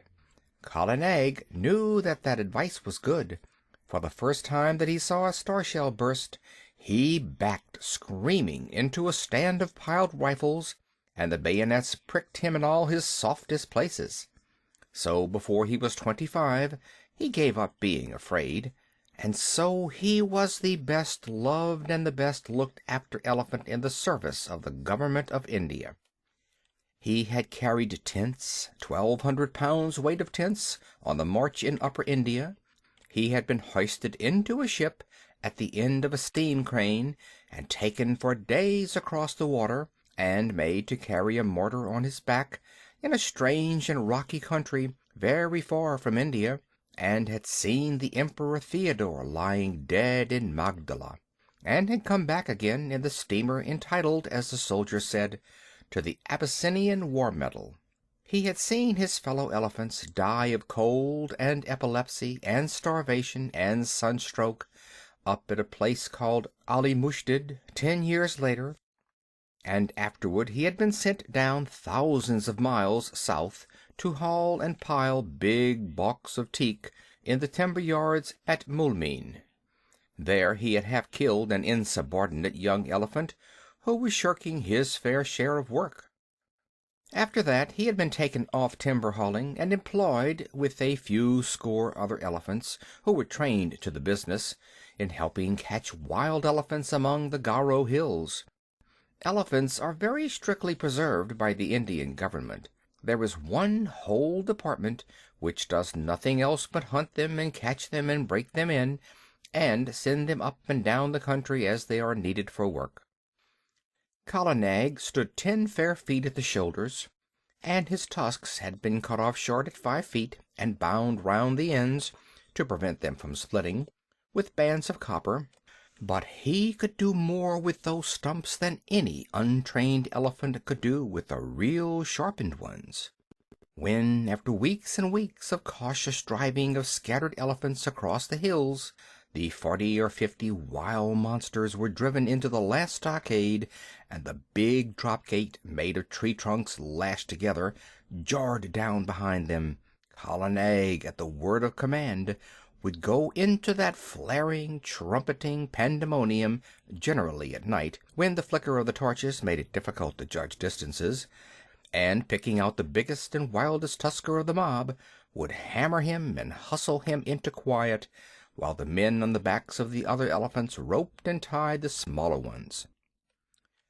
There was nothing in the way of fighting that Kala Nag, the old wise black snake, did not know, for he had stood up more than once in his time to the charge of the wounded tiger, and, curling up his soft trunk to be out of harm's way, had knocked the springing brute sideways in mid-air with a quick sickle cut of his head that he had invented all by himself, had knocked him over and kneeled upon him with his huge knees till the life went out with a gasp and a howl, and there was only a fluffy striped thing on the ground for Kala Nag to pull by the tail.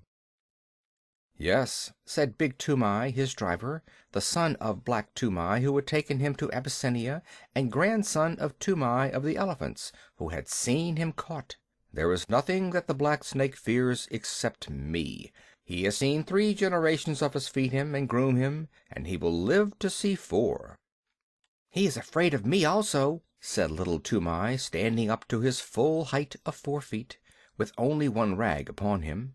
He was 10 years old, the eldest son of Big Toomai, and according to custom he would take his father's place on Kala Nag's neck when he grew up, and would handle the heavy iron ankus, the elephant goad, that had been worn smooth by his father and his grandfather and his great-grandfather. He knew what he was talking of, for he had been born under Kala Nag's shadow, had played with the end of his trunk before he could walk, had taken him down to the water as soon as he could walk, and Kala Nag would no more have dreamed of disobeying his shrill little orders than he would have dreamed of killing him on that day when Big Toomai carried the little brown baby under Kala Nag's tusks, and told him to salute his master that was to be. "Yes," said little Toomai, "he is afraid of me," and he took long strides up to Kala Nag, called him a fat old pig, and made him lift up his feet one after the other. "Wah!" said little Toomai, "thou art a big elephant," and he wagged his fluffy head, quoting his father, "The government may pay for elephants, but they belong to us mahouts." When thou art old, Kala Nag, there will come some rich Rajah, and he will buy thee from the government on account of thy size and thy manners, and then thou wilt have nothing to do but to carry gold earrings in thy ears, and a gold howdah on thy back, and a red cloth covered with gold at thy sides, and walk at the head of the processions of the king. Then I shall sit on thy neck, O Kala Nag, with a silver ankus, and men will run before us with golden sticks, crying, 'Room for the king's elephant!' That will be good, Kala Nag, but not so good as this hunting in the jungles." "Humph!" said Big Toomai. "Thou art a boy and as wild as a buffalo calf. This running up and down among the hills is not the best government service. I am getting old, and I do not love wild elephants. Give me brick elephant lines, one stall to each elephant, and big stumps to tie them to safely, and flat, broad roads to exercise upon, instead of this come-and-go camping. Ah, the Cawnpore barracks were good. There was a bazaar close by, and only 3 hours' work a day." Little Toomai remembered the Cawnpore elephant lines and said nothing. He very much preferred the camp life, and hated those broad, flat roads, with the daily grubbing for grass in the forage reserve, and the long hours when there was nothing to do except to watch Kala Nag fidgeting in his pickets.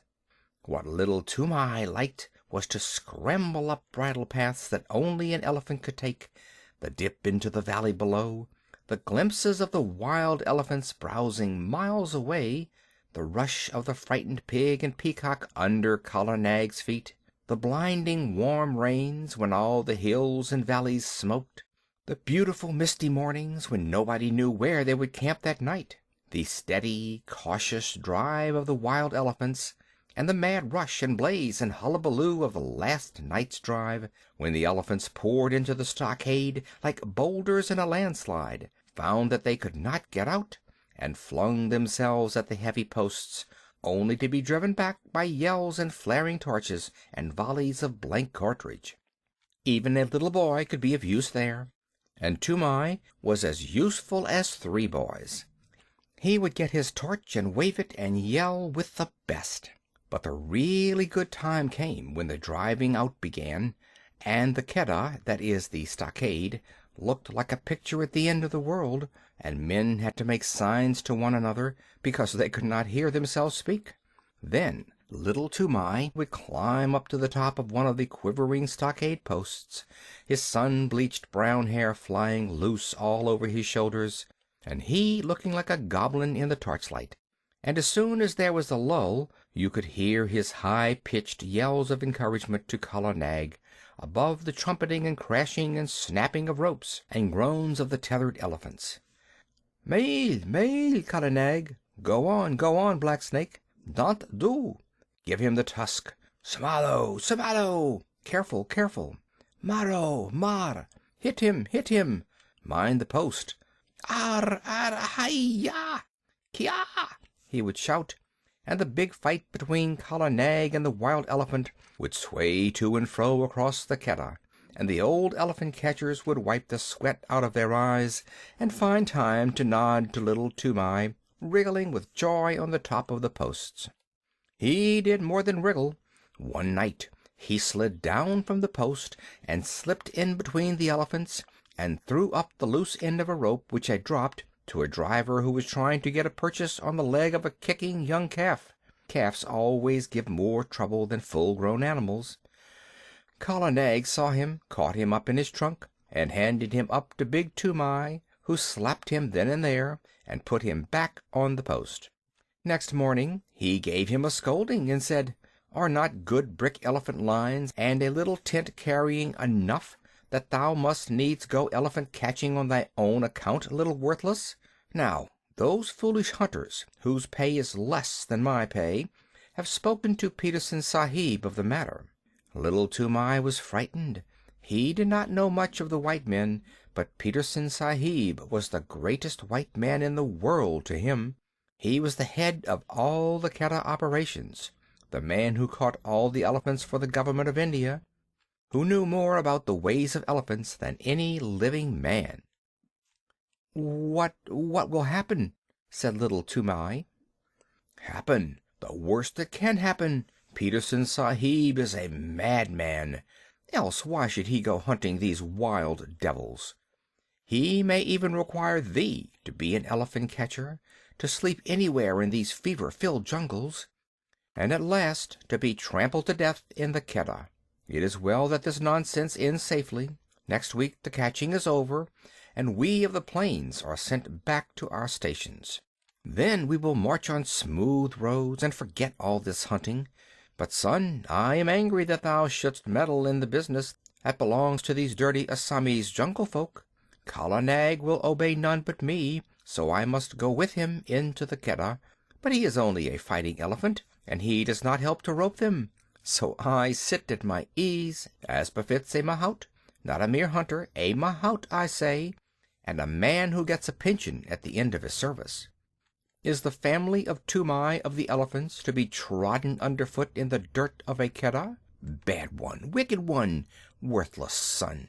Go and wash Kala Nag and attend to his ears, and see that there are no thorns in his feet, or else Peterson Sahib will surely catch thee and make thee a wild hunter, a follower of elephant's foot tracks, a jungle bear. Bah! Shame! Go!"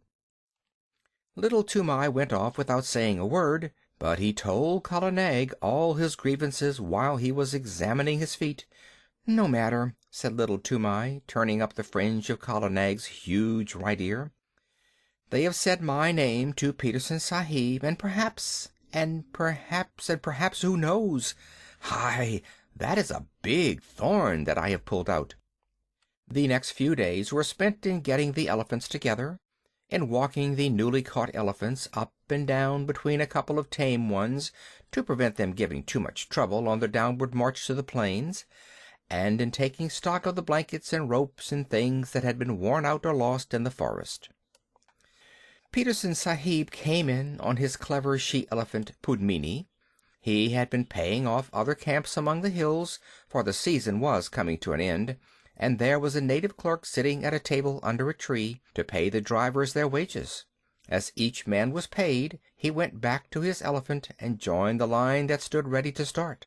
The catchers and hunters and beaters, the men of the regular Keddah, who stayed in the jungle year in and year out, sat on the backs of the elephants that belonged to Peterson Sahib's permanent force, or leaned against trees with their guns across their arms, and made fun of the drivers who were going away, and laughed when the newly caught elephants broke the line and ran about.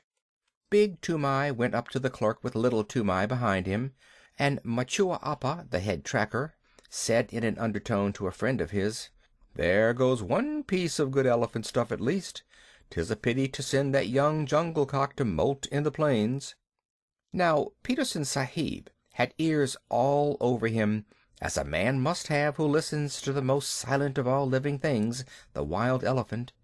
He turned where he was lying all along on Pudmini's back, and said, "What is that? I did not know of a man among the plains drivers who had wit enough to rope even a dead elephant."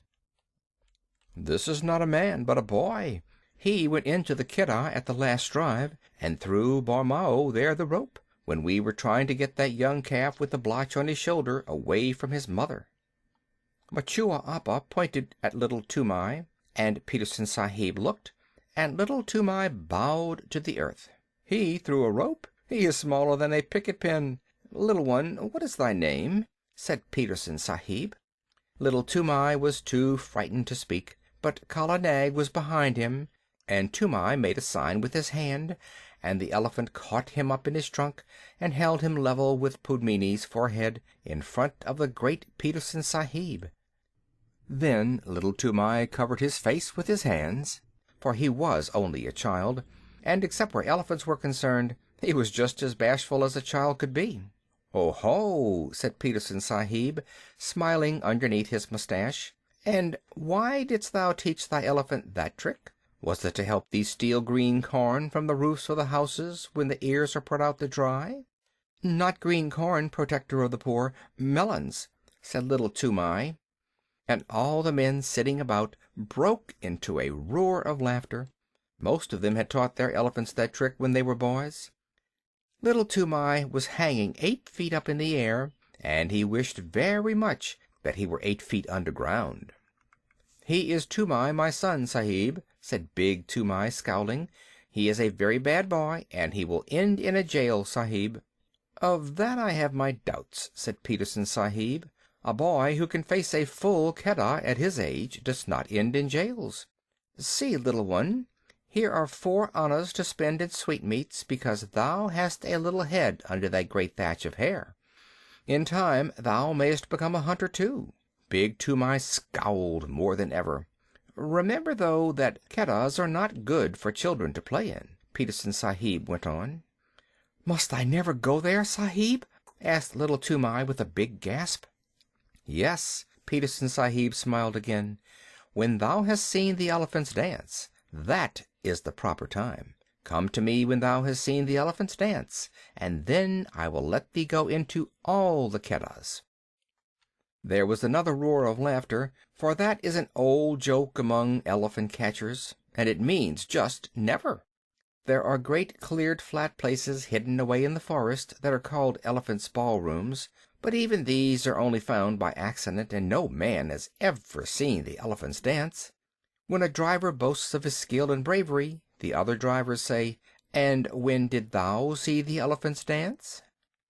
Kala Nag put Little Toomai down, and he bowed to the earth again and went away with his father, and gave the silver 4 anna piece to his mother, who was nursing his baby brother, and they all were put up on Kala Nag's back, and the line of grunting, squealing elephants rolled down the hill path to the plains.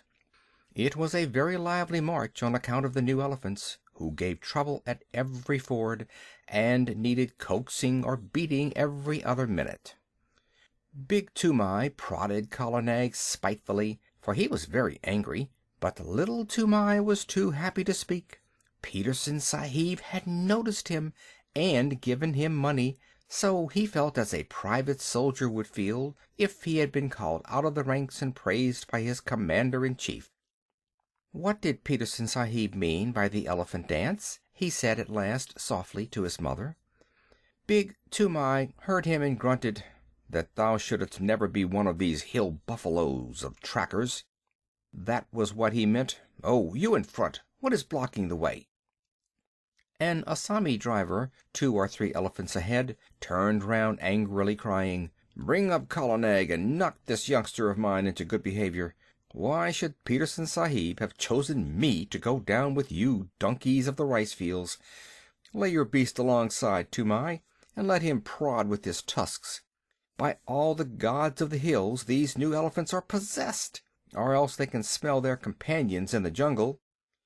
Kala Nag hit the new elephant in the ribs and knocked the wind out of him, as Big Toomai said, "We have swept the hills of wild elephants at the last catch. It is only your carelessness in driving. Must I keep order along the whole line?" "Hear him," said the other driver. "We have swept the hills. Ho, ho, ho. You are very wise, you plains people. Anyone but a mudhead who never saw the jungle would know that the drives are ended for the season. Therefore all the wild elephants tonight will but why should I waste my wisdom on a river turtle?" "What will they do?" Little Toomai called out. "Oh, little one, art thou there? Well, I will tell thee, for thou hast a cool head. They will dance, and it behooves thy father, who has swept all the hills of all the elephants, to double chain his pickets tonight." "What talk is this?" said Big Toomai. "For 40 years, father and son, we have tended elephants, and we have never heard such moonshine about dances." "Yes, but a plainsman who lives in a hut knows only the 4 walls of his hut. Well, leave thy elephants unshackled tonight, and see what comes. As for their dancing, I have seen the place where Baripap! How many windings has the Dahang River! Here is another ford, and we must swim the calves. Stop still, you behind there!" And in this way, talking and wrangling and splashing through the rivers, they made their first march to a sort of receiving camp for the new elephants, but they lost their tempers long before they got there. Then the elephants were chained by their hind legs to their big stumps of pickets, and extra ropes were fitted to the new elephants, and the fodder was piled before them, and the hill drivers went back to Petersen Sahib through the afternoon light, telling the plains drivers to be extra careful that night, and laughing when the plain drivers asked the reason. Little Toomai attended to Kala Nag's supper, and as evening fell, wandered through the camp unspeakably happy in search of a tom-tom. When an Indian child's heart is full, he does not run about and make noise in an irregular fashion. He sits down to a sort of revel all by himself, and little Toomai had been spoken to by Petersen Sahib. If he had not found what he wanted, I believe he would have been ill. But the sweetmeat seller in the camp lent him a little tom-tom, a drum beaten with the flat of the hand, and he sat down cross-legged before Kala Nag as the stars began to come out, the tom-tom in his lap, and he thumped and he thumped and he thumped, and the more he thought of the great honor that had been done to him, the more he thumped, all alone among the elephant fodder. There was no tune and no words, but the thumping made him happy. The new elephants strained at their ropes and squealed and trumpeted from time to time, and he could hear his mother in the camp hut putting his small brother to sleep with an old, old song about the great god Shiv, who once told all the animals what they should eat. It is a very soothing lullaby, and the first verse says: Shiv, who poured the harvest and made the winds to blow, sitting at the doorways of a day of long ago, gave to each his portion, food and toil and fate, from the king upon the guddi to the beggar at the gate. All things made he, Shiva the preserver. Mahedo, Mahedo, he made all. Thorn for the camel, fodder for the kine, and mother's heart for a sleepy head, O little son of mine. Little Toomai came in with a joyous thunk-a-thunk at the end of each verse, till he felt sleepy, and stretched himself on the fodder at Kala Nag's side. At last the elephants began to lie down one after another, as is their custom, till only Kala Nag at the right of the line was left standing up, and he rocked slowly from side to side, his ears put forward to listen to the night wind as it blew very slowly across the hills. The air was full of all the night noises that, taken together, make one big silence. The click of one bamboo stem against the other, the rustle of something alive in the undergrowth, the scratch and squawk of a half-waked bird (birds are awake in the night much more often than we imagine), and the fall of water ever so far away. Little Toomai slept for some time, and when he waked it was brilliant moonlight, and Kala Nag was still standing up with his ears cocked. Little Toomai turned, rustling in the fodder, and watched the curve of his big back against half the stars in heaven, and while he watched he heard, so far away that it sounded no more than a pinhole of noise pricked through the stillness, the hoot-toot of a wild elephant. All the elephants in the lines jumped up as if they had been shot, and their grunts at last waked the sleeping mahouts, and they came out and drove in the picket pegs with big mallets, and tightened this rope and knotted that, till all was quiet. One new elephant had nearly grubbed up his picket, and Big Toomai took off Kala Nag's leg chain and shackled that elephant 4 foot to hind foot, but slipped a loop of grass string round Kala Nag's leg, and told him to remember that he was tied fast. He knew that he and his father and his grandfather had done the very same thing hundreds of times before. Kala Nag did not answer to the order by gurgling as he usually did. He stood still, looking out across the moonlight, his head a little raised, and his ears spread like fans up to the great folds of the Garo hills. "Tend to him if he grows restless in the night," said Big Toomai to Little Toomai, and he went into the hut and slept. Little Toomai was just going to sleep too, when he heard the courier string snap with a little tang, and Kala Nag rolled out of his pickets as slowly and as silently as a cloud rolls out of the mouth of a valley. Little Toomai pattered after him barefooted, down the road in the moonlight, calling under his breath, "Kala Nag, Kala Nag, take me with you, O Kala Nag." The elephant turned without a sound, took 3 strides back to the boy in the moonlight, put down his trunk, swung him up to his neck, and almost before little Toomai had settled his knees, slipped into the forest. There was one blast of furious trumpeting from the lines, and then the silence shut down on everything, and Kala Nag began to move. Sometimes a tuft of high grass washed along his sides as a wave crashes along the sides of a ship, and sometimes a cluster of wild pepper vines would scrape along his back, or a bamboo would creak where his shoulder touched it. But between those times he moved absolutely without any sound, drifting through the thick Garo forest as though it had been smoke. He was going uphill, but though little Toomai watched the stars in the rifts of the trees, he could not tell in what direction. Then Kala Nag reached the crest of the ascent and stopped for a minute, and little Toomai could see the tops of the trees lying all speckled and furry under the moonlight for miles and miles, and the blue-white mist over the river in the hollow. Toomai leaned forward and looked, and he felt that the forest was awake below him, awake and alive and crowded. A big brown fruit-eating bat brushed past his ear, a porcupine's quills rattled in the thicket, and in the darkness between the tree stems he heard a hog-bear digging hard in the moist, warm earth and snuffling as it digged. Then the branches closed over his head again, and Kala Nag began to move down into the valley, not quietly this time, but as a runaway gun goes down a steep bank in one rush. The huge limbs moved as steadily as pistons, 8 feet to each stride, and the wrinkled skin of the elbow points rustled. The undergrowth on either side of him ripped with a noise like torn canvas, and the saplings that he heaved away right and left with his shoulders sprang back again and banged him on the flank, and great trails of creepers, all matted together, hung from his tusks as he threw his head from side to side and plowed out his pathway. Then little Toomai laid himself down close to the great neck, lest a swinging bough should sweep him to the ground, and he wished that he were back in the lines again. The grass began to get squashy, and Kala Nag's feet sucked and squelched as he put them down, and the night mist at the bottom of the valley chilled little Toomai.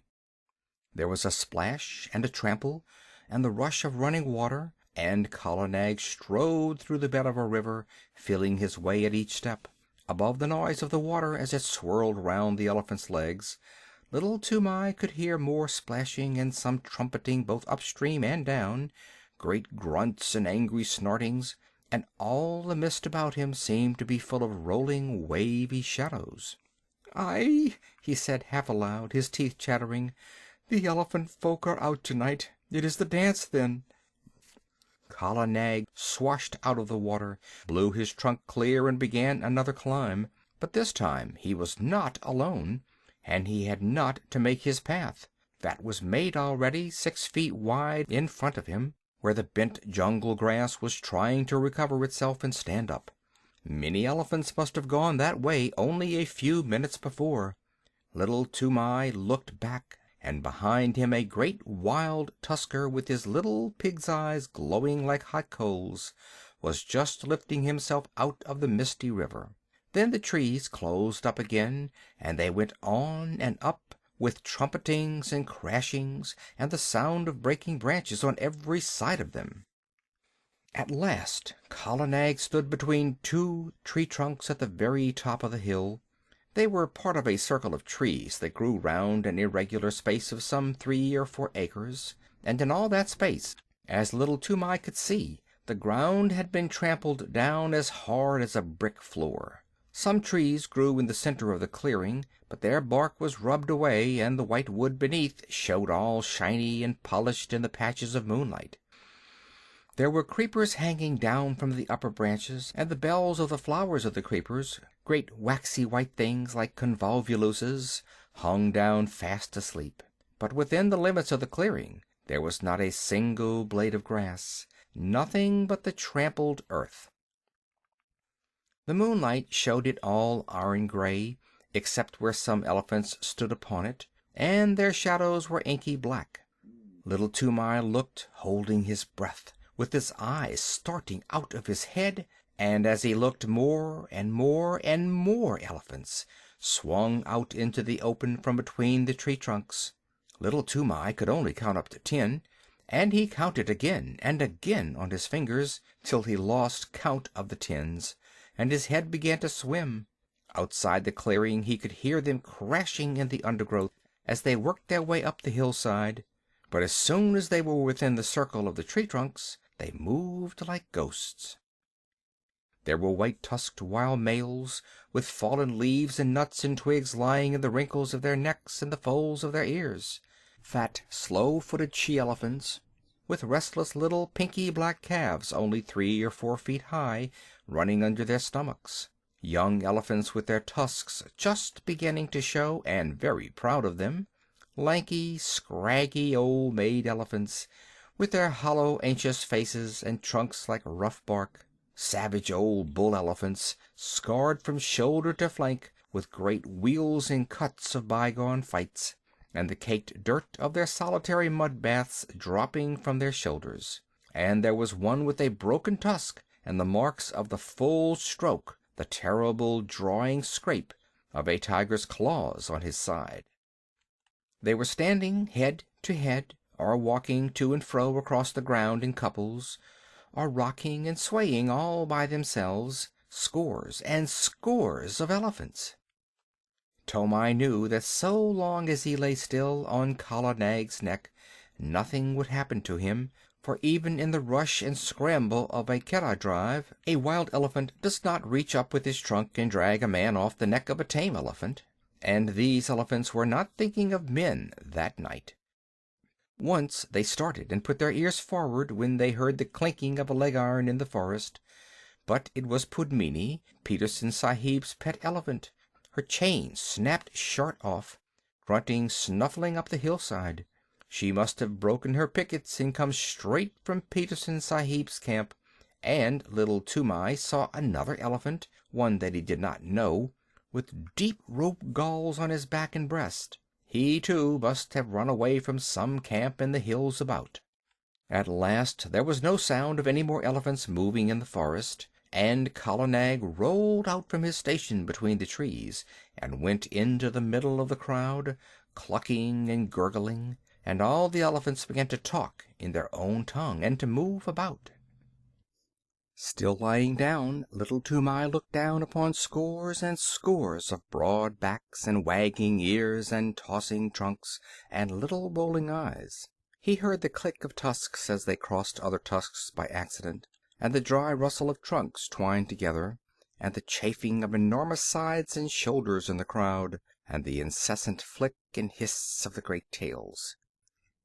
Then a cloud came over the moon, and he sat in black darkness. But the quiet, steady hustling and pushing and gurgling went on just the same. He knew that there were elephants all round Kala Nag, and that there was no chance of backing him out of the assembly, so he set his teeth and shivered. In a Keddah, at least, there was torchlight and shouting, but here he was all alone in the dark, and once a trunk came up and touched him on the knee. Then an elephant trumpeted, and they all took it up for 5 or 10 terrible seconds. The dew from the trees above splattered down like rain on the unseen backs, and a dull booming noise began, not very loud at first, and little Toomai could not tell what it was. But it grew and grew, and Kala Nag lifted up one forefoot and then the other, and brought them down on the ground, 1, 2, 1, 2, as steadily as trip hammers. The elephants were snapping all together now, and it sounded like a war drum beaten at the mouth of a cave. The dew fell from the trees till there was no more left to fall, and the booming went on, and the ground rocked and shivered, and little Toomai put his hands up to his ears to shut out the sound, but it was all one gigantic jar that ran through him, this stamp of hundreds of heavy feet on the raw earth.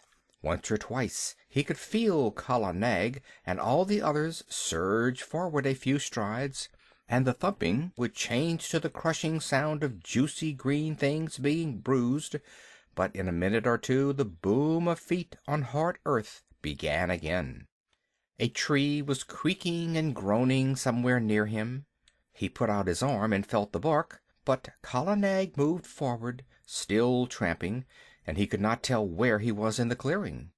There was no sound from the elephants except once, when 2 or 3 little calves squeaked together. Then he heard a thump and a shuffle, and the booming went on. It must have lasted fully 2 hours, and little Toomai ached in every nerve, but he knew by the smell of the night air that the dawn was coming. The morning broke in one sheet of pale yellow behind the green hills, and the booming stopped with the first ray, as though the light had been in order. Before little Toomai had got the ringing out of his head, before even he had shifted his position, there was not an elephant in sight except Kala Nag, Pudmini, and the elephant with the rope galls, and there was neither sign nor rustle nor whisper down the hillsides to show where the others had gone. Little Toomai stared again and again. The clearing, as he remembered it, had grown in the night. More trees stood in the middle of it, but the undergrowth and the jungle grass at the sides had been rolled back. Little Toomai stared once more. Now he understood the tramping. The elephants had stamped out more room, had stamped the thick grass and juicy cane to trash, the trash into slivers, the slivers into tiny fibers, and the fibers into hard earth. "Wah!" said little Toomai, and his eyes were very heavy.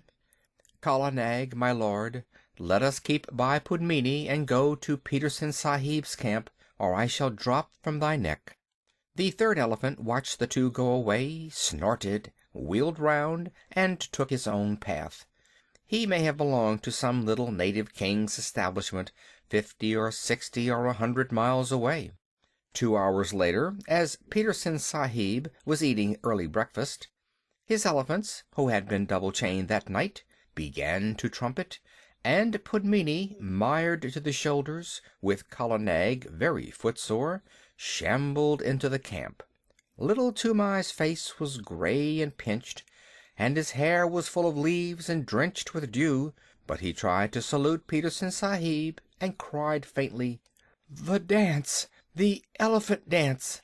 I have seen it, and I die." As Kala Nag sat down, he slid off his neck in a dead faint. But since native children have no nerves worth speaking of, in 2 hours he was lying very contentedly in Petersen Sahib's hammock, with Petersen Sahib's shooting coat under his head, and a glass of warm milk, a little brandy with a dash of quinine inside of him, and while the old hairy scarred hunters of the jungles sat 3 deep before him, looking at him as though he were a spirit, he told his tale in short words, as a child will, and wound up with, "Now, if I lie in one word, send men to see, and they will see that the elephant folk have tramped down more room in their dance room, and they will find 10 and 10, and many times 10, tracks leading to that dance room. They made more room with their feet. I have seen it. Kala Nag took me, and I saw. Also, Kala Nag is very leg-weary." Little Toomai lay back and slept all through the long afternoon and into the twilight. And while he slept, Petersen Sahib and Makua Appa followed the track of the 2 elephants for 15 miles across the hills. Petersen Sahib had spent 18 years in catching elephants, and he had only once before found such a dance place. Makua Appa had no need to look twice at the clearing to see what had been done there, or to scratch with his toe in the packed rammed earth. "The child speaks truth," said he.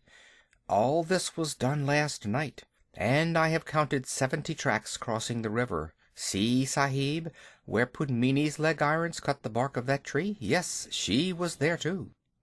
They looked at one another and up and down, and they wondered, for the ways of elephants are beyond the wit of any man, black or white, to fathom. 40 years and 5, said Makua Appa, have I followed my lord the elephant, but never have I heard that any child of man has seen what this child has seen. By all the gods of the hills, it is... what can we say? And he shook his head. When they got back to camp, it was time for the evening meal.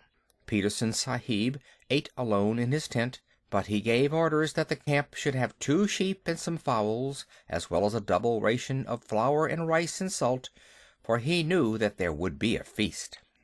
Big Toomai had come up hotfoot from the camp in the plains to search for his son and his elephant, and now that he had found them, he looked at them as though he were afraid of them both. And there was a feast by the blazing campfires in front of the lines of picketed elephants, and little Toomai was the hero of it all, and the big brown elephant catchers, the trackers and drivers and ropers, and the men who knew all the secrets of breaking the wildest elephants, passed him from one to the other, and they marked his forehead with blood from the breast of a newly killed jungle cock, to show that he was a forester, initiated and free of all the jungles. At last, when the flames died down and the red light of the logs made the elephants look as though they had been dipped in blood too, Makua Appa, the head of all the drivers of all the Keddahs, Makua Appa, Petersen Sahib's other self, who had never seen a maid rode in 40 years, Makua Appa, who was so great that he had no other name than Makua Appa, leaped to his feet, with little Toomai held high in the air above his head, and shouted, "Listen, my brothers! Listen too, you my lords in the lines there, for I, Makua Appa, am speaking. This little one shall no more be called Little Toomai, but Toomai of the Elephants, as his great-grandfather was called before him. What never man has seen, he has seen through the long night, and the favor of the elephant folk and of the gods of the jungles is with him. He shall become a great tracker. He shall become greater than I, even I, Makua Appa. He shall follow the new trail, and the stale trail, and the mixed trail, with a clear eye. He shall take no harm in the Keddah when he runs under their bellies to rope the wild tuskers. And if he slips before the feet of the charging bull-elephant, the bull-elephant shall know who he is, and shall not crush him. Ahai, my lords in the chains!" He whirled up the line of pickets. "Here is the little one that has seen your dances in your hidden places, the sight that never man saw. Give him honor, my lords. Salam karo, my children. Make your salute to Toomai of the Elephants. Gonga Pershad, aha! Ira Gju, Birchigo Gju, Kutar Gju, aha! Pudmini, thou hast seen him at the dance, and thou too, Kala Nag, my pearl among elephants. Aha! Together to Toomai of the Elephants. Brow!" And at that last wild yell, the whole line flung up their trunks till the tips touched their foreheads, and broke out into the full salute, the crashing trumpet peal that only the Viceroy of India hears, the Salamut of the Keddah. But it was all for the sake of little Toomai, who had seen what never man has seen before, the dance of the elephants at night and alone in the heart of the Garo Hills. Shiv and the Grasshopper, the song that Toomai's mother sang to the baby. Shiv, who poured the harvest and made the winds to blow, sitting at the doorways of a day of long ago, gave to each his portion, food and toil and fate, from the king upon the goody to the beggar at the gate. All things made he, Shiva the preserver. Mahadeo, Mahadeo, he made all, thorn for the camel, fodder for the kine, and mother's heart for sleepy head, O little son of mine. Wheat he gave to rich folk, millet to the poor, broken scraps for holy men that beg from door to door, battle to the tiger, carrion to the kite, and rags and bones to wicked wolves without the wall at night. Naught he found too lofty, none he saw too low, Parbati beside him watched them come and go. Thought to cheat her husband, turning Shiv to jest, stole the little grasshopper and hid it in her breast. So she tricked him, Shiva the preserver. Mahadeo, Mahadeo, turn and see. Tall are the camels, heavy are the kine, but this was least of little things, O little son of mine. When the dole was ended, laughingly she said, Master of 1,000,000 mouths, is not one unfed? Laughing, Shiv made answer, All have had their part, even he, the little one, hidden 'neath thy heart. From her breast she plucked it. Parbati the thief saw the least of little things, gnawed a new-grown leaf. Saw and feared and wondered, making prayer to Shiv, who hath surely given meat to all that live. All things made he, Shiva the preserver. Mahadeo, Mahadeo, he made all. Thorn for the camel, fodder for the kine, and mother's heart for sleepy head, O little son of mine. End of Toomai of the Elephants and Shiv and the Grasshopper.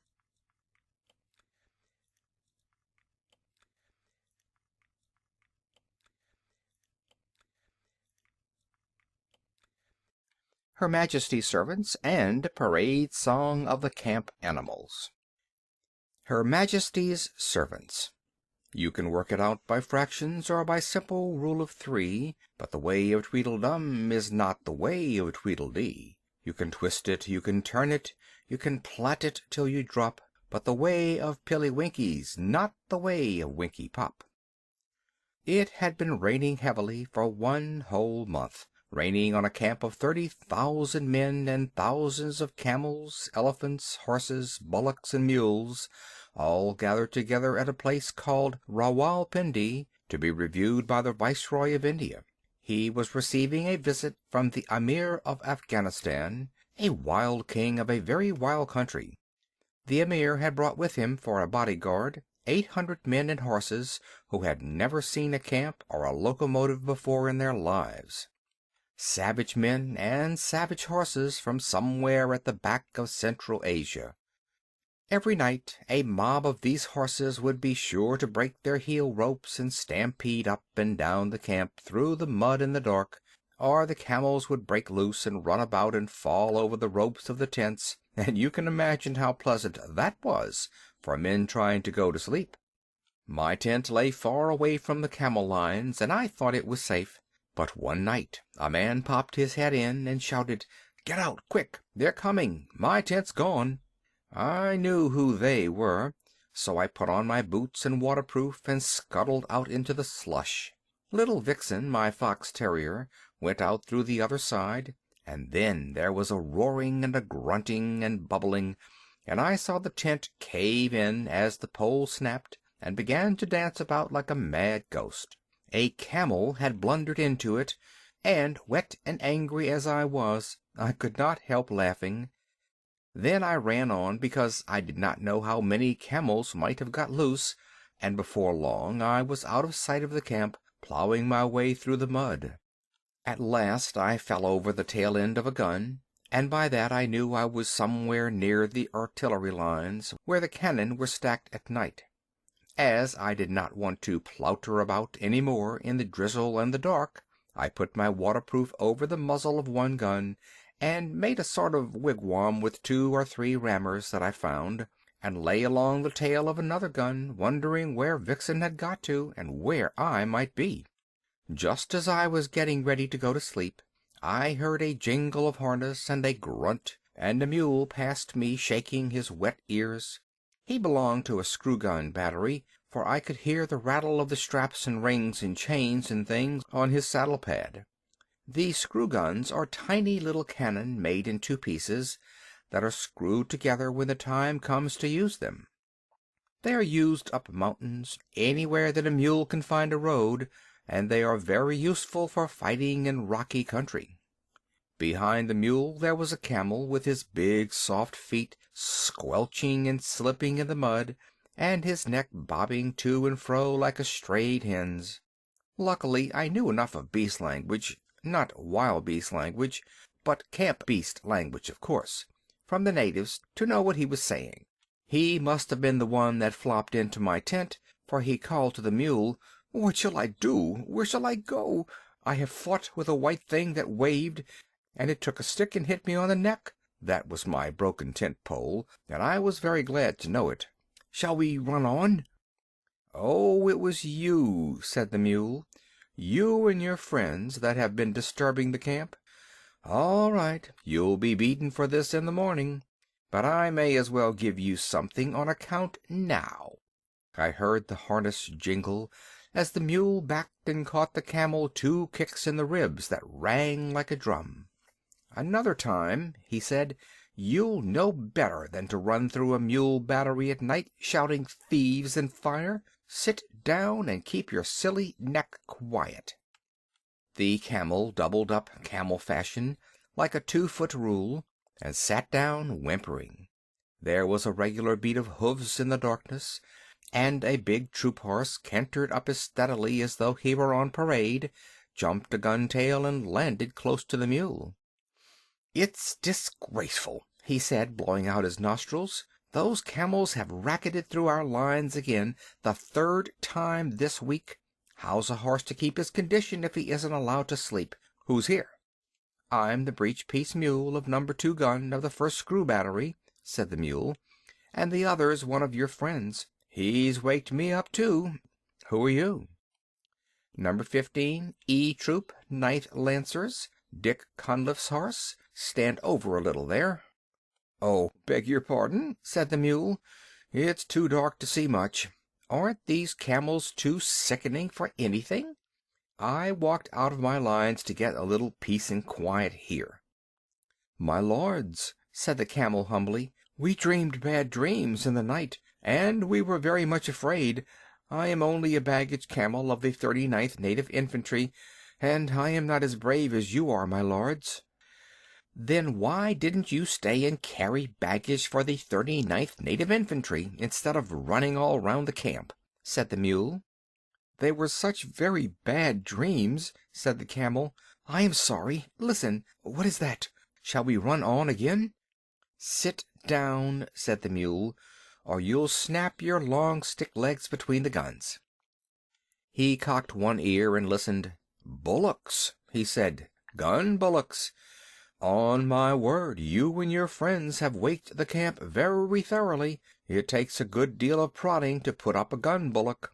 I heard a chain dragging along the ground, and a yoke of the great sulky white bullocks that drag the heavy siege guns when the elephants won't go any nearer to the firing, came shouldering along together, and almost stepping on the chain was another battery mule calling wildly for Billy. "That's one of our recruits," said the old mule to the troop horse. "He's calling for me. Here, youngster, stop squealing. The dark never hurt anybody yet." The gun bullocks lay down together and began chewing the cud, but the young mule huddled close to Billy. "Things," he said. "Fearful and horrible, Billy. They came into our lines while we were asleep. Do you think they'll kill us?" "I've a very great mind to give you a number 1 kicking," said Billy. "The idea of a 14-hand mule with your training disgracing the battery before this gentleman." "Gently, gently," said the troop horse. "Remember, they are always like this to begin with. The first time I ever saw a man, it was in Australia, when I was a 3-year-old. I ran for half a day, and if I'd seen a camel I should have been running still. Nearly all our horses for the English cavalry are brought to India from Australia, and are broken in by the troopers themselves." "True enough," said Billy. "Stop shaking, youngster. The first time they put the full harness with all its chains on my back, I stood on my forelegs and kicked every bit of it off. I hadn't learned the real science of kicking then, but the battery said they'd never seen anything like it." "But this wasn't harness or anything that jingled," said the young mule. "I know I don't mind that now, Billy. It was things like trees, and they fell up and down the lines and bubbled. And my head rope broke, and I couldn't find my driver, and I couldn't find you, Billy, so I ran off with these gentlemen." "Hmm," said Billy.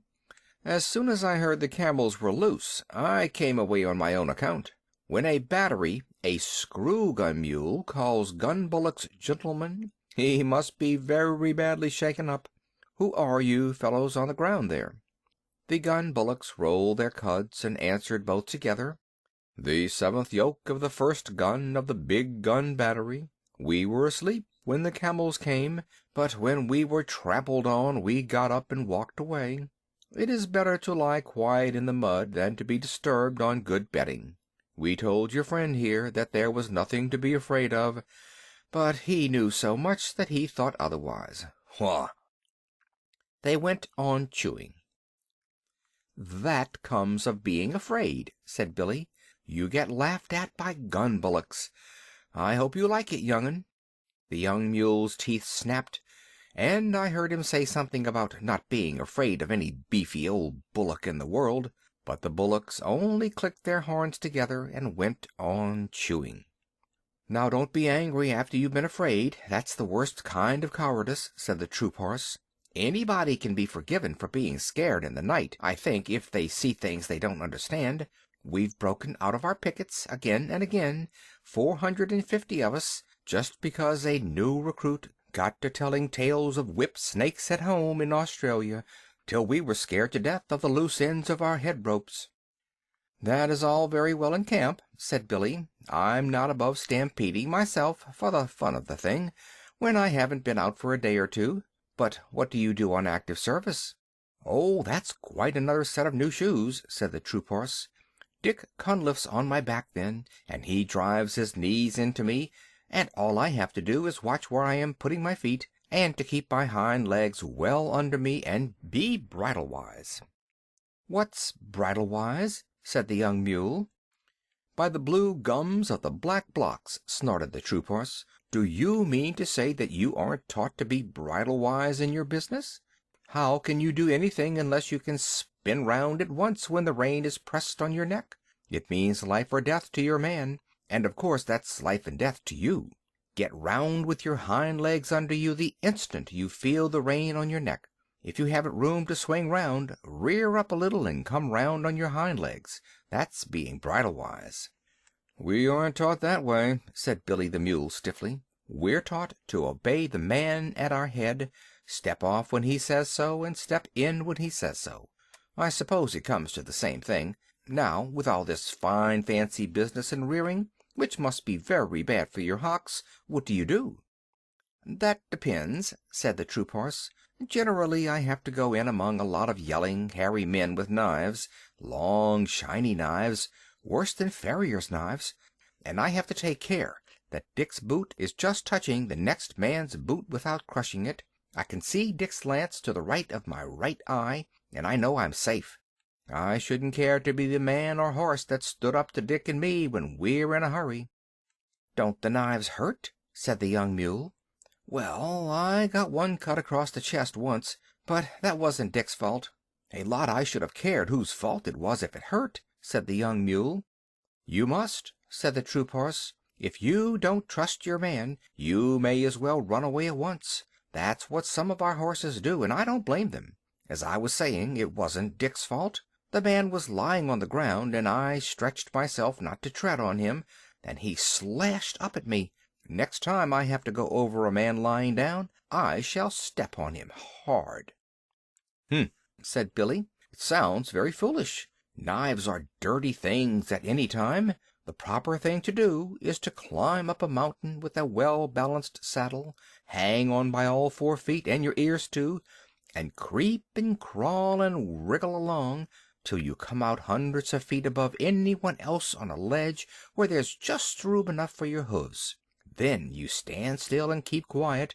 Never ask a man to hold your head, young'un. Keep quiet while the guns are being put together, and then you watch the little poppy shells drop down into the tree tops ever so far below."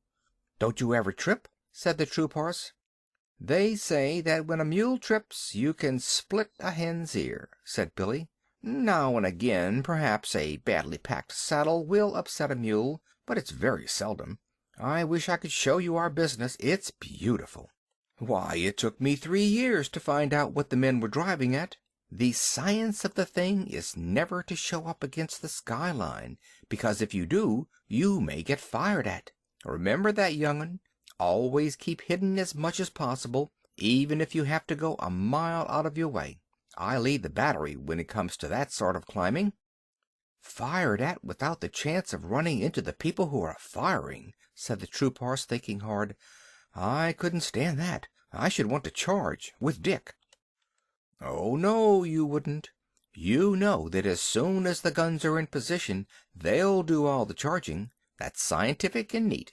But knives? Pah!" The baggage camel had been bobbing his head to and fro for some time past, anxious to get a word in edgewise. Then I heard him say, as he cleared his throat nervously, "I have fought a little, but not in that climbing way, or that running way." "No, now that you mention it," said Billy, "you don't look as though you were made for climbing or running much. Well, how was it, old hay bales?" "The proper way," said the camel. "We all sat down—" "Oh, my crupper and breastplate," said the troop horse under his breath. "Sat down?" "We sat down, 100 of us," the camel went on, "in a big square, and the men piled our packs and saddles outside the square, and they fired over our backs, the men did, on all sides of the square." "What sort of men? Any men that came along?" said the troop horse. "They teach us in riding school to lie down and let our masters fire across us, but Dick Cuntliffe is the only man I'd trust to do that. It tickles my girths, and besides, I can't see with my head on the ground." "What does it matter who fires across you?" said the camel. "There are plenty of men and plenty of other camels close by, and a great many clouds of smoke. I am not frightened then. I sit still and wait." "And yet," said Billy, "you dream bad dreams and upset the camp at night. Well, well, before I'd lie down, not to speak of sitting down, and let a man fire across me, my heels and his head would have something to say to each other. Did you ever hear anything so awful as that?" There was a long silence, and then one of the gun bullocks lifted up his big head and said, "This is very foolish indeed. There is only one way of fighting." "Oh, go on," said Billy. "Please don't mind me. I suppose you fellows fight standing on your tails?"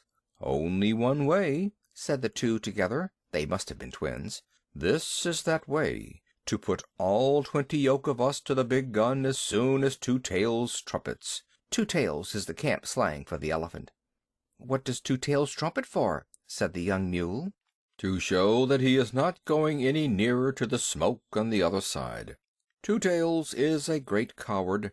Then we tug the big guns all together. Heya, halloa, heya, halloa. We do not climb like cats, nor run like calves. We go across the level plain, 20 yoke of us, till we are unyoked again, and we graze while the big guns talk across the plain to some town with mud walls, and a piece of the wall falls out, and the dust goes up as though many cattle were coming home." "Oh, and you choose that time for grazing?" said the young mule. "That time, or any other. Eating is always good. We eat till we are yoked up again, and tug the gun back to where Two Tails is waiting for it. Sometimes there are big guns in the city that speak back, and some of us are killed, and then there is all the more grazing for those that are left. This is fate. None the less, Two Tails is a great coward. That is the proper way to fight. We are brothers from Happor. Our father was a sacred bull of Shiva. We have spoken." "Well, I've certainly learned something tonight," said the troop horse. "Do you gentlemen of the screw gun battery feel inclined to eat when you are being fired at with the big guns, and Two Tails is behind you?" "About as much as we feel inclined to sit down and let men sprawl all over us, or run into people with knives. I never heard such stuff. A mountain ledge, a well-balanced load, a driver you can trust to let you pick your own way, and I'm your mule. But the other things, no," said Billy, with a stamp of his foot. "Of course," said the troop horse, "everyone is not made in the same way, and I can quite see that your family, on your father's side, would fail to understand a great many things." "Never you mind my family on my father's side," said Billy angrily, for every mule hates to be reminded that his father was a donkey. "My father was a Southern gentleman, and he could pull down and bite and kick into rags every horse he came across. Remember that, you big brown Brumby." Brumby means wild horse without any breeding. Imagine the feelings of Sunol if a cart horse called her a skate. And you can imagine how the Australian horse felt. I saw the white of his eye glitter in the dark. "See here, you son of an imported Malaga jackass," he said between his teeth, "I'd have you know that I'm related on my mother's side to Carbine, winner of the Melbourne Cup. And where I come from, we aren't accustomed to being ridden over roughshod by any parrot-mouthed, pig-headed mule in a pop-gun pea-shooter battery. Are you ready?" "On your hind legs," squealed Billy. They both reared up facing each other, and I was expecting a furious fight, when a gurgly, rumbly voice called out of the darkness to the right, "Children, what are you fighting about there? Be quiet." Both beasts dropped down with a snort of disgust, for neither horse nor mule can bear to listen to an elephant's voice. "It's Two Tails," said the troop horse. "I can't stand him. A tail at each end isn't fair." "My feelings exactly," said Billy, crowding into the troop horse for company. "We're very alike in some things." "I suppose we've inherited them from our mothers," said the troop horse. "It's not worth quarreling about. Hi, Two Tails, are you tied up?" "Yes," said Two Tails with a laugh all up his trunk. "I'm picketed for the night. I've heard what you fellows have been saying, but don't be afraid, I'm not coming over." The bullocks and the camel said half aloud, "Afraid of Two Tails? What nonsense!" And the bullocks went on, "We are sorry that you heard, but it is true. Two Tails, why are you afraid of the guns when they fire?" "Well," said Two Tails, rubbing one hind leg against the other, exactly like a little boy saying a poem, "I don't quite know whether you'd understand." "We don't, but we have to pull the guns," said the bullocks. "I know it, and I know you are a good deal braver than you think you are. But it's different with me. My battery captain called me a pachydermatous anachronism the other day." "That's another way of fighting, I suppose," said Billy, who was recovering his spirits. "You don't know what that means, of course, but I do. It means betwixt and between, and that is just where I am. I can see inside my head what will happen when the shell bursts, and you bullocks can't." "I can," said the troop horse, "at least a little bit. I try not to think about it." "I can see more than you, and I do think about it. I know there's a great deal of me to take care of, and I know that nobody knows how to cure me when I'm sick. All they can do is stop my driver's pay till I get well, and I can't trust my driver." "Ah," said the troop horse, "that explains it. I can trust Dick." "You could put a whole regiment of Dicks on my back without making me feel any better. I know just enough to be uncomfortable, and not enough to go on in spite of it." "We do not understand," said the bullocks. "I know you don't. I'm not talking to you. You don't know what blood is." "We do," said the bullocks. "It is red stuff that soaks into the ground and smells." The troop horse gave a kick and a bound and a snort. "Don't talk of it," he said. "I can smell it now, just thinking of it. It makes me want to run, when I haven't Dick on my back." "But it is not here," said the camel and the bullocks. "Why are you so stupid?" "It's vile stuff," said Billy. "I don't want to run, but I don't want to talk about it." "There you are," said Two Tails, waving his tail to explain. "Surely, yes, we have been here all night," said the bullocks. Two Tails stamped his foot till the iron ring on it jingled. "Oh, I'm not talking to you. You can't see inside your heads." "No, we see out of our four eyes," said the bullocks. "We see straight in front of us." "If I could do that and nothing else, you wouldn't be needed to pull the big guns at all. If I was like my captain, he can see things inside his head before the firing begins, and he shakes all over, but he knows too much to run away. If I was like him, I could pull the guns, but if I were as wise as all that, I should never be here. I should be a king in the forest, as I used to be, sleeping half the day and bathing when I liked. I haven't had a good bath for a month." "That's all very fine," said Billy, "but giving a thing a long name doesn't make it any better." "Hush!" said the troop horse. "I think I understand what Two Tails means." "You'll understand better in a minute," said Two Tails angrily. "Now you just explain to me why you don't like this." He began trumpeting furiously at the top of his trumpet. "Stop that!" said Billy and the troop horse together, and I could hear them stamp and shiver. An elephant's trumpeting is always nasty, especially on a dark night. "I shan't stop," said Two Tails. "Won't you explain that, please?" Then he stopped suddenly, and I heard a little whimper in the dark, and knew that Vixen had found me at last. She knew as well as I did that if there's one thing in the world the elephant is more afraid of than another, it is a little barking dog. So she stopped to bully Two Tails in his pickets, and yapped round his big feet. Two Tails shuffled and squeaked. "Go away, little dog," he said. "Don't snuff at my ankles, or I'll kick you. Good little dog, nice little doggy, then. Go home, you yelping little beast. Oh, why doesn't someone take her away? She'll bite me in a minute." "Seems to me," said Billy to the troop horse, "that our friend Two Tails is afraid of most things. Now, if I had a full meal for every dog I've kicked across the parade ground, I should be as fat as Two Tails nearly." I whistled, and Vixen ran up to me, muddy all over, and licked my nose, and told me a long tale about hunting for me all through the camp.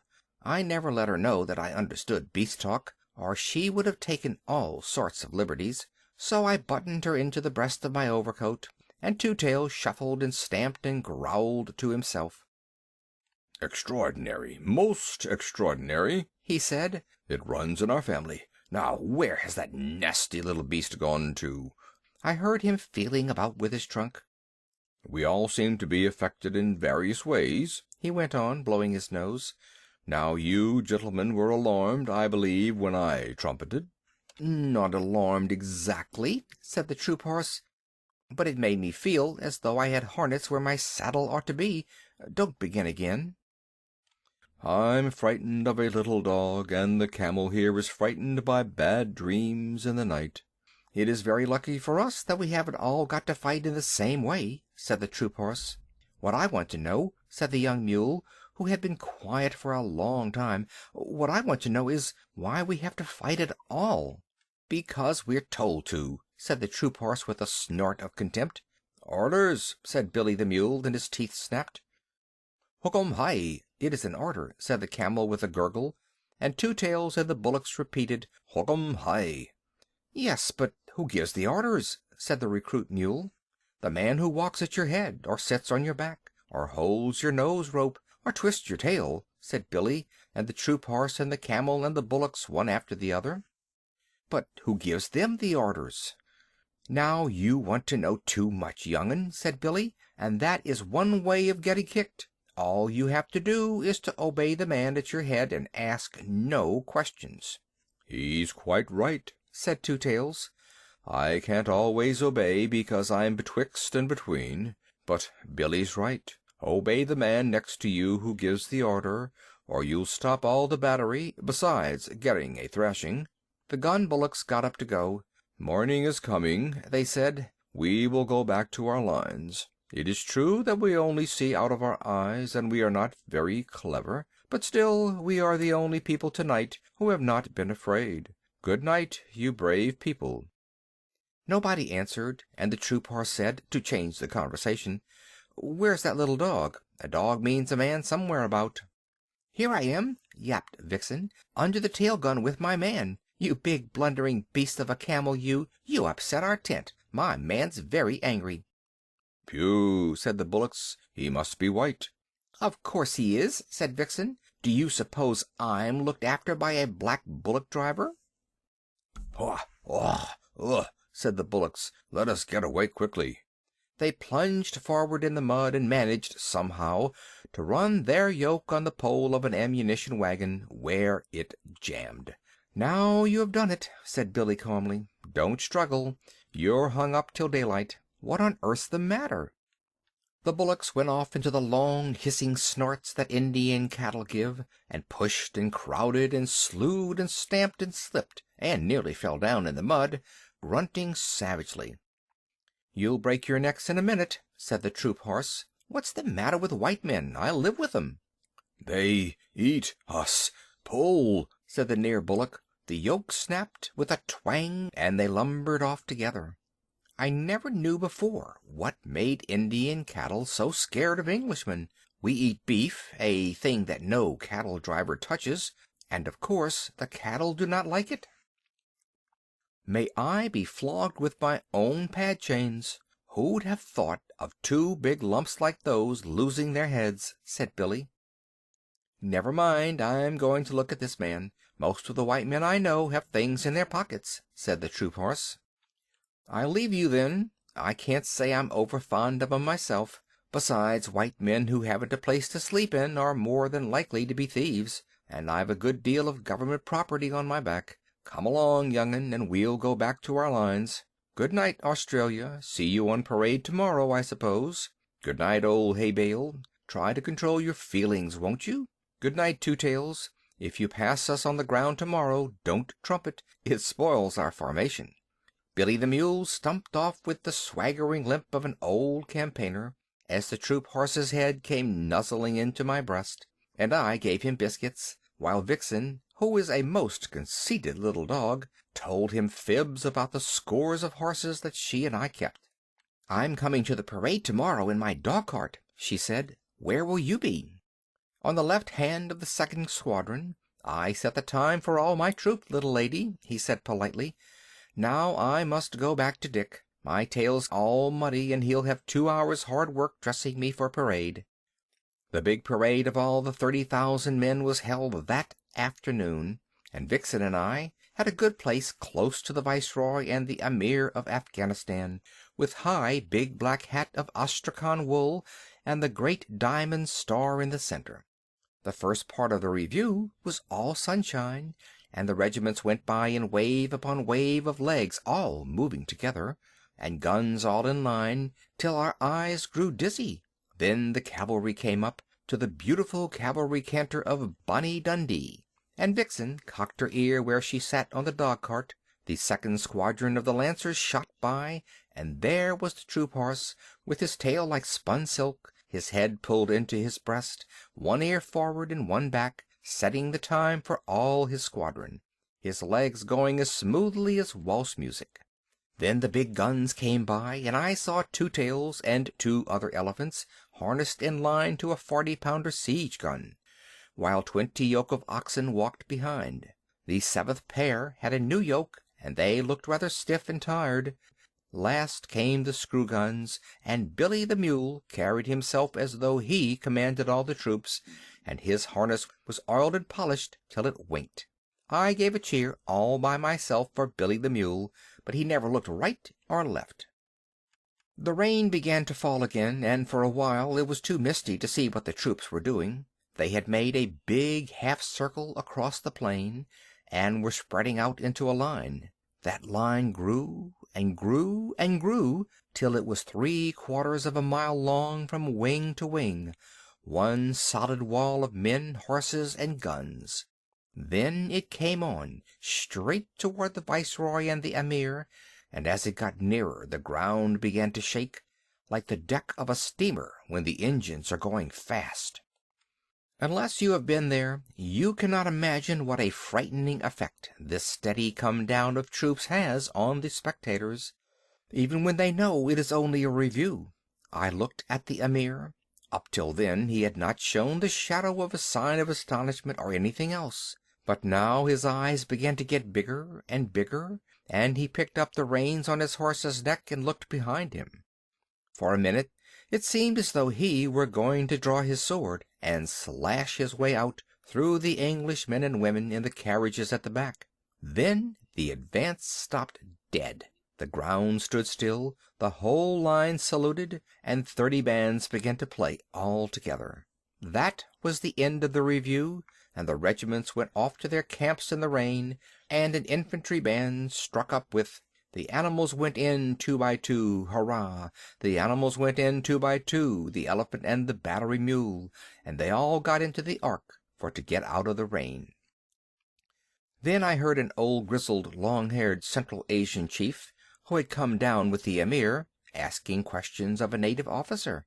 "Now," said he, "in what manner was this wonderful thing done?" And the officer answered, "An order was given, and they obeyed." "But are the beasts as wise as the men?" said the chief. "They obey as the men do. Mule, horse, elephant, or bullock, he obeys his driver, and the driver his sergeant, and the sergeant his lieutenant, and the lieutenant his captain, and the captain his major, and the major his colonel, and the colonel his brigadier, commanding 3 regiments, and the brigadier the general, who obeys the viceroy, who is the servant of the empress. Thus it is done." "Would it were so in Afghanistan," said the chief, "for there we obey only our own wills." "And for that reason," said the native officer, twirling his mustache, "your Amir, whom you do not obey, must come here and take orders from our viceroy." Parade Song of the Camp Animals. Elephants of the Gun Teams. We lent to Alexander the strength of Hercules, the wisdom of our foreheads, the cunning of our knees. We bowed our necks to service, they ne'er were loosed again. Make way there, way for the 10-foot teams of the 40-pounder train. Gun bullocks. Those hero in their harnesses avoid a cannon ball, and what they know of powder upsets them one and all. Then we come into action and tug the guns again. Make way there, way for the 20 yoke of the 40-pounder train. Cavalry horses. By the brand on my shoulder, the finest of tunes is played by the lancers, hussars, and dragoons, and it's sweeter than stables or water to me, the cavalry canter of Bonnie Dundee. Then feed us and break us and handle and groom, and give us good riders and plenty of room, and launch us in columns of squadron and see the way of the war horse to Bonnie Dundee. Screw gun mules.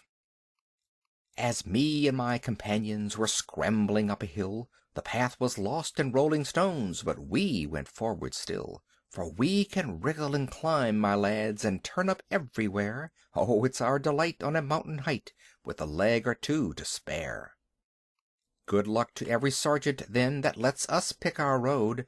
Bad luck to all the driver men that cannot pack a load. For we can wriggle and climb, my lads, and turn up everywhere. Oh, it's our delight on a mountain height, with a leg or 2 to spare. Commissariat camels. We haven't a camel-y tune of our own to help us trollop along, but every neck is a hair trombone, rat-tat-tat-tat is a hair trombone, and this our marching song. Can't, don't, shan't, won't, pass it along the line. Somebody's pack has slid from his back, wish it were only mine. Somebody's load is tipped off in the road, cheer for a halt and a row. Yar, grr, ah, somebody's catching it now. All the beasts together. Children of the camp are we, serving each in his degree. Children of the yoke and goad, pack and harness, pad and load. See our line across the plain, like a heel rope bent again, reaching, writhing, rolling far, sweeping all away to war, while the men that walk beside, dusty, silent, heavy-eyed, cannot tell why we or they march and suffer day by day. Children of the camp are we, serving each in his degree. Children of the yoke and goad, pack and harness, pad and load. End of